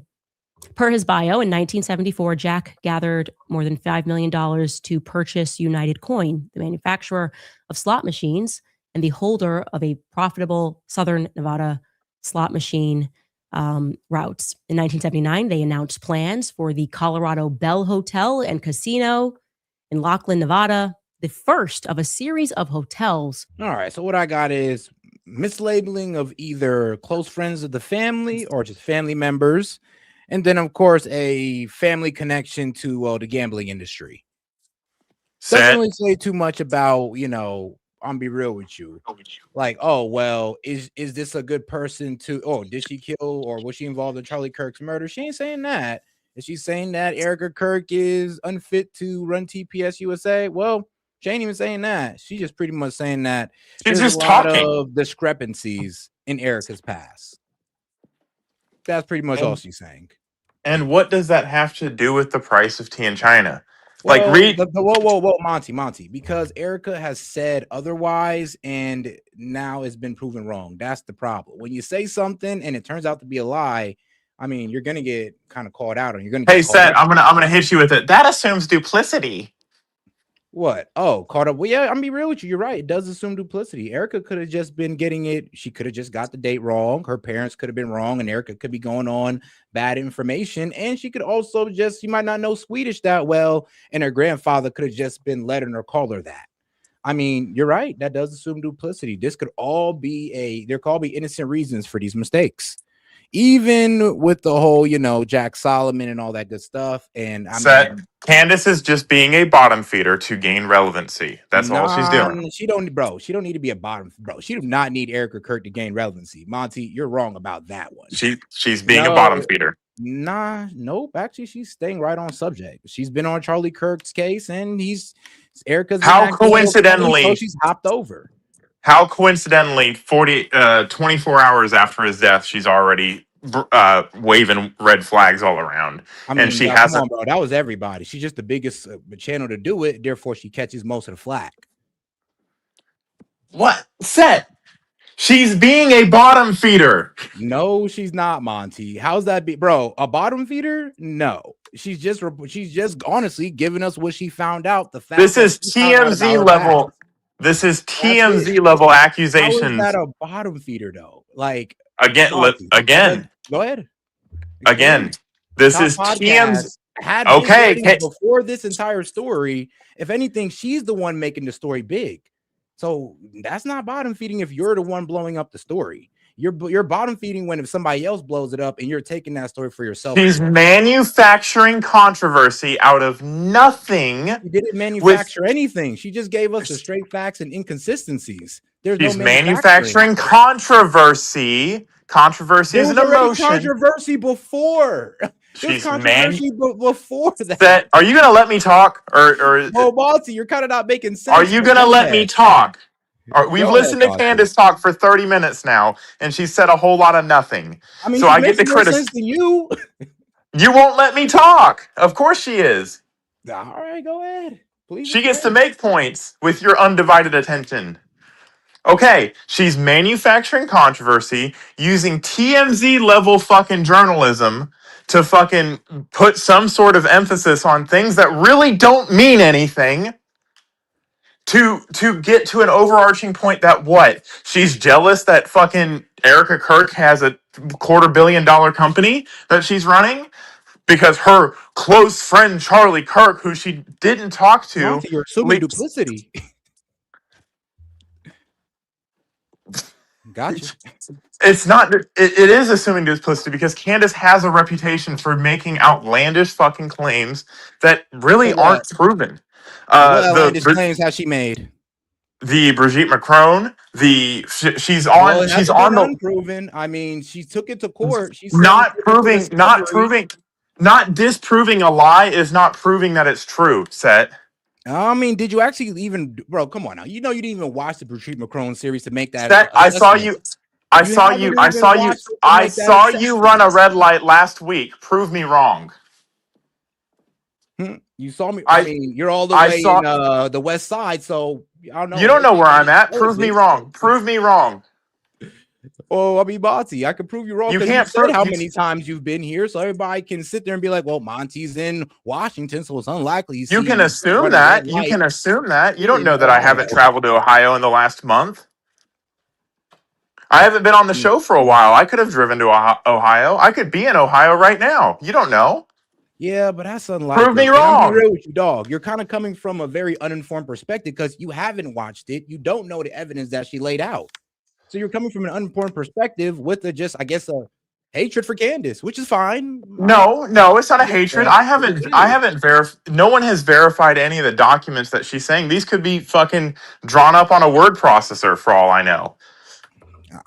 Hey man, remember what she was getting frauds from the state of Ohio. Like I said, bro, I get it. So she says. All right, then. So she says. But all right, though, let's get into somebody that I guess people see is a little bit more credible. Well, I guess way more credible than Candace. Let's go ahead and get into that Alex Jones and PBD again. I'm not saying she's uncredible. Seth, that's not no. You're missing what I'm saying. I'm not saying she's not credible. I'm saying she's not providing any proof of any of her claims that Candace is unfit to run the company. That's where this started No, from. that Erika Kirk is unfit to run the company. Sorry, that Erika Kirk. You know what I mean? No, I remember, misspoke. but she never said that. She said that it's just a bit strange that she, instead of that's the taking that time off to be insinuation. I know. And Can that's you not read through the lines? No, but Monty, you're saying that she's assuming that Erika's not fit to run the company when that's not true. She didn't say that. She just says She's she just stepped up to the implying plate. it. Yes, She she's didn't even implying imply it. it. What I didn't get qualifications? That's That what was the you first got. thing she said. That was the very first. What No, qualifications? she said, I does this- think it's strange how instead of mourning your husband, you're just ready to run this business and talk numbers. That's literally not what she said. that's She said, exactly "What what she qualifications does this woman have to run a $250 million company?" That was the first thing. I've listened to this entire thing without providing any commentary up until now, and I've listened and absorbed it as much as I can. There is nothing. She's not getting to a point. That was the hook. That was the first 2 minutes. The hook. You know what a hook is in a video. So get people to keep listening. She hasn't fulfilled the hook. She hasn't gotten to her because she never made that claim, bro. Run it back. Run it back to the very first 2 minutes of the clip set. All right. Where she says it's strange how this woman who has no qualifications is suddenly running a $250 million company. That was the very first thing she said. She hasn't gotten to how she's not qualified to do any of this. All she's saying is, oh, she had a grandpa and her dates don't match on her parents' divorce decree. Yeah. And what does she's that have to taking do us with through Candace's? Remember, and if you paying attention, she's taking us through a timeline of Erika's life. Why do we have to go back to the 18th century? Why do we have to go back to the 19th That's what century? you got to do when you do an investigation. You actually got to work out a timeline there. You just don't just jump right in. Oh, but if it's Israel and Hamas, we only go back to 2000. Well, hold on now, Monty. I say you can go back to 1948. I said there's multiple dates you can go back to, but let's not relitigate that argument. because But you got to show that's me. your argument style. I was just attacking it. I'm trying to point out the absurdity in what you're saying. No, there's no absurdity. You're kind of just, I mean, one's like you say, comparing apple to oranges. It is comparing apples to oranges, but it's No, you can't a do it. consistency in your argument style that I was pointing out so that I could see. I'm trying to get you to see what I'm seeing. And it doesn't You're make kind of where sense. you're kind of working uninformed. That's the problem. I'm not You're working with a lack of uninformed. information. I'm listening to the same thing she's listening to. I don't need to know everything there is to know about Candace to know that But she you is. need to know everything about the investigation and all that good stuff before you sit there And and she just won't give say us that any she's bottom information. feeding. We're listening. We're She's listening to working at a her. timeline. That's not even the full series, Monty. Like I said, at least wait until it's out before you may have a full opinion. That's why you see me reserving everything I'm saying. I'm just taking down notes because I understand what she's doing. She's doing this for years. If you actually watch Candace, this is what she does. This is what she's famous for. This is how she's broken a lot of stories. This exact pattern right here. So this is how I know you don't watch Candace, because you wouldn't be complaining about this, because this is what she's always done. I mean, maybe I don't watch Candace because she doesn't get to the point. She just says a whole bunch of nonsense and then comes Look, up with man, an she opinion. got 5 million and I only got 100,000. And I mean, look, G, like the numbers speak for themselves. But like I said, let's go ahead and move on to our guy, back to Alex Jones and PBD. They had an interesting interview. All right, let's get back to it. I mean, if you had no morals, you might have 5 million too, I guess. Candace has morals. Come on now, bro. Now you're just hating. Now you're just hating. And she didn't know how to handle it. And the audience looked at it. I would say that was one of the biggest stunts that helped Trump beat Hillary. I agree. The average person who watches this, they look at it and say, why don't you talk to the victims? Why don't you go speak to them? Why don't you want to hear their stories? What is the risk for Bondi to speak to them? Again, I want to be clear. Oh, and my bad. Shout out to my man, Jack. He says she's taking orders to target certain people. Honestly, I think it's the opposite. I think everybody's taking orders to target her. I remember the whole campaign was, oh, is Candace Owens well? It was literally like, bro, 40 influencers on TikTok saying the same thing word for word, bar for bar. Because she's acting deranged. Monty, you didn't hear what I said. They're saying the same, and not really, no. They're saying the same thing, word for word, bar for bar, just like the news, just like Project Mockingbird, when all the news channels are saying the same thing about an event. I'm sorry, but once you start doing that very see-through plan that, oh, you're trying to get everybody to go against Candace, I'm kind of just like, you know what? I'm not going to believe everything she says, but I'm definitely going to listen attentively, since all y'all guys want me to do is just condemn her for what? Doing what she's always been doing for a minute now? Like, she's been doing it like this, and now everybody's complaining because Erika. So here's the difference, right, Set? When we can see through something, it's a little bit, it hits a little bit differently, and you can kind of see the patterns that she's taken with other things. It calls into credibility other things that she's done. When she discredits herself by bottom feeding. Example. But this is the example. Listen, listen. It's not an example. You literally cannot listen. You do not want to hear your point challenged. I'll leave it alone. Monty, I do want to listen, but you're not making sense because you don't know anything about this. I'm sorry. You don't, bro. You just admit that you don't even watch Candace. You don't even know how she structured her shows. But I'm supposed to listen to somebody who don't know anything about Candace or how the show structure or her investigation style. But I'm just supposed to listen to your opinions on it. Like, dog, you don't know nothing. That's it. That's all. And that's okay. Fine. All right. I mean, you're right. Just look in the chat. Everybody is very confused as to what the hell she's getting on about. Okay, Monty. I'm trying to show people the different angles of the 35,000-foot view. I think Bondi's handled this terribly. I believe they are involved in a cover-up, which has led them right into this disaster. And I want to answer your question, but first I want to say this. That's why Trump has to go there with all the human sacrifice, with the blood drinking, with the black magic on the blackboard, with the buried bodies, with the buying babies, with the disappearing children, and it's all Democrats connected to it. Instead, as Bondi said in the hearing yesterday, she said it'll bring down the stock market if this is known. I've said that about 500 times. Not that I agree with that, but I've been told right before Trump got reelected, they said, listen, Mossad, British intelligence, CIA ran this. It's really a giant money laundering operation, which we already knew. Yeah. Mike Pence proven. Trump believes that it's also cold. There's no way to prove it. The Democrats have had the file. They're going to twist it. He's been convinced it's all disaster. It's old news. it's designed to be a tar baby, which it is. So he's going to say, let's just move on. But I explained at the time, and I've told the White House this, you can't. It's a trap.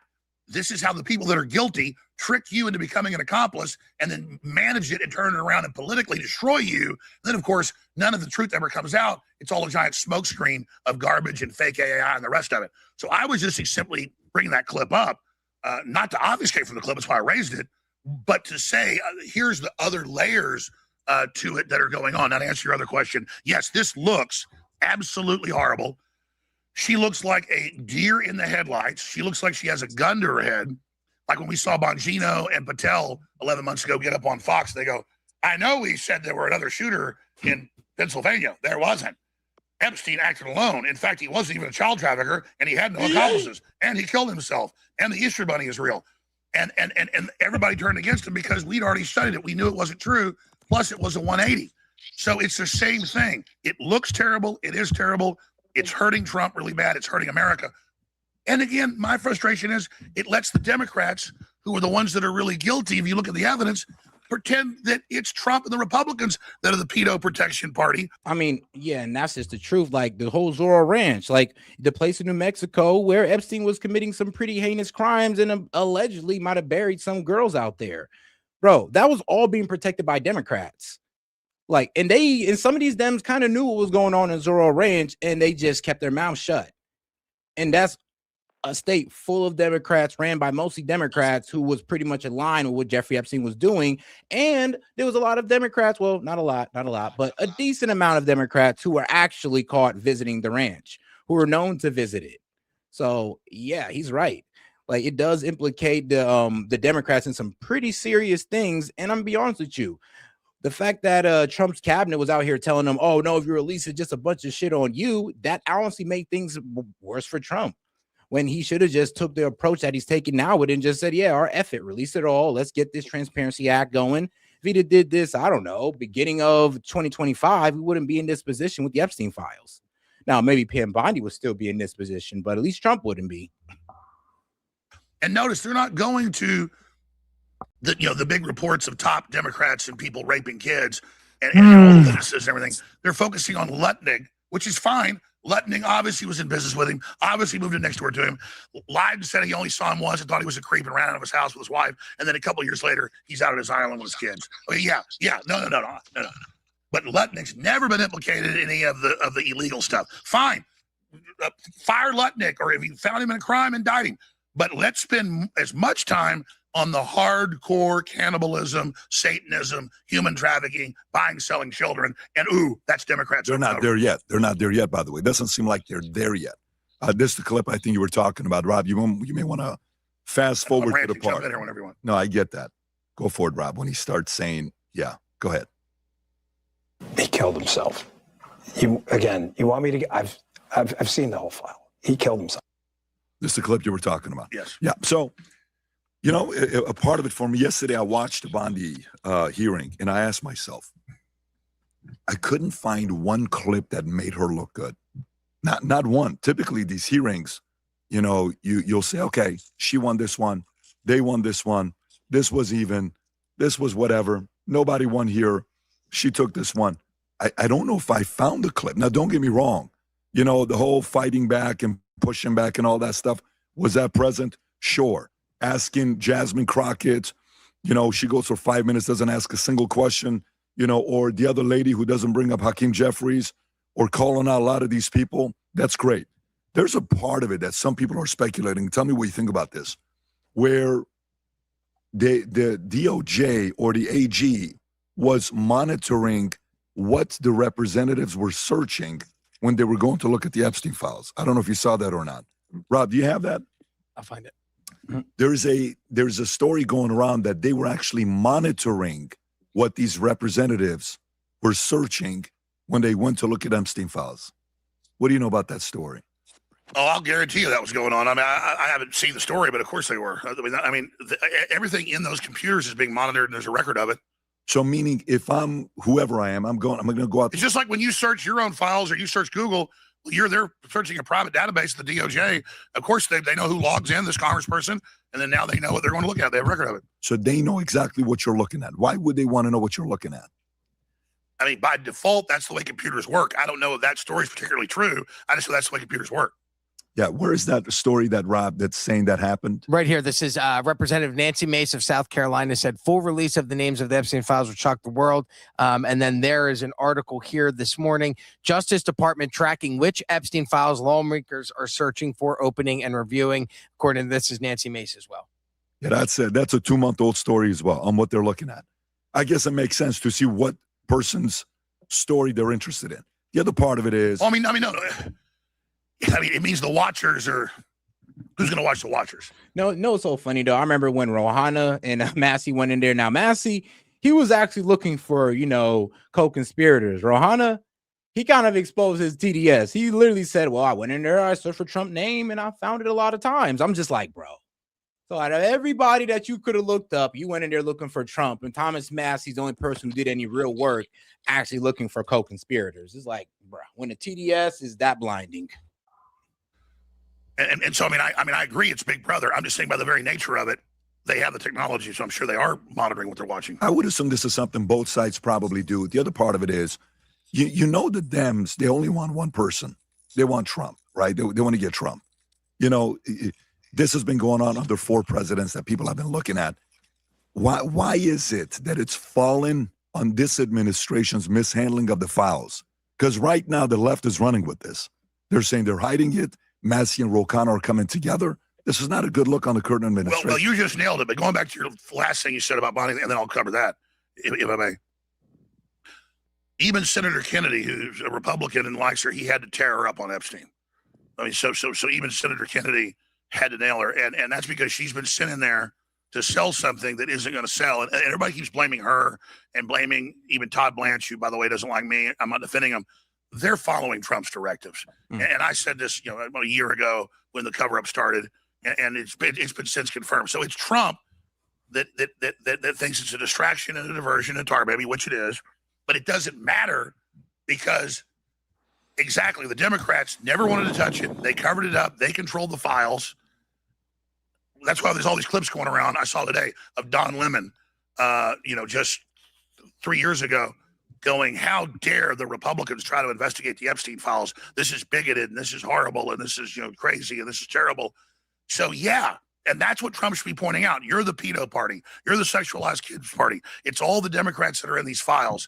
But because there are so many big bankers and British royalty and all of it, he has been told, that's what I was told. Again, I've said this probably 100 times. I said Trump has been convinced that it will crash the economy if all these bankers and people, if this stuff comes out, and he thinks end justifies the means, it's too dangerous. And look, which I ain't gonna lie, it's a bit of a crazy position. Like, look, bro, if they got caught up on trafficking children or messing with children, then they got to go to jail. The economy be damned. If it's built on child pedophilia, I promise you, we're not gonna miss it. Like, we're gonna, of course, need a shout out to my man Wesley when he says prosecute them all, restart the economy. Yeah, I agree with him on that. I mean, if we got a whole bunch of why so the Democrats can go and say, hold on. Why? So the Democrats can come and say, oh, look, Trump crashed the economy just like they did with COVID. I mean, it would be hilarious if they complained about it after arresting all the pedophiles, all the hedge fund guys that were involved with Epstein. He can't win. This is an unwinnable economy. This is an unwinnable subject. So why focus on it? Is Trump's thing. The DOJ is focusing on it, but why would he shoot himself in the foot over things that happened 30 years ago, 20 years ago, 10 years ago, when it is a Democrat manufactured hoax? He knows it is.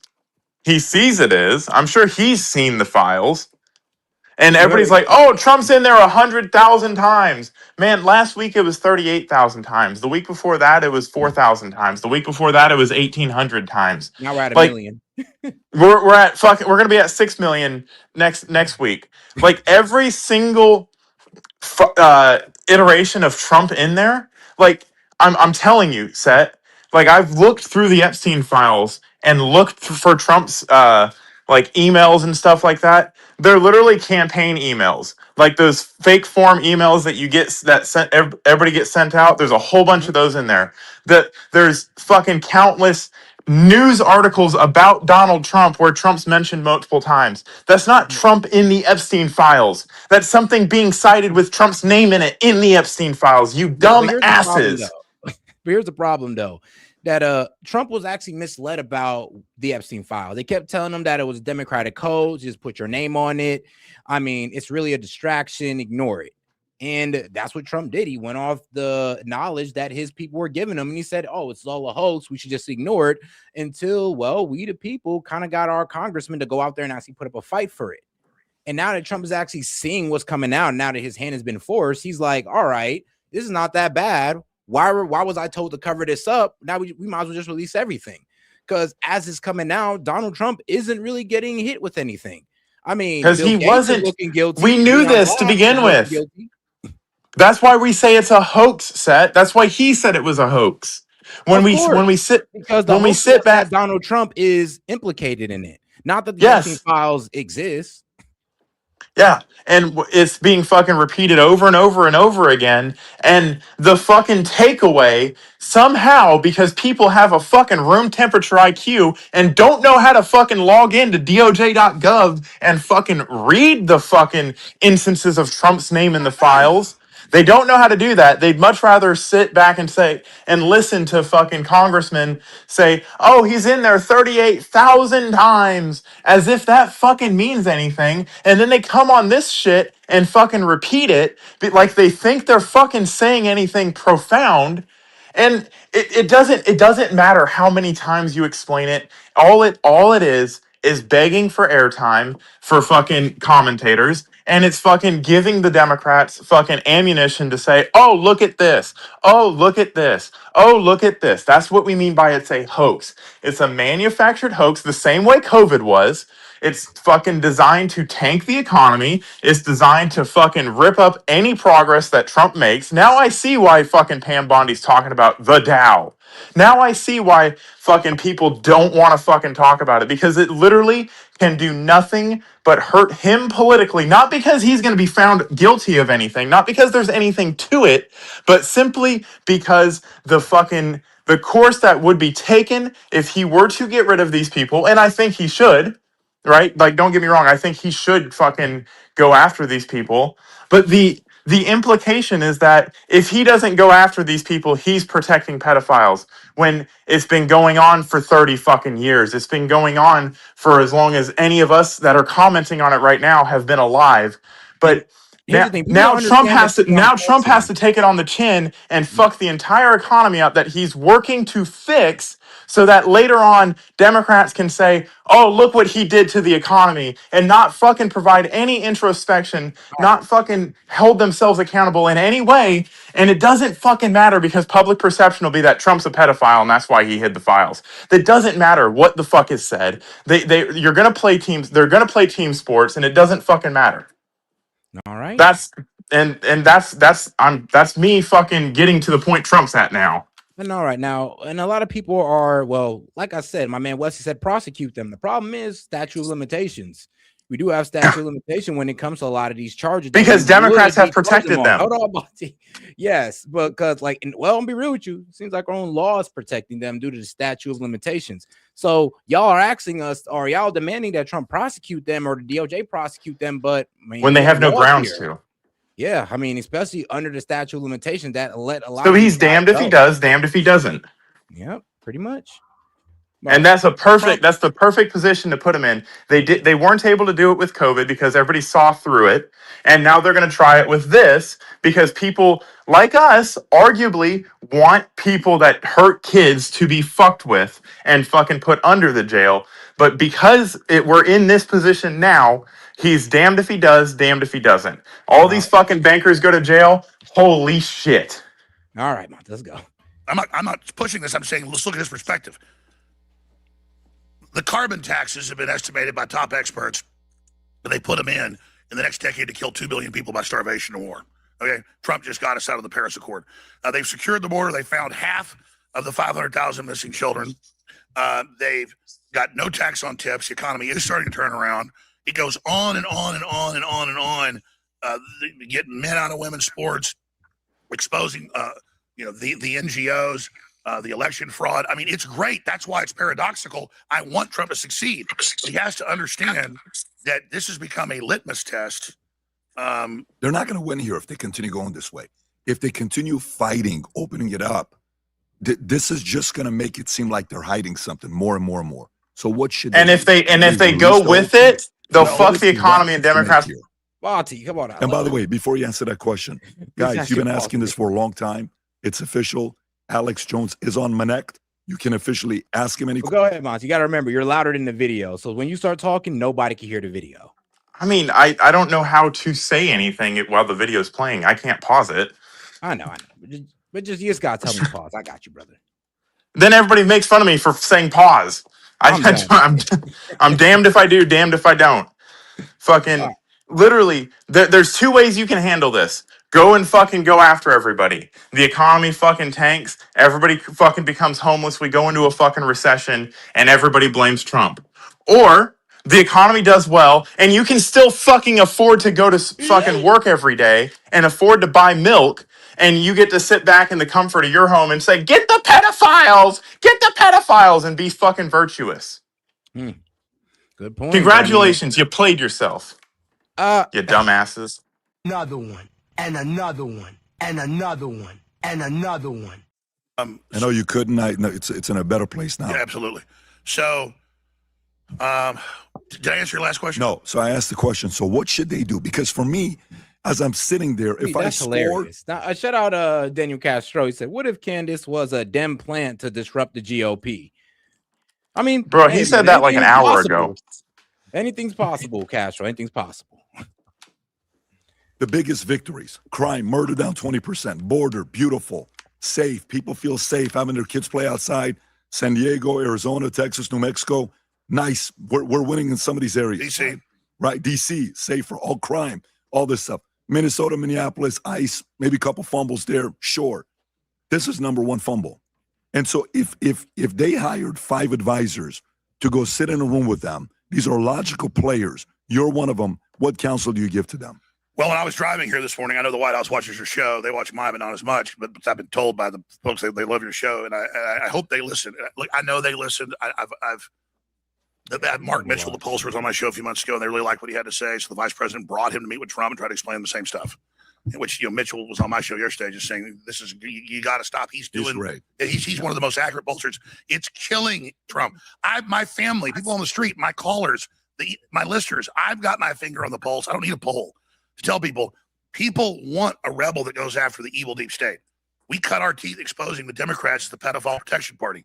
It's Keir Starmer was the head judge that wouldn't prosecute one pedophile for 15 years in the UK and protected the Islamic grooming gangs. And then now he's all tied in with all these people at Epstein's Island and he won't resign. I mean, it's like they're up to their eyeballs in the real stuff.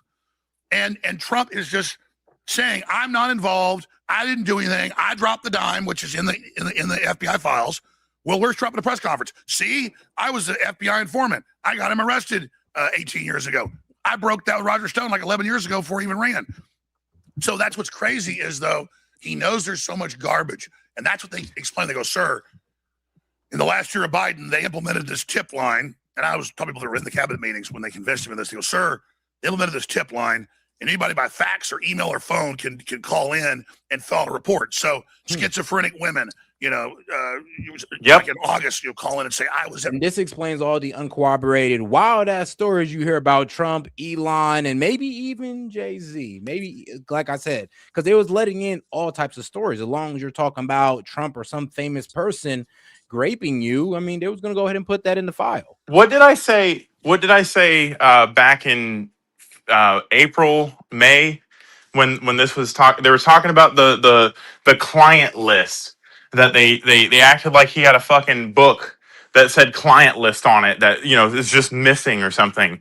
The Democrats have had this, and so many administrations who were compromised have had this information and had free reign on it and been able to destroy, not redact, not leave the page in there and redact it, but just get rid of information, destroy things, and we're going to act like we're going to have any semblance of evidence that we're all going to be fucking Sherlock Holmes going through the Epstein files, speaking truth to power like we're fucking anything under the fucking boot of these people. Like, get a fucking grip. And the fact that everybody in the fucking comments right now, oh, Trump's just a lying piece of shit, blah, blah, blah, proves my fucking point. It is a hoax. They're clinging on to anything. Nothing can exonerate him. Things can only get worse for him. So leave fucking, if I were Trump, leave it the fuck alone. Let the DOJ fucking go after it and keep fucking doing you. And when shit falls down and fucking people get arrested that can be arrested, that aren't outside the statute of limitations, that fucking we do have evidence on, and fucking shit goes haywire, you'll still blame Trump for it because you'd never miss a fucking chance to blame anything on fucking Trump because he literally can do no good. He's the fucking Satan incarnate. Like, do you see what I mean, Seth? Like, it literally, it's a whole bunch of nothing, and they're trying to make something out of it. Oh no, I get what you're saying. Like, look, when it comes to Trump, we all understand that it's just like it's a distraction from what's really going on in the Epstein files. Like I said, they don't know about Lex Wexner, they don't know about Leon Black, and these were, well, co-conspirators. These are literally guys who work with Epstein very closely, but I never hear you guys bring up their names. Wanna why? Because they don't know anything. All they know is that And Trump's that's the the evil. problem. So hold on, Monty. You guys can't sit there and claim to care about the Epstein files when you only care about Trump. When you're only looking in there for Trump, you're not actually looking in there for who was Epstein's co-conspirators. Because if you honestly looked at the Epstein files, you understand that Trump was not a co-conspirator of Epstein. He wasn't even purchasing girls or anything with Epstein besides flying on that damn plane. That's it. I mean, I have probably done more research than anybody in this fucking chat combined, with the exception of you, Set. I have gone through as fucking hard as I can and tried to look for keywords, like all these things that they're talking about.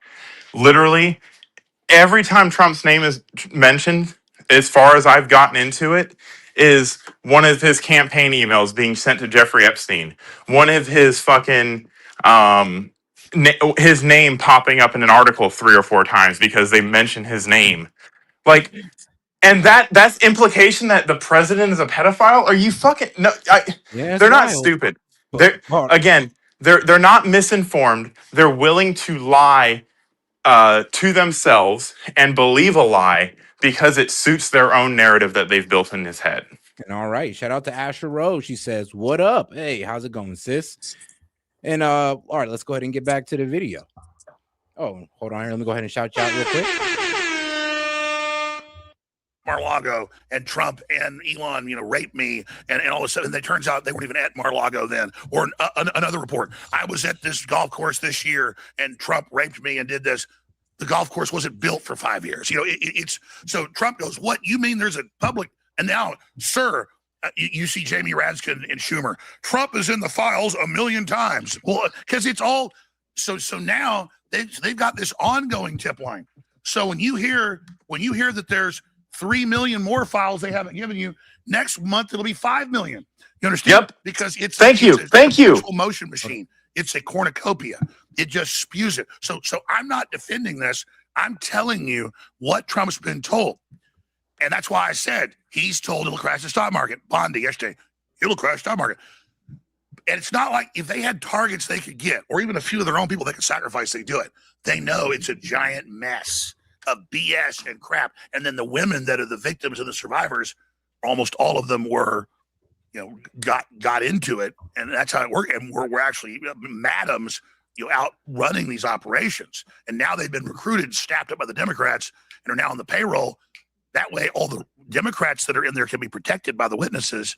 Oh, we're not going to talk about kids disappearing or beef jerky. We're not going to talk about one piece of pizza that's glowing and loving, and you're going to love it for 7 people. We're not going to talk about, we'll deliver These are the files. Oh, yes. We'll deliver the 7, 9, and 12-year-old to the hot tub for your entertainment, Mr. Podesta. But remember, they're children, but they're well-trained. But you got to, yeah. And it's not just it's also in the WikiLeaks files. So all the same crap is in there that is in here. And it all just goes. This is the clip you were talking about, Rob. If you want to play it, Don Lemon on Anderson Cooper saying you shouldn't go after Epstein's files. Go ahead. I think it's interesting when you look on the internet and you see the bigotry on the internet and the people who have been, these conspiracy theories about QAnon and about Jeffrey Epstein. There's a picture of me on the internet, right, where someone has superimposed the face of Jeffrey Epstein over Chris Cuomo and I, like hanging out, and there are people who actually believe it. And people say, well, well, look what y'all were doing with Trump with AI. Look what you're doing. Yes. Like, bro, that was wild what they would look like when the Epstein files came out. Dog, the AI slop was egregious. I'm talking about little girls walking in a line and there's an AI video of Trump pointing to them going like, oh, I want that one. It's like, yeah, y'all guys are effed up for even trying to put that out there if it was something real. And Dems were actually looking at that and taking it as and true. believing it. Man, and only to be and they proven use wrong that maybe as like their 2 weeks evidence later. to support their claim. It's the cognitive dissonance that fucking gets me. It's like you cannot prove that something did not happen. You can only prove that something happened. So in order to prove that something that didn't happen happened, are you following me? Like it physically did not happen, but in order to prove that it happened, you have to create AI slop. You have to create the implication in people's brain because they're fucking useful idiots and will go and parrot anything. Like you have to put that thing in there, and then you mix it up.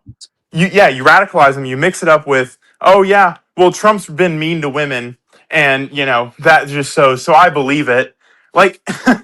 You're believing shit without proof, to believe shit without proof, to believe more shit without proof, to hate a guy because what? He's the president and you're not? Your party's not in power? Like, what the fuck? All right, like too. All Trump supporters are bigots or racists. Okay, fine. You can believe that. But when I look at all the people who put things like that on the internet. Hey, that's hilarious. Hold on. He said not all Trump supporters are bigots or racist. You can believe that, but bro, come on, bro. Just say that not all Trump supporters are racist or bigots. He can't say that. You can believe that because I believe it. That, but come on now. It's like so much so that I'm willing to terrorize them in their church.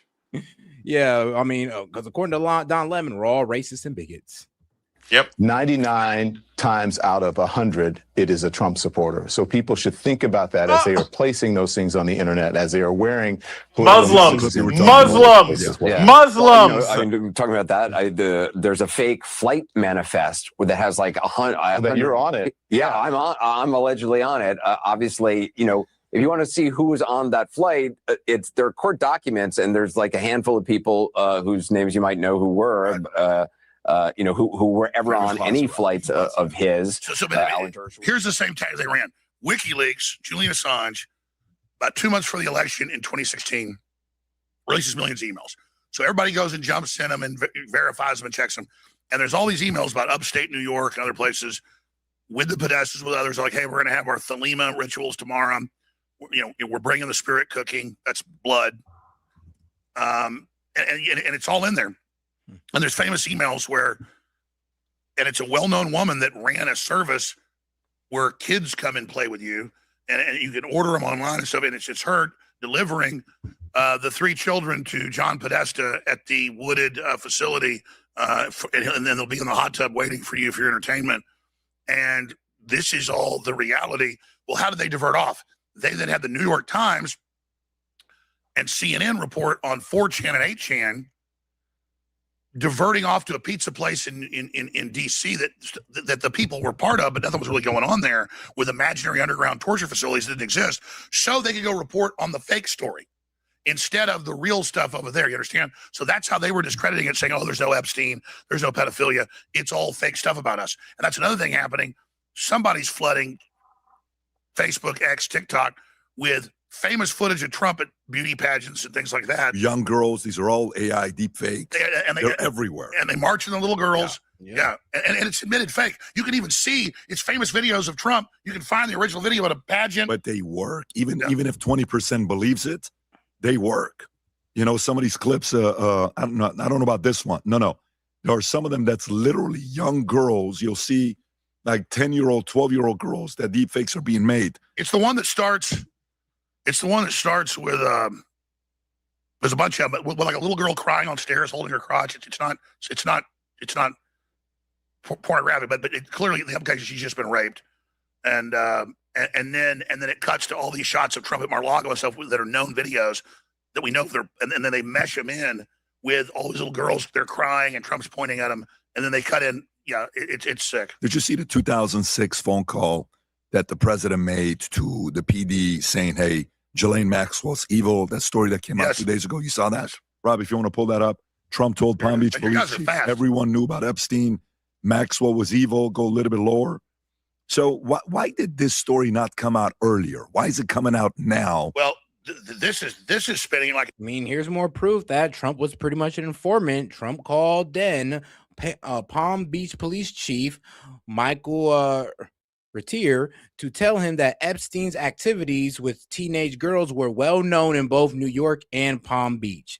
Once again, Donald Trump being an informant and not a participator or a conspirator or co-conspirator. It doesn't matter, Set. I'm telling you, like I get it. You can do lip service to it all day long. You're just gonna be fucking labeled as a fucking simp and a shill. And yeah, that's all right. I know, but it is frustrating because either people are just trolling or they really are that stupid. Either way, there's no getting through to people. They're going to believe what they want to believe. And the more evidence that comes out that exonerates Trump, the more they're going to say there's more evidence that he's hiding. The more and more, like, every single time, like Alex Jones said, it's a cornucopia. The more you dig into it, the more that there exists. It cannot end. It will never end. He can release all the documents. I remember going back and listening to a video that we did a year ago, and it's fucking us talking about the files, and we're talking about a number about 135,000 is how many files there were, and now it's 6 million. And next week it'll be 10 million, or next month it'll be 10 million. When they release the rest of these files, there's going to be even more files. And it's not going to end because you don't have to prove that Trump did anything. There doesn't have to be the smoking gun, right? Nothing has to exist that proves that Trump did anything or that there's anybody that we can go after. Here's the thing, though. Let's stop. It's just the let's get out idea. of the mindset that we're doing this for the Dems, and let's get into the mindset that we're doing this for justice. Like, because I think the problem is we keep on thinking, well, we'll just satisfy the Dems. We'll just satisfy the Dems. Honestly, I don't care if it satisfies the Dems. It'll satisfy me. That's what I care about. And I mean, that's what I care about. Yeah. I've been satisfied since I read the first fucking release of files. I've been satisfied since I knew about the Trump reporting him the first time. I've been satisfied since I realized he kicked him out of Mar-a-Lago, since he fucking said the things he said. The fact that Trump's DOJ prosecuted him in 2019. I don't know. I'm maybe like 70% satisfied. I'm mostly satisfied, but not all the way there. It's just some of the redactions that are a bit iffy, and it's just like, all right. You can't get to a point of satisfaction because there's always going to be that looming doubt in even my head that maybe if one more document comes out that they're actually hiding, like it's a catch-22. Yeah, I don't think it's going to be anything on Trump. I just think it's going to explore more of the corporate elites. That's what I'm for. I ain't really look. I already know everything there is to know about Trump and the Epstein files. I'm looking for other people that I've been knew about, and some of them I do believe is in those Epstein files that haven't been dropped yet, but most of them has been revealed due to the current drop. So, like I said, I'm 70%. But think about this. Prince Andrew just got arrested for public misconduct, not for sexually assaulting a female, not for that picture that we saw of him. The statute of limitations has expired. I'm sorry, guys. It has expired. You cannot prosecute these people under the law. You can't. So stop sitting here. Go find them in their houses and occupy Wall Street their asses. I do not endorse violence. This is not a condonation of violence. But like we're at this point. You can't do anything about it. Why? Because Democrats protected these people. But Monty, you know what's the scary part about this is that now, if this is what we're being told, that the elite class can do this, and as long as they got money and they pass the statute of limitations, I mean, we can't get them. I'll be real with you. You're going to have a lot of Luigi Mangionis out there on the streets. But that's the problem, right? We have fostered lawlessness and this corruption for so fucking long, and we would have never known about this had Trump not been in office. For the record, we would have never been exposed to any of this. It would have just kept getting swept under the rug and hidden because it's a Democratic conspiracy, just like the Russiagate shit was a Democratic hoax. Are you tracking? It's a Democratic hoax where they're just projecting the crimes that they did onto the candidate to try to run op-eds on him. That's all it is. That's all this is a fucking misdirection on don't look at me, look at this guy that we all equally hate together, and we can also blame him for, everything bad that's ever happened in the world. And if we just put that juju on him, then we can feel better about our own miserable lives. It's not my fault that my credit score sucks and that, I've amounted to nothing in life. It's actually Trump and the elite's fault. Oh, and shout out to my man Wesley. Says not everyone that committed crimes or that was working with Epstein or buying from Epstein are American. You're right. I mean, there was guys like Saudi Arabia. There was Middle Eastern guys. There were guys in Europe, guys in France. I mean, bro, there's guys all over the world that was involved in because he was designed to run an operation to get blackmail on people so that Israel could fucking pressure people. They did it with money. They did it with money. They did it with propaganda through the news media. They do it with our banking system, and they're doing it with our politicians. And if they can't pay them off, they extort them. That's the deal. And just enough on this note, I mean, let's be real. When it comes to I'll be real with you, information brokering, man, the Israelis are your guys. They're your guys. But all right, let's get back to it. It's bad that he said they were bad then, but now he says it's not bad now. Roger Stone wrote a book on this. We were all vetting Trump. I was right before I endorsed him. I was one of the first to do it. It was on record and it come out in court that Trump dropped the dime on him 18 years ago because he pulled Virginia Giuffre, who was like 15 and worked there, out, and he got pissed off about it. And so you would have Michael Wolff in recordings going back 5, 6, 7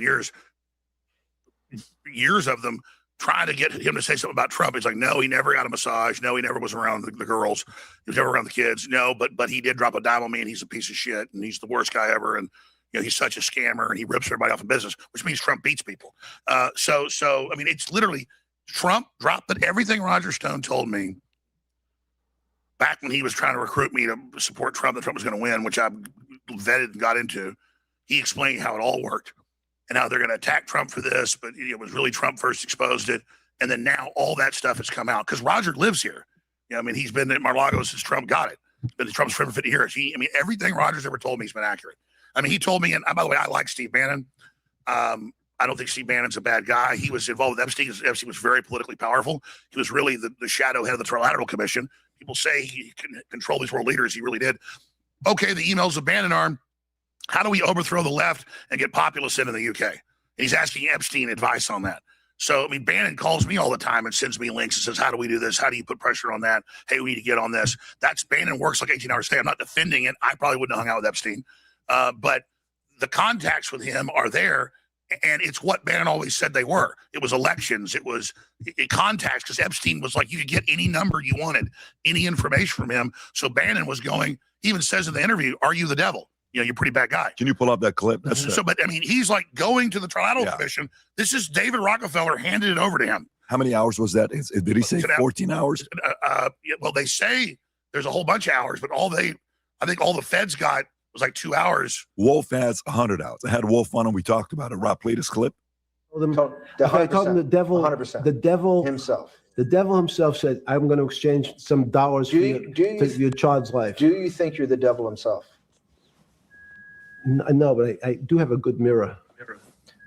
It's a serious question. Do you think you're the devil himself? I don't know. Why would you say that? Because you have all the attributes. You're incredibly smart. You remember the devil is somebody who knows smart? The devil's brilliant. You read Milton's Paradise Lost. No, the devil scares me. Satan is the Bannon for asking this. Number 1 or 2 archangel. And the reason he goes to hell and leads the rebellion is because he can't be the top guy. And his thing is, I'd rather reign in hell than serve in heaven. I saw that in a movie once called American Dharma. I don't remember who said it. Okay, we have to go. Okay, good. Okay, I was told them. So, and so there are. I'm not saying Kabbalah itself is satanic, but any teaching has its dark and light side. But Jewish mysticism goes back to King Solomon and even before that. And in the Old Testament, they say you don't get involved in it, but then you get the New Testament start getting written. Like there's 30 plus other books, written by the rabbinic mainline, Jewish groups since then. And then there's a bunch of books written by Solomon, and I've actually read them. And that's the symbol of Israel is really the seal of Solomon. It's not the Star of David. That's just a made up modern name. But in all of that, there are experts on it, like serious scholars that don't really practice it, but know how to decipher it. So remember when James O'Keefe got footage inside that showed the temple and gargoyles and everything inside the blue and white striped temple with the gods and goddesses on top of it, and the chimeric gods, mix of animals and humans. So, but by the time O'Keefe got that footage, somebody had erased the answer to the equation. So he had this esoteric equation, but only if you do Kabbalistic research and then all the modern stuff, AI and everything integrated into it, would you then get the answer? And then the answer is the takeover and total enslavement and destruction of humanity, and how they're going to use AI and all these other systems integrated into the banking system to do it. And then when you watch the interview with Bannon, he's talking about, and that interview was like 2018, he's talking about how the AI is already out of control. We don't even know how to program it. It's going to take over, but it's okay. We're going to merge with it. And you can see that he's at the highest levels of all of this, planning this with big tech and everybody else. I mean, it's truly insane. Yeah. By the way, you were mentioned in the files, 14 times? And I think in one of the letters, he said something negative about you and called the president elephant. I don't know what it was. Jones is crazier than Trump or the elephant. Who's Paul Krasner? Who's Paul Krasner? He's a globalist. You look him up. Yeah. But there's actually 16 we found now. 16. Yeah, but I like the fact he doesn't like me. That's a compliment. But I love how similar to Rogan. I love how my enemies spun it though. They would spin it like Jones is in the files, he won't respond. And I'd see all these comments. I'm like, what do you mean I didn't respond? I just covered it as soon as I knew about it. It's like, but they just throw it out like. Anyways, who is this guy, Rob? This is Paul. According to Google, this is Paul Krasner, the person that was emailing Jeffrey Epstein. This specific email right here. Got it. Question for you about Thomas Massie, Rob. Can you pull up the clip with Massie and Bondi? There's a part about Massie and Bondi going back and forth. This is it. I want to get your thoughts on Massie. Go ahead, Rob. Respond, and then the gentleman can move to his next question. It's my time. Within 40 minutes, you asked me a question. Within 40 minutes, Wexner's name was added back. Within 40 minutes of me catching you red-handed. Red-handed. There was one redaction out of he's over listed as a co-conspirator. 4,700, and we invited you in. This guy has Trump derangement syndrome. He needs to get. You're a failed politician. You need to get on these matters. Mr. Chairman, please restore his time and remind the witness of the rules here. There is no credible information. What do you think about Massie? I think this is the only time where she was right. But I think Massie overall is the good guy comparatively. So I'm not putting him down. Just if you look at this one play, because I did see this last night. One reason I didn't sleep last night, I got addicted watching all this. This stuff's too riveting. They did leave Les Wexner, who's the CIA controller, an owner of Victoria's Secret, a bunch of brands. He's the one that gave the largest private residence, Manhattan, 54,000 square foot house to Epstein as a gift. That was a $77 million property for no reason. And he just so happened to own the house that Lutnick moved into next door. It was who owned it? Wexner? Yep, same I deal. didn't know that. In a trust. Really? In a trust, yeah. Wow. It was called Common. So he bought it from him. Lutnick bought it from Wexner? He didn't even know that, and that's actually true, because I spent hours seeing if Lutnick was lying about this. It was just some big Manhattan real estate trust, but it turned out it was owned above it by Wexler and Epstein. Yeah, I mean, those things you can't control. I live in an area where Paul Castellano, the boss of the, one of the big, I think it was the Gambino family or the Colombo family who owned the house. So, hey, how did you get the house? Some of those things you can't control. But go back with the story. And did Al Capone like retired or something? Yeah. You hear these types of stories. But go back to Massey. Massey saying that about Bondi. You were going to say something. Oh, I mean, there's so much to say about Massey. I mean, here's the deal. I've tracked this. I know the people that got involved talking to Massey, Emerald Robinson, and so many others. Literally just got him asking questions a couple years ago, even before Trump got back in, and Massey was on this because the American people want it. That's why we're covering it. And then Trump gets in and says, yeah, we're going to go look at it. And then says, no, there's nothing there. It's a hoax. And we're like, what do you mean? And now there's all these documents. And then Trump starts saying, we got to get rid of Massey. He's a traitor. Trump started that. Trump is committing political suicide again with little cuts. Yeah, it's like, here's the thing. I mean, look, I can agree to going against Thomas Massey when it came to the big, beautiful bill and how he was holding out on his vote and all that good stuff. You know what? I get that. But the Epstein files, honestly, they shouldn't have been going as hard against Thomas Massey about that. They went harder against Thomas Massey voting on the Epstein bill than going harder against him going harder than when he was voting against the big, beautiful bill. And you know what? I can't be mad at Thomas Massey. I really can't. He honestly did what he was supposed to do, well, as a congressman. And the fact that they're trying to primary him out of his position was not working, by the way. It kind of shows that, well, Massey, well, he's kind of right. And you can't just primary some guy just because they disagree with you on the Epstein files. Like, let's be real. It wasn't the best decision to target Thomas Massey because of that. And if y'all were going to do so, you should have did so during the big, beautiful bill debacle. He ran off MTG. I know the inside baseball on that. And I still support him. I've been nothing but persecuted supporting him. I don't get any money supporting him. All I get is attacks and lawsuits by the Democrats. Because overall, it's good what he's doing on so many fronts. He's dismantling the globalists. He's really bringing 20 trillion in jobs back. Already about 8 trillion invested. He's already got energy prices down substantively. So, but I have a responsibility still to report. He went and started a fight with Massey. Why? And made weird statements about his wife after she died. And then he attacked MTG. And listen, MTG isn't running for senator or governor. She's always been a successful woman in her own right. You know, had a very successful construction company making tens of millions a year. Mm-hmm. I talked to her, good friends with her. I knew she was going to resign 5 days before she did. She said, I think I'm going to step down. I can't handle it. And she said, Alex, you know, this is off record. But then later it came out. She said it again, so you can say it. They had a deep fake AI saying it. That was culled, though, from real statements she made, basically. She goes, the last time I really talked to him at any length, he just said, you know, listen, we can't have these files come out because it'll hurt the stock market. It'll discredit America, the faith and credit, you know, basically, and it'll embarrass my friends. Who said that? Trump. Said it to who? Her. And yeah, because in the Epstein file, I'll be real with you, it calls out a lot of market manipulation. Like, it goes to show that there was market manipulation going on, and Epstein was also a part of it while committing financial crimes or working with the biggest financiers.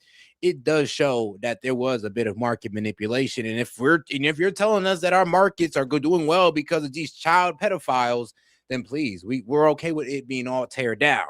But if we're saying that, well, we got to keep them there because the Dow, I mean, a lot of people aren't hearing that. I mean, including myself. Now you got Bondi yesterday saying it in the Congress, but Roger Stone, when he was president-elect, said, "Hey, just so you know, this Epstein thing's gonna be a big problem." And Roger doesn't mind me saying this now, but he said Trump's had the CIA come to him. He didn't tell me what Trump said, but they have dinner all the time. And he goes, Trump thinks it's going to ruin the economy, and it's a big tar baby. And the Democrats have had the file, and it's a setup, and the intelligence agencies say it can bring down the whole country. So, don't expect Trump to, but. Again, you can see how it's an unending fiasco. Like, in a way, Trump's right, but you can't let them get away with what they did. And again, it's 99% Democrats, so he's giving his main enemies the victory. And then he's talking about how Bill Clinton's a great guy and a nice guy, and too bad he's got to testify to Congress about this.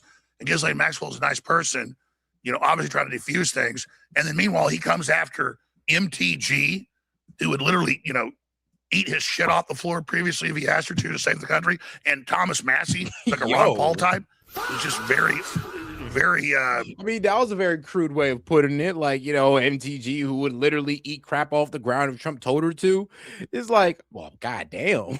But no, yeah, I'll be real with you. MTG, Marjorie Taylor Greene had real loyalty towards Donald Trump, and it kind of faded after the Epstein files. That was her.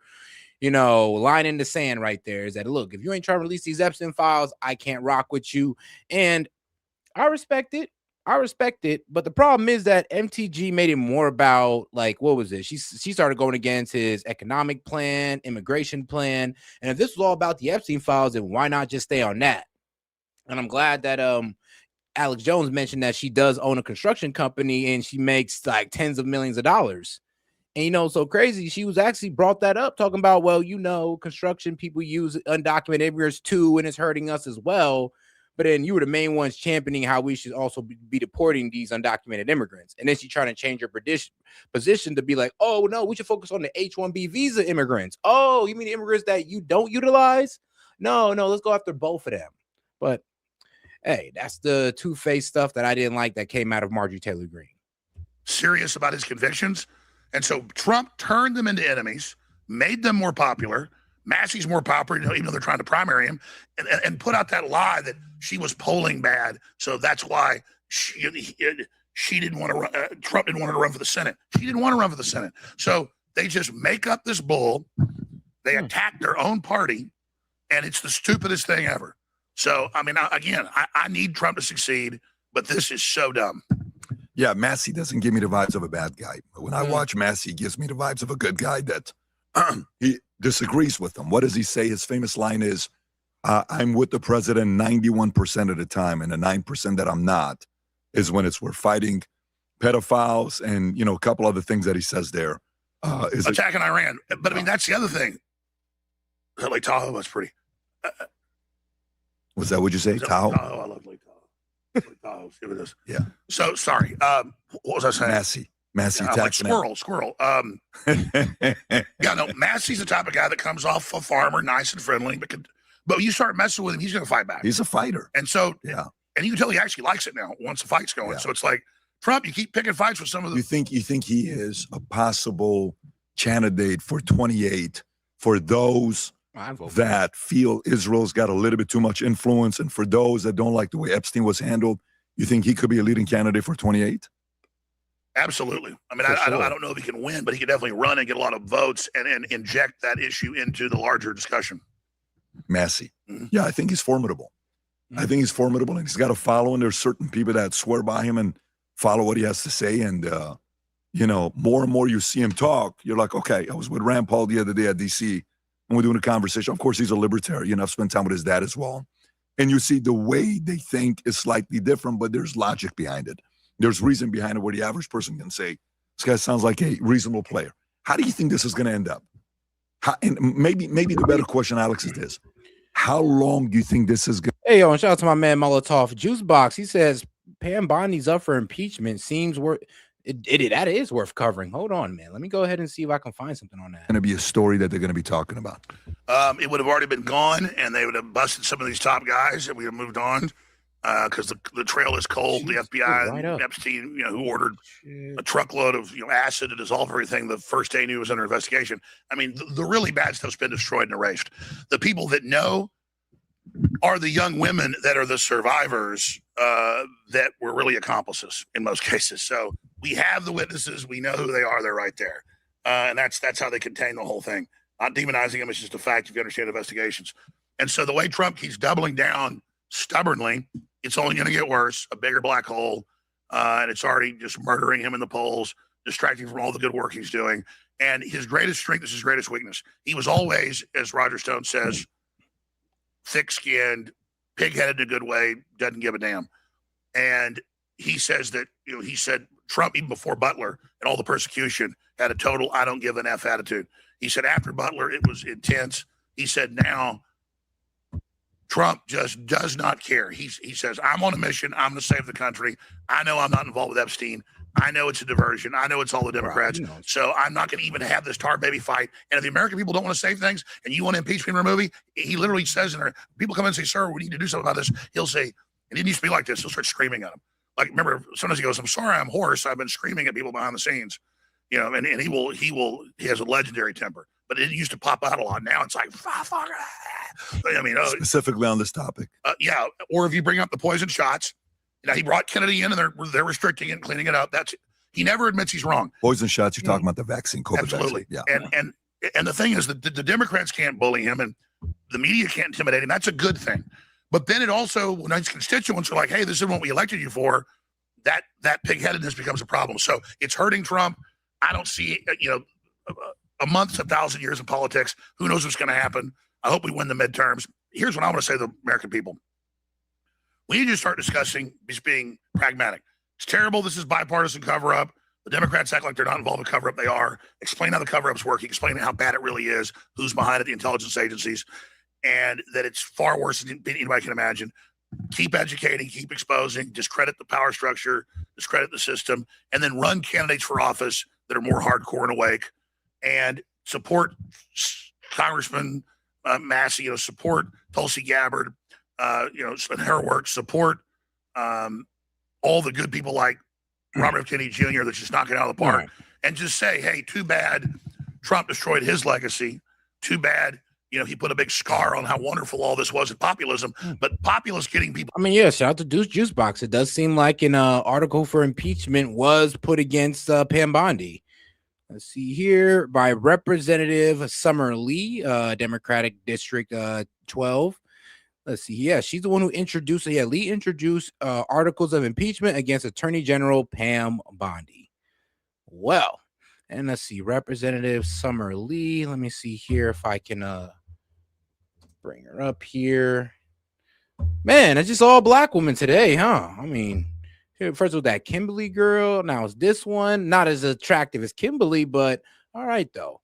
But yeah, this is the lady that is bringing up the articles of impeachment against Pam Bondi. This lady right here. It's American politician and social activist serving as a U.S. representative for Pennsylvania's 12th congressional district since 2023. So it's been 3 years on the job. She's a member of the Democratic Party. Her district encompasses the majority of Pittsburgh and the eastern suburbs, including parts of Westmoreland County. All right, if you're in, Pennsylvania, you know where that's at. You know what I'm talking about. Me, I don't. But all right. Berlin isn't going to be perfect. Populists are winning everywhere. This is the fourth turning. So Trump just rode in on a wave. More waves are coming in. So we don't let Trump define us. We define ourselves by what we stand for, and we are exposing it all. And I'm the guy that first talked about Epstein. So whenever I expose the deep fakes, people go, oh my God, you're covering up for Trump. No, I'm covering the real things he did and calling balls and strikes. So there's a hysteria just to say everything's real instead of actually doing their research. But I think this is going to grievously wound the Trump administration, and it has the potential to derail the American recovery. What happened to the Trump that would fire people? First administration he was in, he fired Scaramucci within 10 days. I think 30 to 40 people that he appointed. Man, I mean, if you weren't acting right, your ass was cooked with Trump. We need that Trump back. Like, bro, as soon as the news came out with you doing something incompetent, you were fired, man. Bro, it was hilarious, bro. He was literally running the White House like a show of Apprentice. It was low-key entertaining. Fired. This time around, his retention, he went from 43% turnover on the first term. Right now, they're at 28, 29%. How come he's not firing anybody? I'd like to answer that question, but I have had a bunch of tea and coffee. I'd like to use the restroom. I'd like to piss like a Russian racehorse, sir. Right there to your left. I'll be right back. You want to go do that, Rob? A very suspenseful mission to shake a branch. Go do your thing. Go do your thing. Is now on an administrative leave after assaulting a documentarian on campus. University officials confirmed on Monday evening, Luke Perez, an assistant professor affiliated with OSU, legislatively mandated Salmon P. Chase Center for Civics, Culture and Society invited E. Gordon G. to speak to his profiles in American leadership class. And what happened there? What happened to go a little bit lower? But after G spoke to the class on the building, DJ Barnes authored the local left-wing newsletter Rooster, and Mike Newman, a local documentarian, intercepted G as he exited a public restroom. They began asking him questions about his awareness of a campus doctor's sexual abuse of student athletes during his presidency. His recent defense of Leslie Wexner, a billionaire and former board chair of OSU, whose communication with convicted sex offender Epstein are under scrutiny, and his decision to sell OSU parking lot. Man, I swear to God, bro, OSU, Yeah, when it comes to sexual assault cases and all this crazy stuff, it's riddled with them. I mean, Leslie Wexner definitely has a huge spot. I mean, I think his wife or his daughter also is on the board at OSU. Abigail Wexner, I think, is that his daughter? I think that's his daughter. But yeah. So that's one of the main things about OSU, which they're getting heat right now because of all the affiliation that they have with Leslie Wexner and how some of it kind of is linked to some people who are doing some outrageous things. Like I remember I was hearing about the campus doctors who are sexually abusing student athletes. I've been heard about that. And this was like maybe like a couple years ago, but I didn't think it was going to lead into Leslie Wexner. And there's been other cases as well that's involved OSU staff, which seems to be a reoccurring theme, sadly. To a private equity firm. That's what it was questioned about. Very, very interesting. How can you imagine how deep these stories are that a professor is going wild over a reaction like this? And by the way, in a minute here, when Alex comes back, a clip came out about what happened in Canada. And I'm going to play this clip before Alex is coming up. And by the way, Alex is coming up, so I'll have him watch this because he shared it earlier this morning. And again, for those of you guys that are watching, send a Manek to Alex. Any questions, any thoughts, you can officially the real demon possession? We're going to go to that, but I want to ask you the question first. First administration, President Trump fired a lot of people. Mooch got fired within 10 days. Nearly 40 people he appointed got fired. Turnover was 43%. Now turnover's in the 20s. He's not firing people. Why is he not firing people? I've got a good idea about that, but I didn't answer your question from 30 minutes ago. So or 20 minutes. I should probably answer that first because it answers this question. You asked me, if you were giving Trump advice, what should it be about Epstein? And I really did answer your question, but I didn't explain it right. The answer is you can't tell him things he doesn't listen. I mean, he's gotten to that point now where he would listen to certain people, and if you could give him facts, he would change his mind. And he's gotten to the point where that's not the case. And now, if someone just kisses his ass, and by that, it's not that he even wants the attention. If they don't argue with him, then they can just stay around as long as they just tell him what he wants to hear, because he is beyond confident. And at 79, he's just, and so. I wish we could get Trump to be a little bit more retrospective about that and listen to people that have only given him good advice in the past. He needs to fire Bondi. He needs to fire Blanche. He needs to bring in hardcore people. I mean, look, if you're not going to indict the Epstein thing because it's old and a mess and we get all that, not that I agree with it, but I get the logic. I understand the thought process. I think it's a mistake. I predicted you'd make the mistake because I knew about your advisors. But we need a bunch of Ilhan Omar indictments. It's cut and dry. We need real deep state indictments, people like Comey and Brennan and Clapper. The public wants justice, and instead we haven't seen any of that. And going back to his first administration, Trump was really hands-on in the minutia, and he was checking on what people were saying. He was checking on what they were doing. I think he had more energy back then, and he focused a lot more, at least at first, on that. Then they came in and started calling everybody who was bringing in Russian agents. They got rid of Flynn and Bannon and others, so they kind of paralyzed Trump. Because he really only fired folks that first year, if you remember, until the end that he fired again. Yes. So they paralyzed him with the Russiagate and putting him on defense and things. And then COVID, as a big distraction, brought out they would basically brag as a way to derail his recovery and take back globalist control. They called it Disease X, and how they would get UN control through that. So the Operation Lockstep plan from 15 years ago that they implemented, basically as COVID, but that's a whole other issue. So that's that answer. What was the other one? No, about why he's not firing people. Oh yeah. So why he's not firing people. I mean, I don't know specifically. I know pieces of it. I mean, he replaced Waltz. Waltz went from, one position to another position. That's not a. Yeah, he went to a national security advisor, which now I believe Rubio. I believe Rubio is now running that, and he went from national security advisor to our advocate at the UN. So yeah, he now speaks for us at the United Nations, which I mean isn't too comforting, but it is what it is. Fired. You're moving somebody, right, to kind of save face with media. But there's a lot of people that Trump 1.0 would have fired that he's not doing today. Why? I don't know the answer to that question. What do you think? Is it media? Is it control the point of contact? Is it? Oh, I've been told negative exactly. publicity? Yeah. I've been told by the people at the White House, they say he doesn't want to have the embarrassment of someone being fired. He thinks that legitimizes that there's a scandal that they've done that's wrong. And so, yeah, that's his main reason. I mean, you just answered your question for you. Yes, Trump doesn't. He thinks it's bad publicity to fire people. There you go. Okay. Which again, you got to fire Lutnick. He's a likable guy. He's really great at economy. He did move in next to Epstein. He said he went over to his house with his wife. He goes, there's a massage table. We give really good massages, the right kind. They were creeped out, never talked to him again. Now we learn, there was this meeting and that meeting. And that's what sucks about Lutnick. It's like, bro, why? You were doing such a good job. Like Lutnick, Scott Besson, like those are some of his best performers. They were actually getting ish done. But now that Lutnick lied, I'm be real with you, even he's doing a great job, but even I'm of the mind that, bro, you need to step down. You literally lied to the American people, said you never met him again after that creepy meetup. And, here it is. Plain day in these emails, you going over with your wife, kids, and some nannies onto Epstein Island to have what? Brunch? You know how y'all rich people like to be. Brunch? So, yeah, buddy, he does need to step down over that. And I'm pretty sure Trump could find a good replacement. But I can see why he's holding on to Lutnick because, one, Lutnick is a complete loyalist, and two, Lutnick is actually doing pretty good. It is what it is. And talking to him about his nanny he wanted to hire, and then going to his island with his kids. But it's just for lunch for the day. Yeah, right. So it's because of the lying he's got to go. But Trump's like, that's my friend. Plus, it likely we've done something wrong.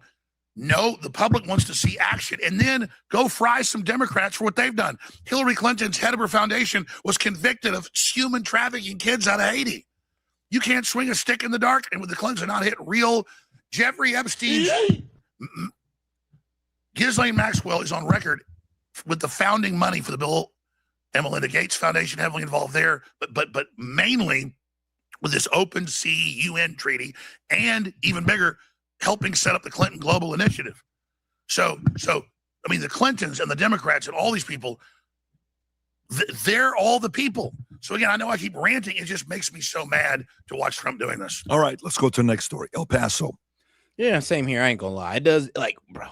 When it came to the Epstein files, I was just like, bro, what are you doing, bro? Don't say it's a hoax, you dumbass. Don't do that because, bro, they're gonna use that against you. And he did, and they used it against him, and it made him look terrible. And now that now that it's being all released, well, now all the Dems are kind of looking stupid. They're kind of grasping at straws here, trying to make it seem like Trump was a co-conspirator when the Epstein files are right in front of us, and it doesn't prove that. So Trump pretty much did all this fighting, all this BSing us for no reason, which, like I said, made him look terrible. Shutting down the airport till February 20th. At first, they told us it was because of a, what did they see? They Mexican cartel drones. The clips came out, Rob, if you want to play this clip. These are the clips that we've seen. Do you see the clips up top? Apparently those are drones. Some people questioning whether they're drones or not. Some people want to know if he is using his favorite weapon that they use in Venezuela. You know which one I'm talking about. He calls it the what? Discombobulator. You know, what is going on here, Alex, with El Paso? We haven't shut down the airport since 9/11, and it was shut down for 2 days. That's 9/11, and now you're shutting down 10 days for drones?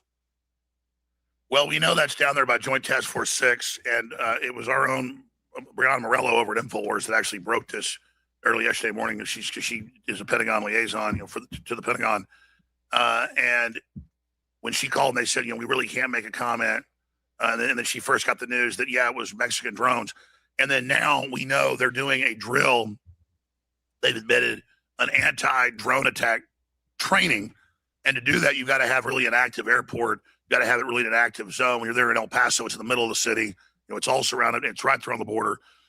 But it's not really overall a lie at the end of the day, because every week now they're having drones come up into El Paso. They're having drones harass the Border Patrol and the Army and Marines that are down there now. The Marines are in some areas of the border.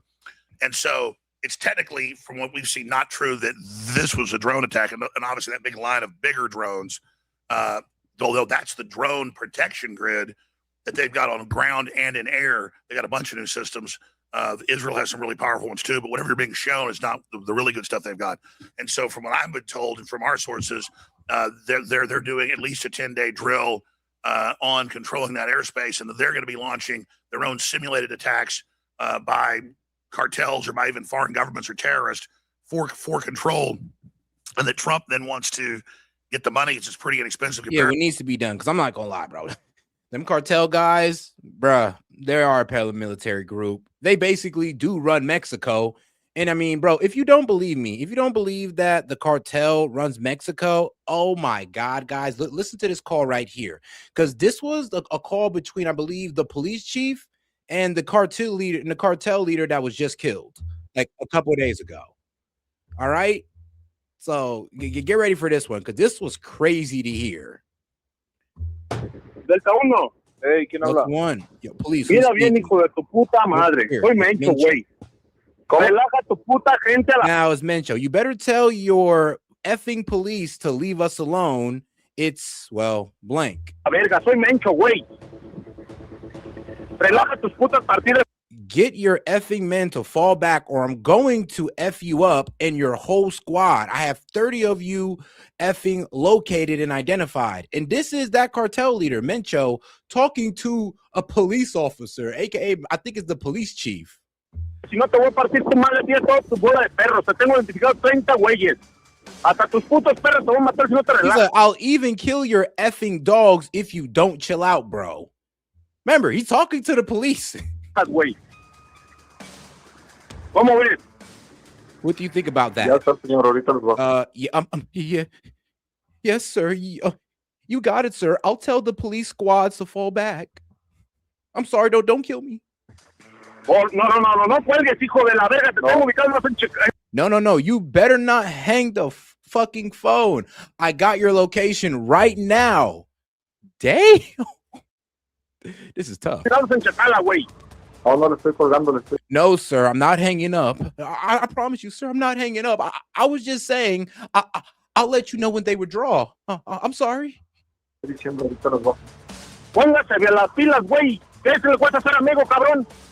Get your shit together. Blank. Didn't you guys agree to work with us? Oh shit. Okay then. Oh shit. We agreed not to F with you guys, and in return, you F with us? No, señor. No, sir. No, sir. I'll tell them to back off. Look, tell your blank to fall back, because all of you happily accepted my money, you pigs. Oh! My man talking reckless. Tírameles a todos los hijos de su puta madre, porque todos agarran dinero y son buenos de puercos. Sí, lo que me están diciendo. Yes, sir. They're telling me right now. That's tough. ¿Ponen a tiros o tú eres el primero que vas a marchar por ellos, León? No, señor. No, sir. No. ¿Ale? No, señor, no se trata de... No, sir. We don't have any problems. No, please keep sending me my money.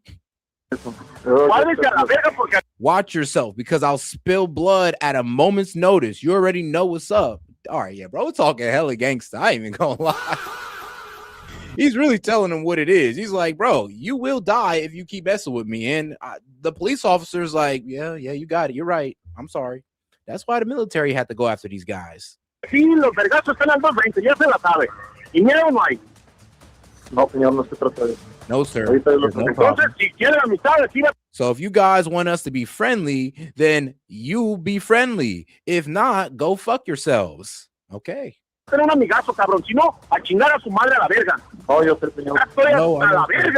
I'm so effing fed up that you guys can't understand instructions. Well, damn, talking to that man like he's a dumbass child. No entiendan, loco. Señor, usted me conoce. Sir, you know me. You know I'm on your side. I would never betray you, cartel leader Mencho. I'm sorry. Well, that's why I'm so surprised. You understand you got people and family to take care of, but you get, but get your effing shit together. Oh, damn. He's pretty much saying, look, bro, I know you got your people and your family to take care of, But get your shit together, or man, hey man, you already know how the cartel play. He'll take out his family and his friends and him as well, all in the same night, like crazy. Güey, pero pues no mames, yo sé que tienes gente y la familia y la chingada. Verga, póngase las putas pilas. Yo lo sé, señor. No, no quiero que me apagues este puto teléfono. I don't want you to turn off your phone. I'll call you again real soon to find out if you guys chilled the fuck out. Got it? No, después te voy a marcar, güey, a ver si no se relajaron a la verga, ¿eh? No, ahorita le voy a... No, right now I'm going to call. Okay. Ahorita le voy a marcar. A todos en general, güey. Relájenmelos a la verga. He said that goes for all of you, everybody in general, bro. Tell everyone to chill the fuck out, please. Well, por favor. Ahorita le voy a marcar. Yes, for sure. I'll call you back on this number. No, este ya no le vuelvas a marcar. No, don't call this number back. I'll call you back. I'll call back when I can. Damn. All right, then we know some power in this conversation. Yo le marco cuando yo pueda. Ándale, pues. You got it. Pero no me lo apague porque lo voy a entender como negatividad. But don't turn off your phone because I'll interpret that as disrespect. Hey, yo. All right, man. This gets wilder and wilder the more I read. No, señor. No, sir. Right now, I'll let them know with a different device. All right. Well, that's what I hope. That you guys leave us the fuck alone. All right. Se relajen a la verga. Sí, señor. Yes, sir. You know me. Nada más. Igualmente, de aquí para allá también. Same for all you guys, and I apologize for the foul. Oh, well, I mean, at least he's nice. At least he apologized for the foul language, but the threats on his family was a bit unnecessary. But guys, he apologized. He can't be that bad of a guy, right? All right, I'm just playing, but let's keep it going. I apologize for the foul language and threatening your family. But so all right, here's the police. He says, I got the crew here. I'll send them your regards. What? Now they cool after you just threatened bro, his family and all that good stuff. It's all good now. Hey man, the cartel got a different type of power, bro. That is crazy. Ahora pues, ahí le encargo. Ándale, sí. Ahí relájenmelos a todos, dígale que va de parte mía. Claro que sí. Damn, he's saying tell the police to fall back in this order from me, aka head of that cartel. And the police, yes, boss. Damn, now we're done here. Refused officers called back. Let me see. Refused officers called back. Audio resurfaced after his death.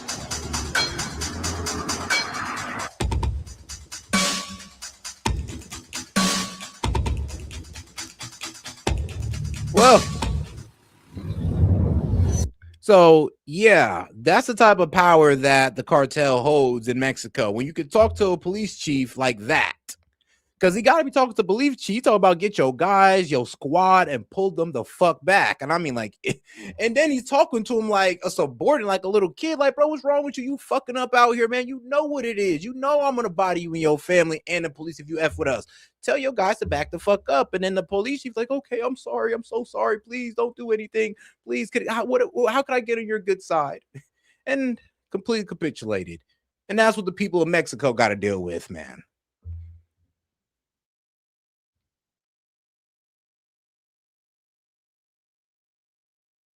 To the higher level anti-missile comparatively to put up drone defense network systems over every city. And that's the lower level integration to the higher level anti-missile defense system, Golden Dome. But shutting it out for 10 days to do that? Shutting it out for 10 days? That's a little weird to shut it down for 10 days, no? Yeah, they're doing a lot of training. They're doing a lot of drills there. I mean, I'm not defending it. And I mean, here's the deal.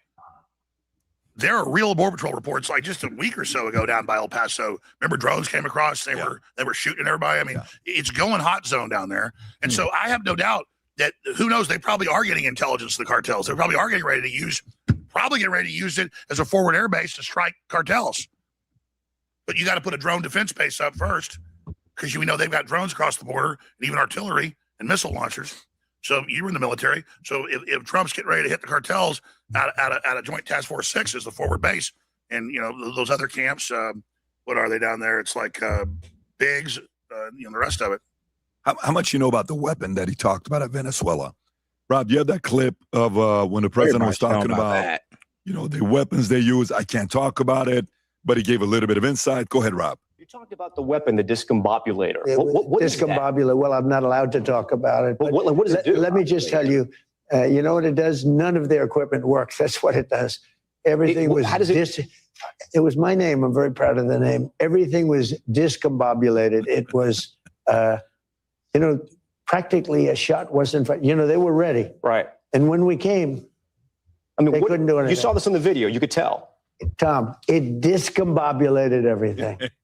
Nothing worked, even including humans. Well, let's knocks put it the this humans way. out. We lost no equipment in a very strong, and they're good fighters, great fighters. In a very bad environment, it was a military base, the biggest in South America. Because the house was in a base in a very, very tough environment, we lost no men, and we lost. Pause it right there, Rob. What do you know? What do we know about this weapon? There are all sorts of classes. Remember, we always hear about the Havana syndrome. Yep. And they say it's not true, but they caught the Russians at our embassies in like Germany and stuff, shooting them with radiation, back in the 60s. So this stuff goes on forever. Then they deny it exists, but there are all sorts of microwave gun weapons. There's also all sorts of systems that are special frequencies of sound that are either ultra high or ultra low. Generally, this would be ultra low, but generally those would be localized. When Trump talks about it, he has his science czar talk about we've taken control of matter and time and space. They have a lot of theoretical physics systems where you, over a wide area, can create an effect that the Germans in World War II discovered that dealt with anti-gravity. The problem was when you turned on this effect, they have different names for it. It would make everybody completely nauseous, and if you kept turning up, it'll kill people. So that's why they were waiting with anti-grav. They need computers and robots because it doesn't affect silicon. Yeah, there's the Nazi Bell, and it was the Glock, and all those effects. So that's what you're talking about. So it's a whole area of physics. They've also got different type of particle beams that you can just aim from space. People call it space lasers, make a joke out of it. It's not a joke. A laser itself is just light. But if you have a particle beam with a particle accelerator or a cyclotron on it, be a small one or a large one, you take a bunch of heavy ions, heavy particles like uranium or plutonium that themselves aren't going to explode in a chain reaction, but have such weight to them, they're going to explode just with a kinetic force and cause little mini chain reactions when they hit things. So you just, and then the beam fires, and it gets all the ions, and then and so we've all seen that in science fiction movies, but that's how it works. And so now they've got stuff where they can fire similar things to that, but it has a resonance and like a vibration, and they can add that to these interdimensional fields they've got and fire that through it, and then just dissolve things. So the Air Force wanted to threaten the Russians and Chinese about 16, 17 years ago. So they had a press conference and said it was an accident. Remember how Putin showed the submarine with the missiles that create the tidal waves and all that on accident? And they let you see it. Yep. And the Air Force said, look, we have antimatter weapons, but we can't test them. But we theoretically know that we can already blow the whole planet up. So if you think what we had in the 40s was powerful, imagine what we got now. Got it. By the way, have you ever done any sound effects for Hollywood for movies? You would kill it. You've done it. Have you ever done any sound? Yeah, before Obama came along, that was funny. I never tried to get in that, and then people said, "Hey, you want to do a voiceover for this?" So they Taft-Hartley. My voice is out right now. I can do better ones, but Taft-Hartley's when they put you in movies and stuff, you're automatically on the Screen Actors Guild. And so I got to where, right as Obama got in, I had some voiceovers because I was in the Screen Actors Guild, where it was being aired on TV over and over again. I would get like $500,000 checks, like one ad. Yeah. I would. I swear to God. And then they found out, wait a minute, you don't like Obama. So then I got blackballed and no more jobs. So give me one of the examples of what you did. Like, what cartoon did you do it for? I mean, I did movies, cartoons. And seriously, what I got paid the most for was like insurance company ads. Rob, did you know this? No. I had no clue. Insurance company ads. Yeah. I've done like whatever the names were. Here at Mutual. But you got the voice of God too, is what they call it. No, but even though my voice is out, I can give you some of the voice of God. Voice of God's like any of that big, like a return the map, return what you have stolen. You're in grave danger. So that's like from Time Bandits. I can do. That's great. Autobots. Autobots transform and roll out. Megatron, prepare to die. Megatron. But if I wasn't sick, I could do better. Yeah. And here's Darth Vader. If you only knew the power of the dark side, join me and I will complete your training. Wow. But like if I have an insurance company ad or like a stock ad, it was like it was a fight. Well, I mean, I'm slightly impressed. I'll give it to him. I'm slightly impressed. Who knew he had the skills? Huh? Tumblr, Rich School yesterday, and you said demon possession is real, folks. This video is very disturbing. Go ahead and play this clip. This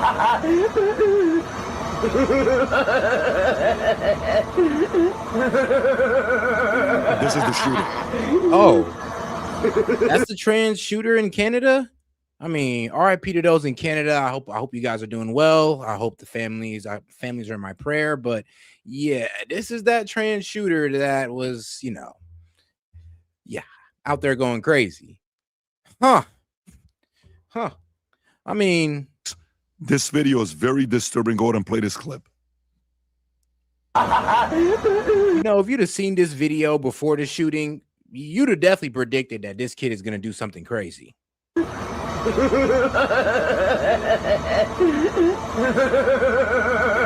is the shooter.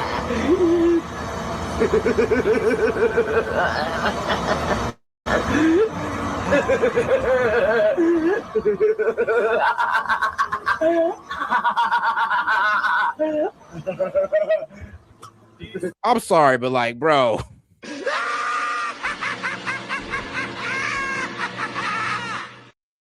Maniacal.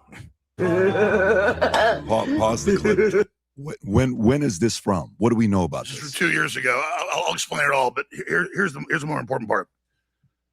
I had like a member of parliament on like 20 years ago from the UK, and he was explaining they're targeting mentally ill and autistic kids for this to sterilize them. Plus, they know a certain percent will go crazy, but we should play the rest of it. And so instead of putting this kind of mental institution or whatever, who was having psychotic outbursts, talking about killing people. I mean, that's what psychotic mania looks like. They take them and put them on drugs that totally whack them out. Then they get depressed. They put them on serotonin reuptake inhibitors that say on the insert cause mass murder and suicide and suicidal ideations. So it's a cocktail. But if you look at the shooter in Minnesota, he's on the same video with the weapons going, I'm going to kill him, Satan. Yep. And it's almost all of them are literally devil worshippers. And you can say, well, it's not real. Well, then why the hell does it keep manifesting? And what I've been told by the experts about the Satanism is when they drink the blood. I mean, yeah, he was writing all types of stuff on the clips, like racist stuff, like genocidal stuff. Bro, yeah, Jesus on the target board. I mean, yeah, these guys are, there's some pretty, I wouldn't say, of course they're mentally ill, but jumping to satanic, bro, there might be a real argument for that. Like, we might actually need to check their history and what the hell they were reading up on, because, bro, they do be acting possessed and do all the stuff. Like, it seems like if you was to hit them with some holy water right before the shooting, it might have had an effect. That's why the Joker acts like that. The Joker, Hollywood knows this stuff. They're showing you someone that kid has been sitting there smiling and demonically smiling and laughing so long. If you look, he's demon possessed. That's literally a demon. You can see his face is all red. The Joker look. And that's what I was told by Ted Gunderson. Lots of you told me he wouldn't say on air. He said, no, in their lore, the face of the Joker is the face they make when they're killing people. And they'll do it so long when they're chewing up babies and drinking blood that the face turns red and does the Joker look. And then on the kids, they rape for days on end. They get what they call the panda eyes. And so these are real things that happen. So this kid's probably been, this is ancient every culture where it's the energy of the demon coming into him. And he's like, and he's thinking about mass murder right here. So, and I've studied this. I know this sounds crazy, but you can go find almost all these trans shooters, and their dads always work for the NSA or they always work for the top DARPA company. you know, and it's, you know, oh shit. Oh yeah, and both Crook's parents, special behavioral psychology, and True. they're all in BlackRock ads, but it's the same MO. And Yeah, that was the weird thing about Thomas Crook's like parents. They were both in behavioral psychology, and I'm just like, hold on, both of you are in behavioral psychology, but here's your son acting like out of whack here, and both of y'all are behavioral psychologists. So how the hell do you got such an like out of whack son? Like your son is literally deranged, but you're a behavioral psychologist. Maybe you should have been working on your kid instead of working on other people. Just have their guns and going, kill them, murder them, soon Satan. And this is it. Wow. Yeah. Wow. And by the way, what do we know so far about what's going on with Canada? Well, all they say is it does not matter. Both the police chief and the regional police chief said that what matters is we do not misgender her. This is a woman. And they say that is what's most important in the speeches. What did they say? They said woman is in a dress. Rob, Yep. do you have that clip? Yep. There's a clip. And then also if you can show the stats of the school shooting or the mass shooting you're seeing. It's all the trans, which type in police don't want to misgender Canadian shooter. I can find it. There's like the regional police. Is that it? This is one. There's one even worse. Yeah, go ahead.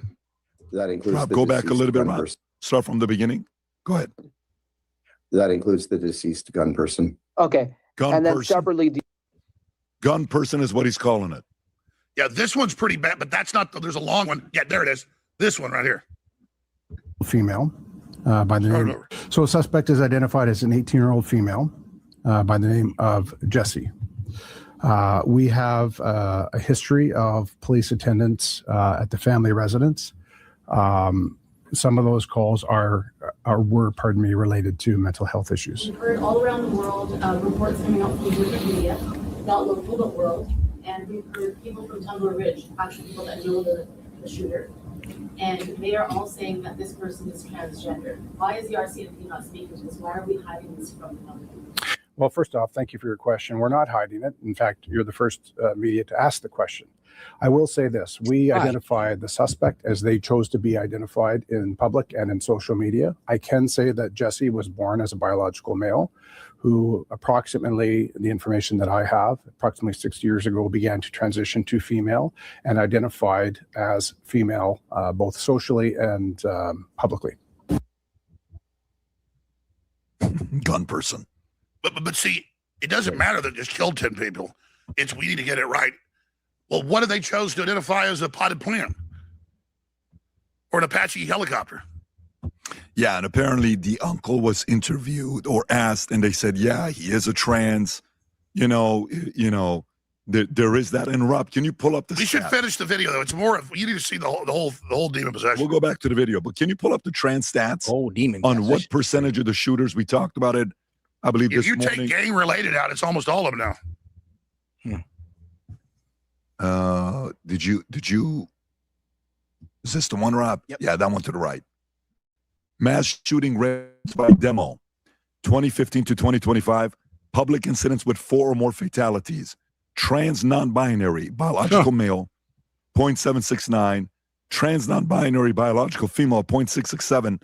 Then Asian man, black man, white man, Asian woman, Hispanic man. I mean, I ain't gonna lie. If we're going off like mass shootings, you remember Virginia Tech, everybody, the Asian guy that kind of went crazy at Virginia Tech. Yeah, that's why Asian guys are up here. Damn, I mean, y'all do it that one time, y'all third place. That's tough. But the trans/binary biological male, which I feel bad for them because they cut their junk off and, in hopes of becoming a female, which they never become. They fall into depression. They start hating people. And then they go out there and sometimes they shoot people. It is what it is. And then, of course, the biological female, the trans, they're screwed because, well, I'm going to be honest with you. They cut their own tits off. I mean, they're cooked. They'll never be a normal woman ever again. There's no walking it back. And same thing for the trans males. Because, nature has a way of self-correcting. So even when they try to become a different gender, nature has a way of self-correcting and kind of punishing them from trying to be another gender. Like, I don't know, this new little, what was it? the canalway for the vagina, the urethra, I think it's called. Yeah, that's going to start growing hair inside of it. Why? Because you're meant to be a male.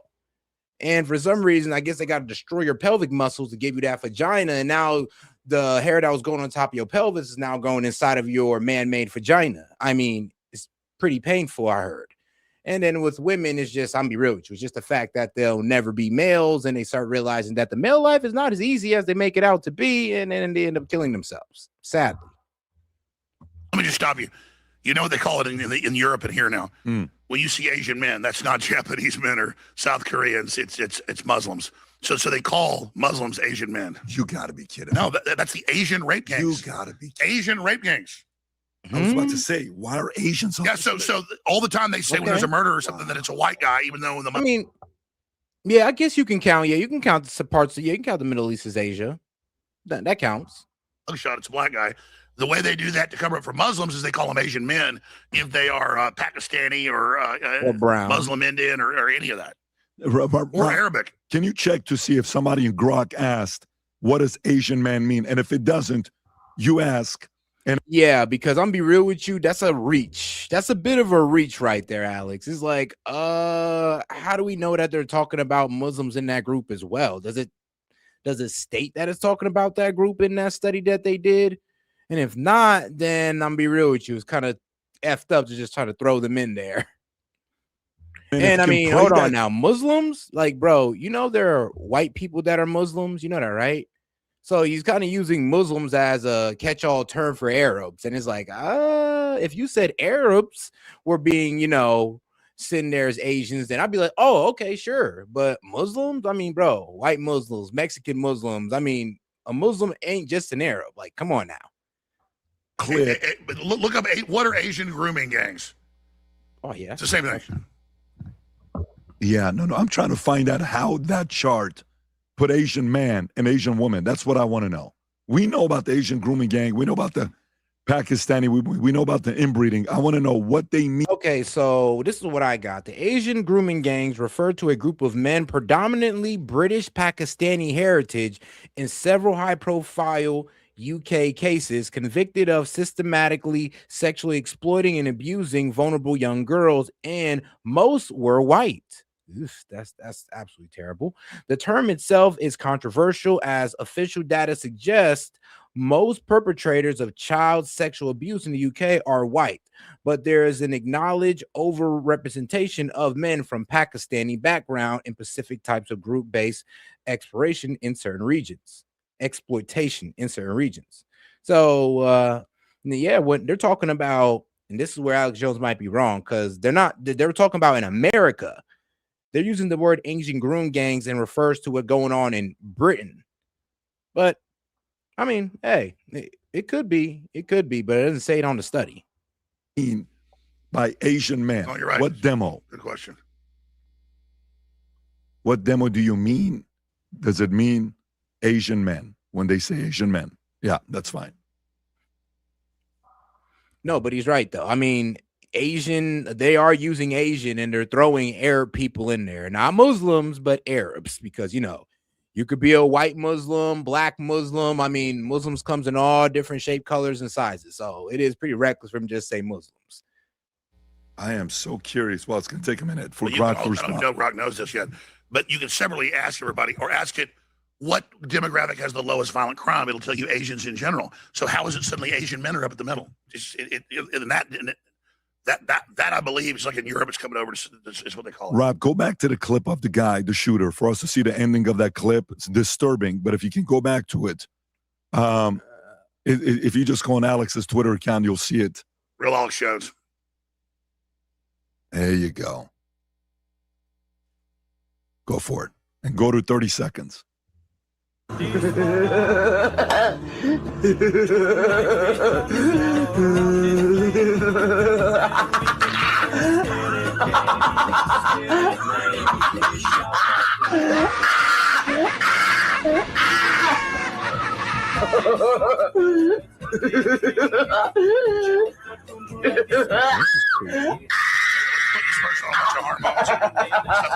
more psychotic and give him a gun. Unbelievable. Jesus. This can be prevented, but it's all politics. They can't stop. Jeez. They take these people that are already autistic and give them the worst possible stuff. And I'm sure they'll probably blame this on Mossad soon. And, because, the Charlie Kirk's killer, there's no trans people killing anybody. It's all Mossad. Let's go to that. Tyler Robinson, the roommate, the furry roommate, boyfriend, whatever you want to call it. Wait a second. I mean, Tyler Robinson wasn't trans, but his trans girlfriend sure was, or boyfriend, or however the hell they doing it. I don't know if you saw this or not. He was found in Dallas. Do you have that story, Rob? If you want to find what happened there with Tyler, I'm sure you got some thoughts. What's going on there? I mean, I saw it, but recap it for the viewers. Yeah. What is the latest? What is the latest you know of what's going on there with the individual that killed Charlie Kirk? Well, the reason I asked, I saw this last. Hey, shout out Tove. How you doing, sis? She said, it's wild to me that they are more concerned with calling the killer by preferred pronouns, but a 12-year-old victim has to have a funeral because of it. And I mean, man, yeah, I mean, that's the truth. And guys, you see me run through the list before on how this whole transgender thing is actually like, bro, it's a mental condition. And not all of them are out. Of course, not most of them. Most trans people are not out there to hurt you. But we do got to understand that there are people that are dealing with a mental issue, and it does have something to do with their trans ideology, sadly. Or these trans people are just prone to mental issues. It is what it is. I'm pretty sure we do know trans people that are pretty mentally stable. And I know, and I know what you're about to say. Like, Sean, come on, bro, that's effed up. I know trans people that are stable, but let's be real. Even they'll admit to you that they have a problem, that they have a mental issue. So let's just keep it a buck and let's not pretend like these people aren't prone to severe mental issues, and let's tackle that. Last night about now, are we saying that, oh, no trans people should ever be allowed to buy a gun? I mean, personally, I don't agree, but I mean, I'll be real with you. It does sound like a step in the right direction, even though it would be going against their Second Amendment rights. Quietly living in Texas, and I from all I've seen, it looks like an accomplice. Why aren't they being charged? What do you think? Trans lover of Charlie Kirk, alleged assassin spotted after going into hiding. Moving out of state, go a little bit lower on. That's crazy. So, yeah, that was wild. What was it that I forgot the boyfriend's name, but I remember his boyfriend like disappeared for a while, and everybody was like, "Whoa, what happened? Like he just disappeared. We can't get in touch with him. What?" It's like, yeah, and now it's reported to be moving out of state. Surprise, surprise. Oh, that makes sense. And shout out Tove coming in again. Her funeral was canceled. Damn. That's all right. That's just effed up. A little bit lower. The trans lover of Charlie Kirk's assassin, quietly Texas, 6 months after his partner charged for shooting right-winger influencer. Is this New York Post? Yes. And interesting that New York Post writes it that way. Lance Twiggs, who authorities refer to using male pronouns, has fled his hometown of St. George. Twiggs, 22, spotted with long, unkempt hair, a Taco Bell t-shirt. Go a little bit lower. Is that the same furry guy? That's the original photo of. Okay, go a little bit lower. So now he's back to being a man. Twiggs. He's back to being a man. He's going to Taco Bell. Is it Taco Bell or Del Taco? What does it say at the top? That is it, Taco Bell? Taco Bell. Taco Bell. All right. I don't know how I feel about that. Go a little bit lower. Go a little bit lower, Rob. Even lower. Anything else? Twiggs has not been charged with crime. Authorities indication. Oh, and shout out Tove again. Sorry, I just seen this one. Here it is. Promotes trans violence and her family is getting harassed and threatened. Wait, what? Hold up, bro. Sis, ain't no way. They're threatening her family because she was killed by trans violence.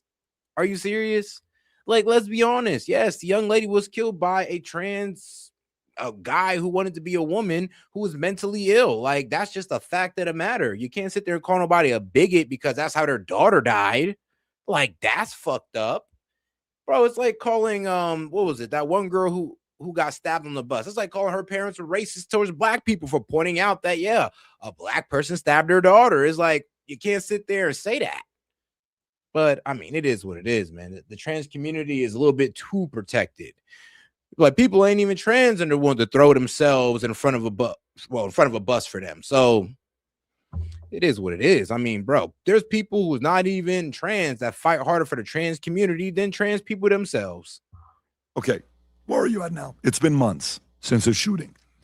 You know, to me, he was #1 draft pick. I don't think anybody was above Charlie.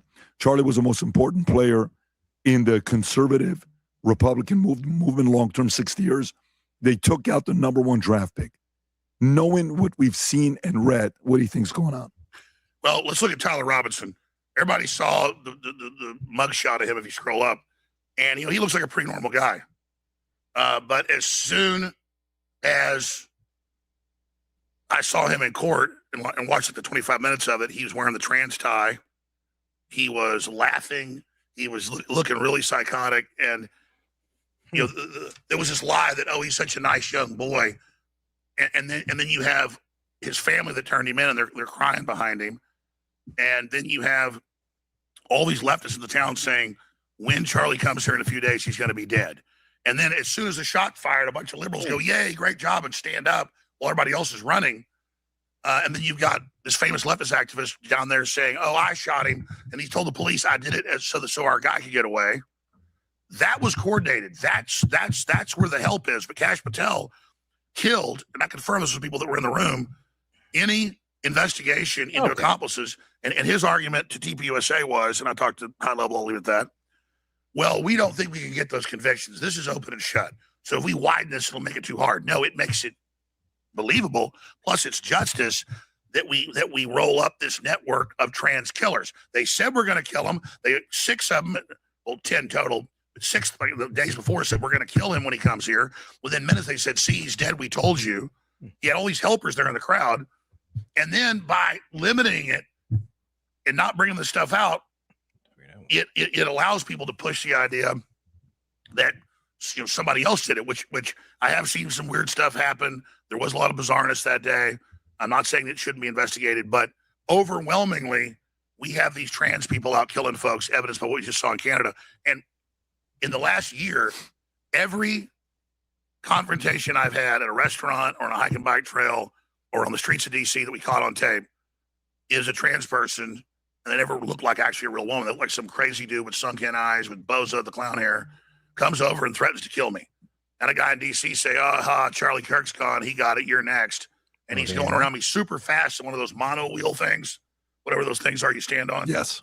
And he's going like 30 miles an hour, almost hitting 25 miles an hour, almost hitting people and swooping it out of traffic and coming back around me and threatening us. And I've had another one in a restaurant. I was working late, about 10 o'clock, pulling by myself. I go in the restaurant. I'm sitting there eating. This trans guy jumps up and says, get him out of here. Screw you, Alex Jones. We're going to get you. And they ended up grabbing him and dragging him out. And I said, I'm still getting my food to go, and left. I've been on the hike and bike trail. Had one of them come and say, we hope you and your family die. So I personally, they all think we're hurting them. They all think we're, that they're unhappy because of us. No, you're unhappy because you're taking a bunch of dangerous hormones in a weird cult. And so just anecdotally, do I believe this guy killed Charlie Kirk? You bet your ass he was at least there. You bet your ass he's on video going through the hallways, down the down the stairs, and people are like, oh no, that's not him. He's a good boy. Or other people make an AI composite of him. People go, oh, that's AI, so all of it's fake. Well, we'll see. I know the government's corrupt. I know they put on show trials. I've been through a couple of them. But I really find it hard to believe they've got his family and everybody else and all the rest of it. And then he comes in with his trans tie looking like a Jeffrey Dahmer 2.0. So I don't know if you can pull up the footage of Tyler Robinson in court. And it's pretty creepy.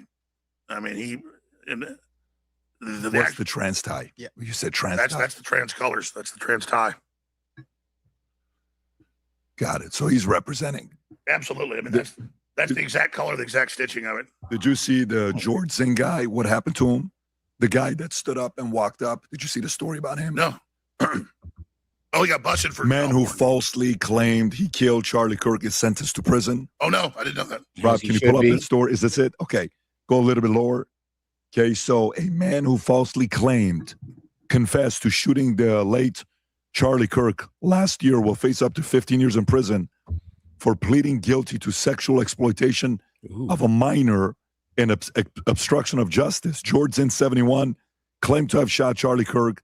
Zinn was arrested later, admitted that he was hoping to hinder the investigation by giving false information to the police and diverting officers who could have secured the scene or searching the actual shooter. What's a little weird about this? And all righty. Now, all right, I do got to head out, guys. It's about that time. But I do want to play this one video from that Tove sent in concerning the trans shooter in Canada, which I believe this is the victim right here. Here it is. The devastated community of Tumbler Ridge is once again on edge after RCMP say threats circulated online.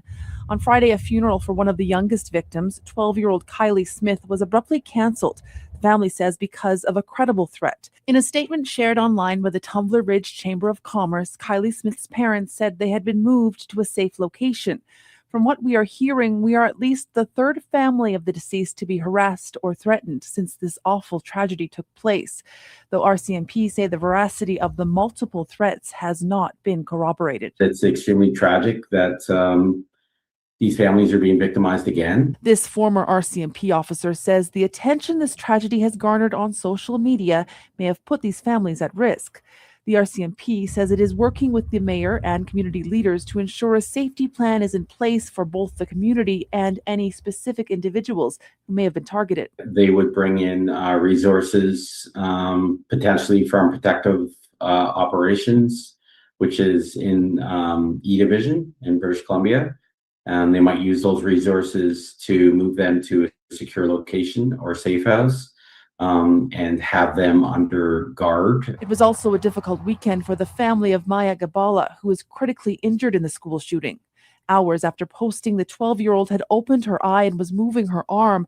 Gabala's mother posted the little girl had been taken in for emergency surgery. Early Sunday, Gabala's father posted the surgery had been successful. Our brave little warrior has come through, he wrote.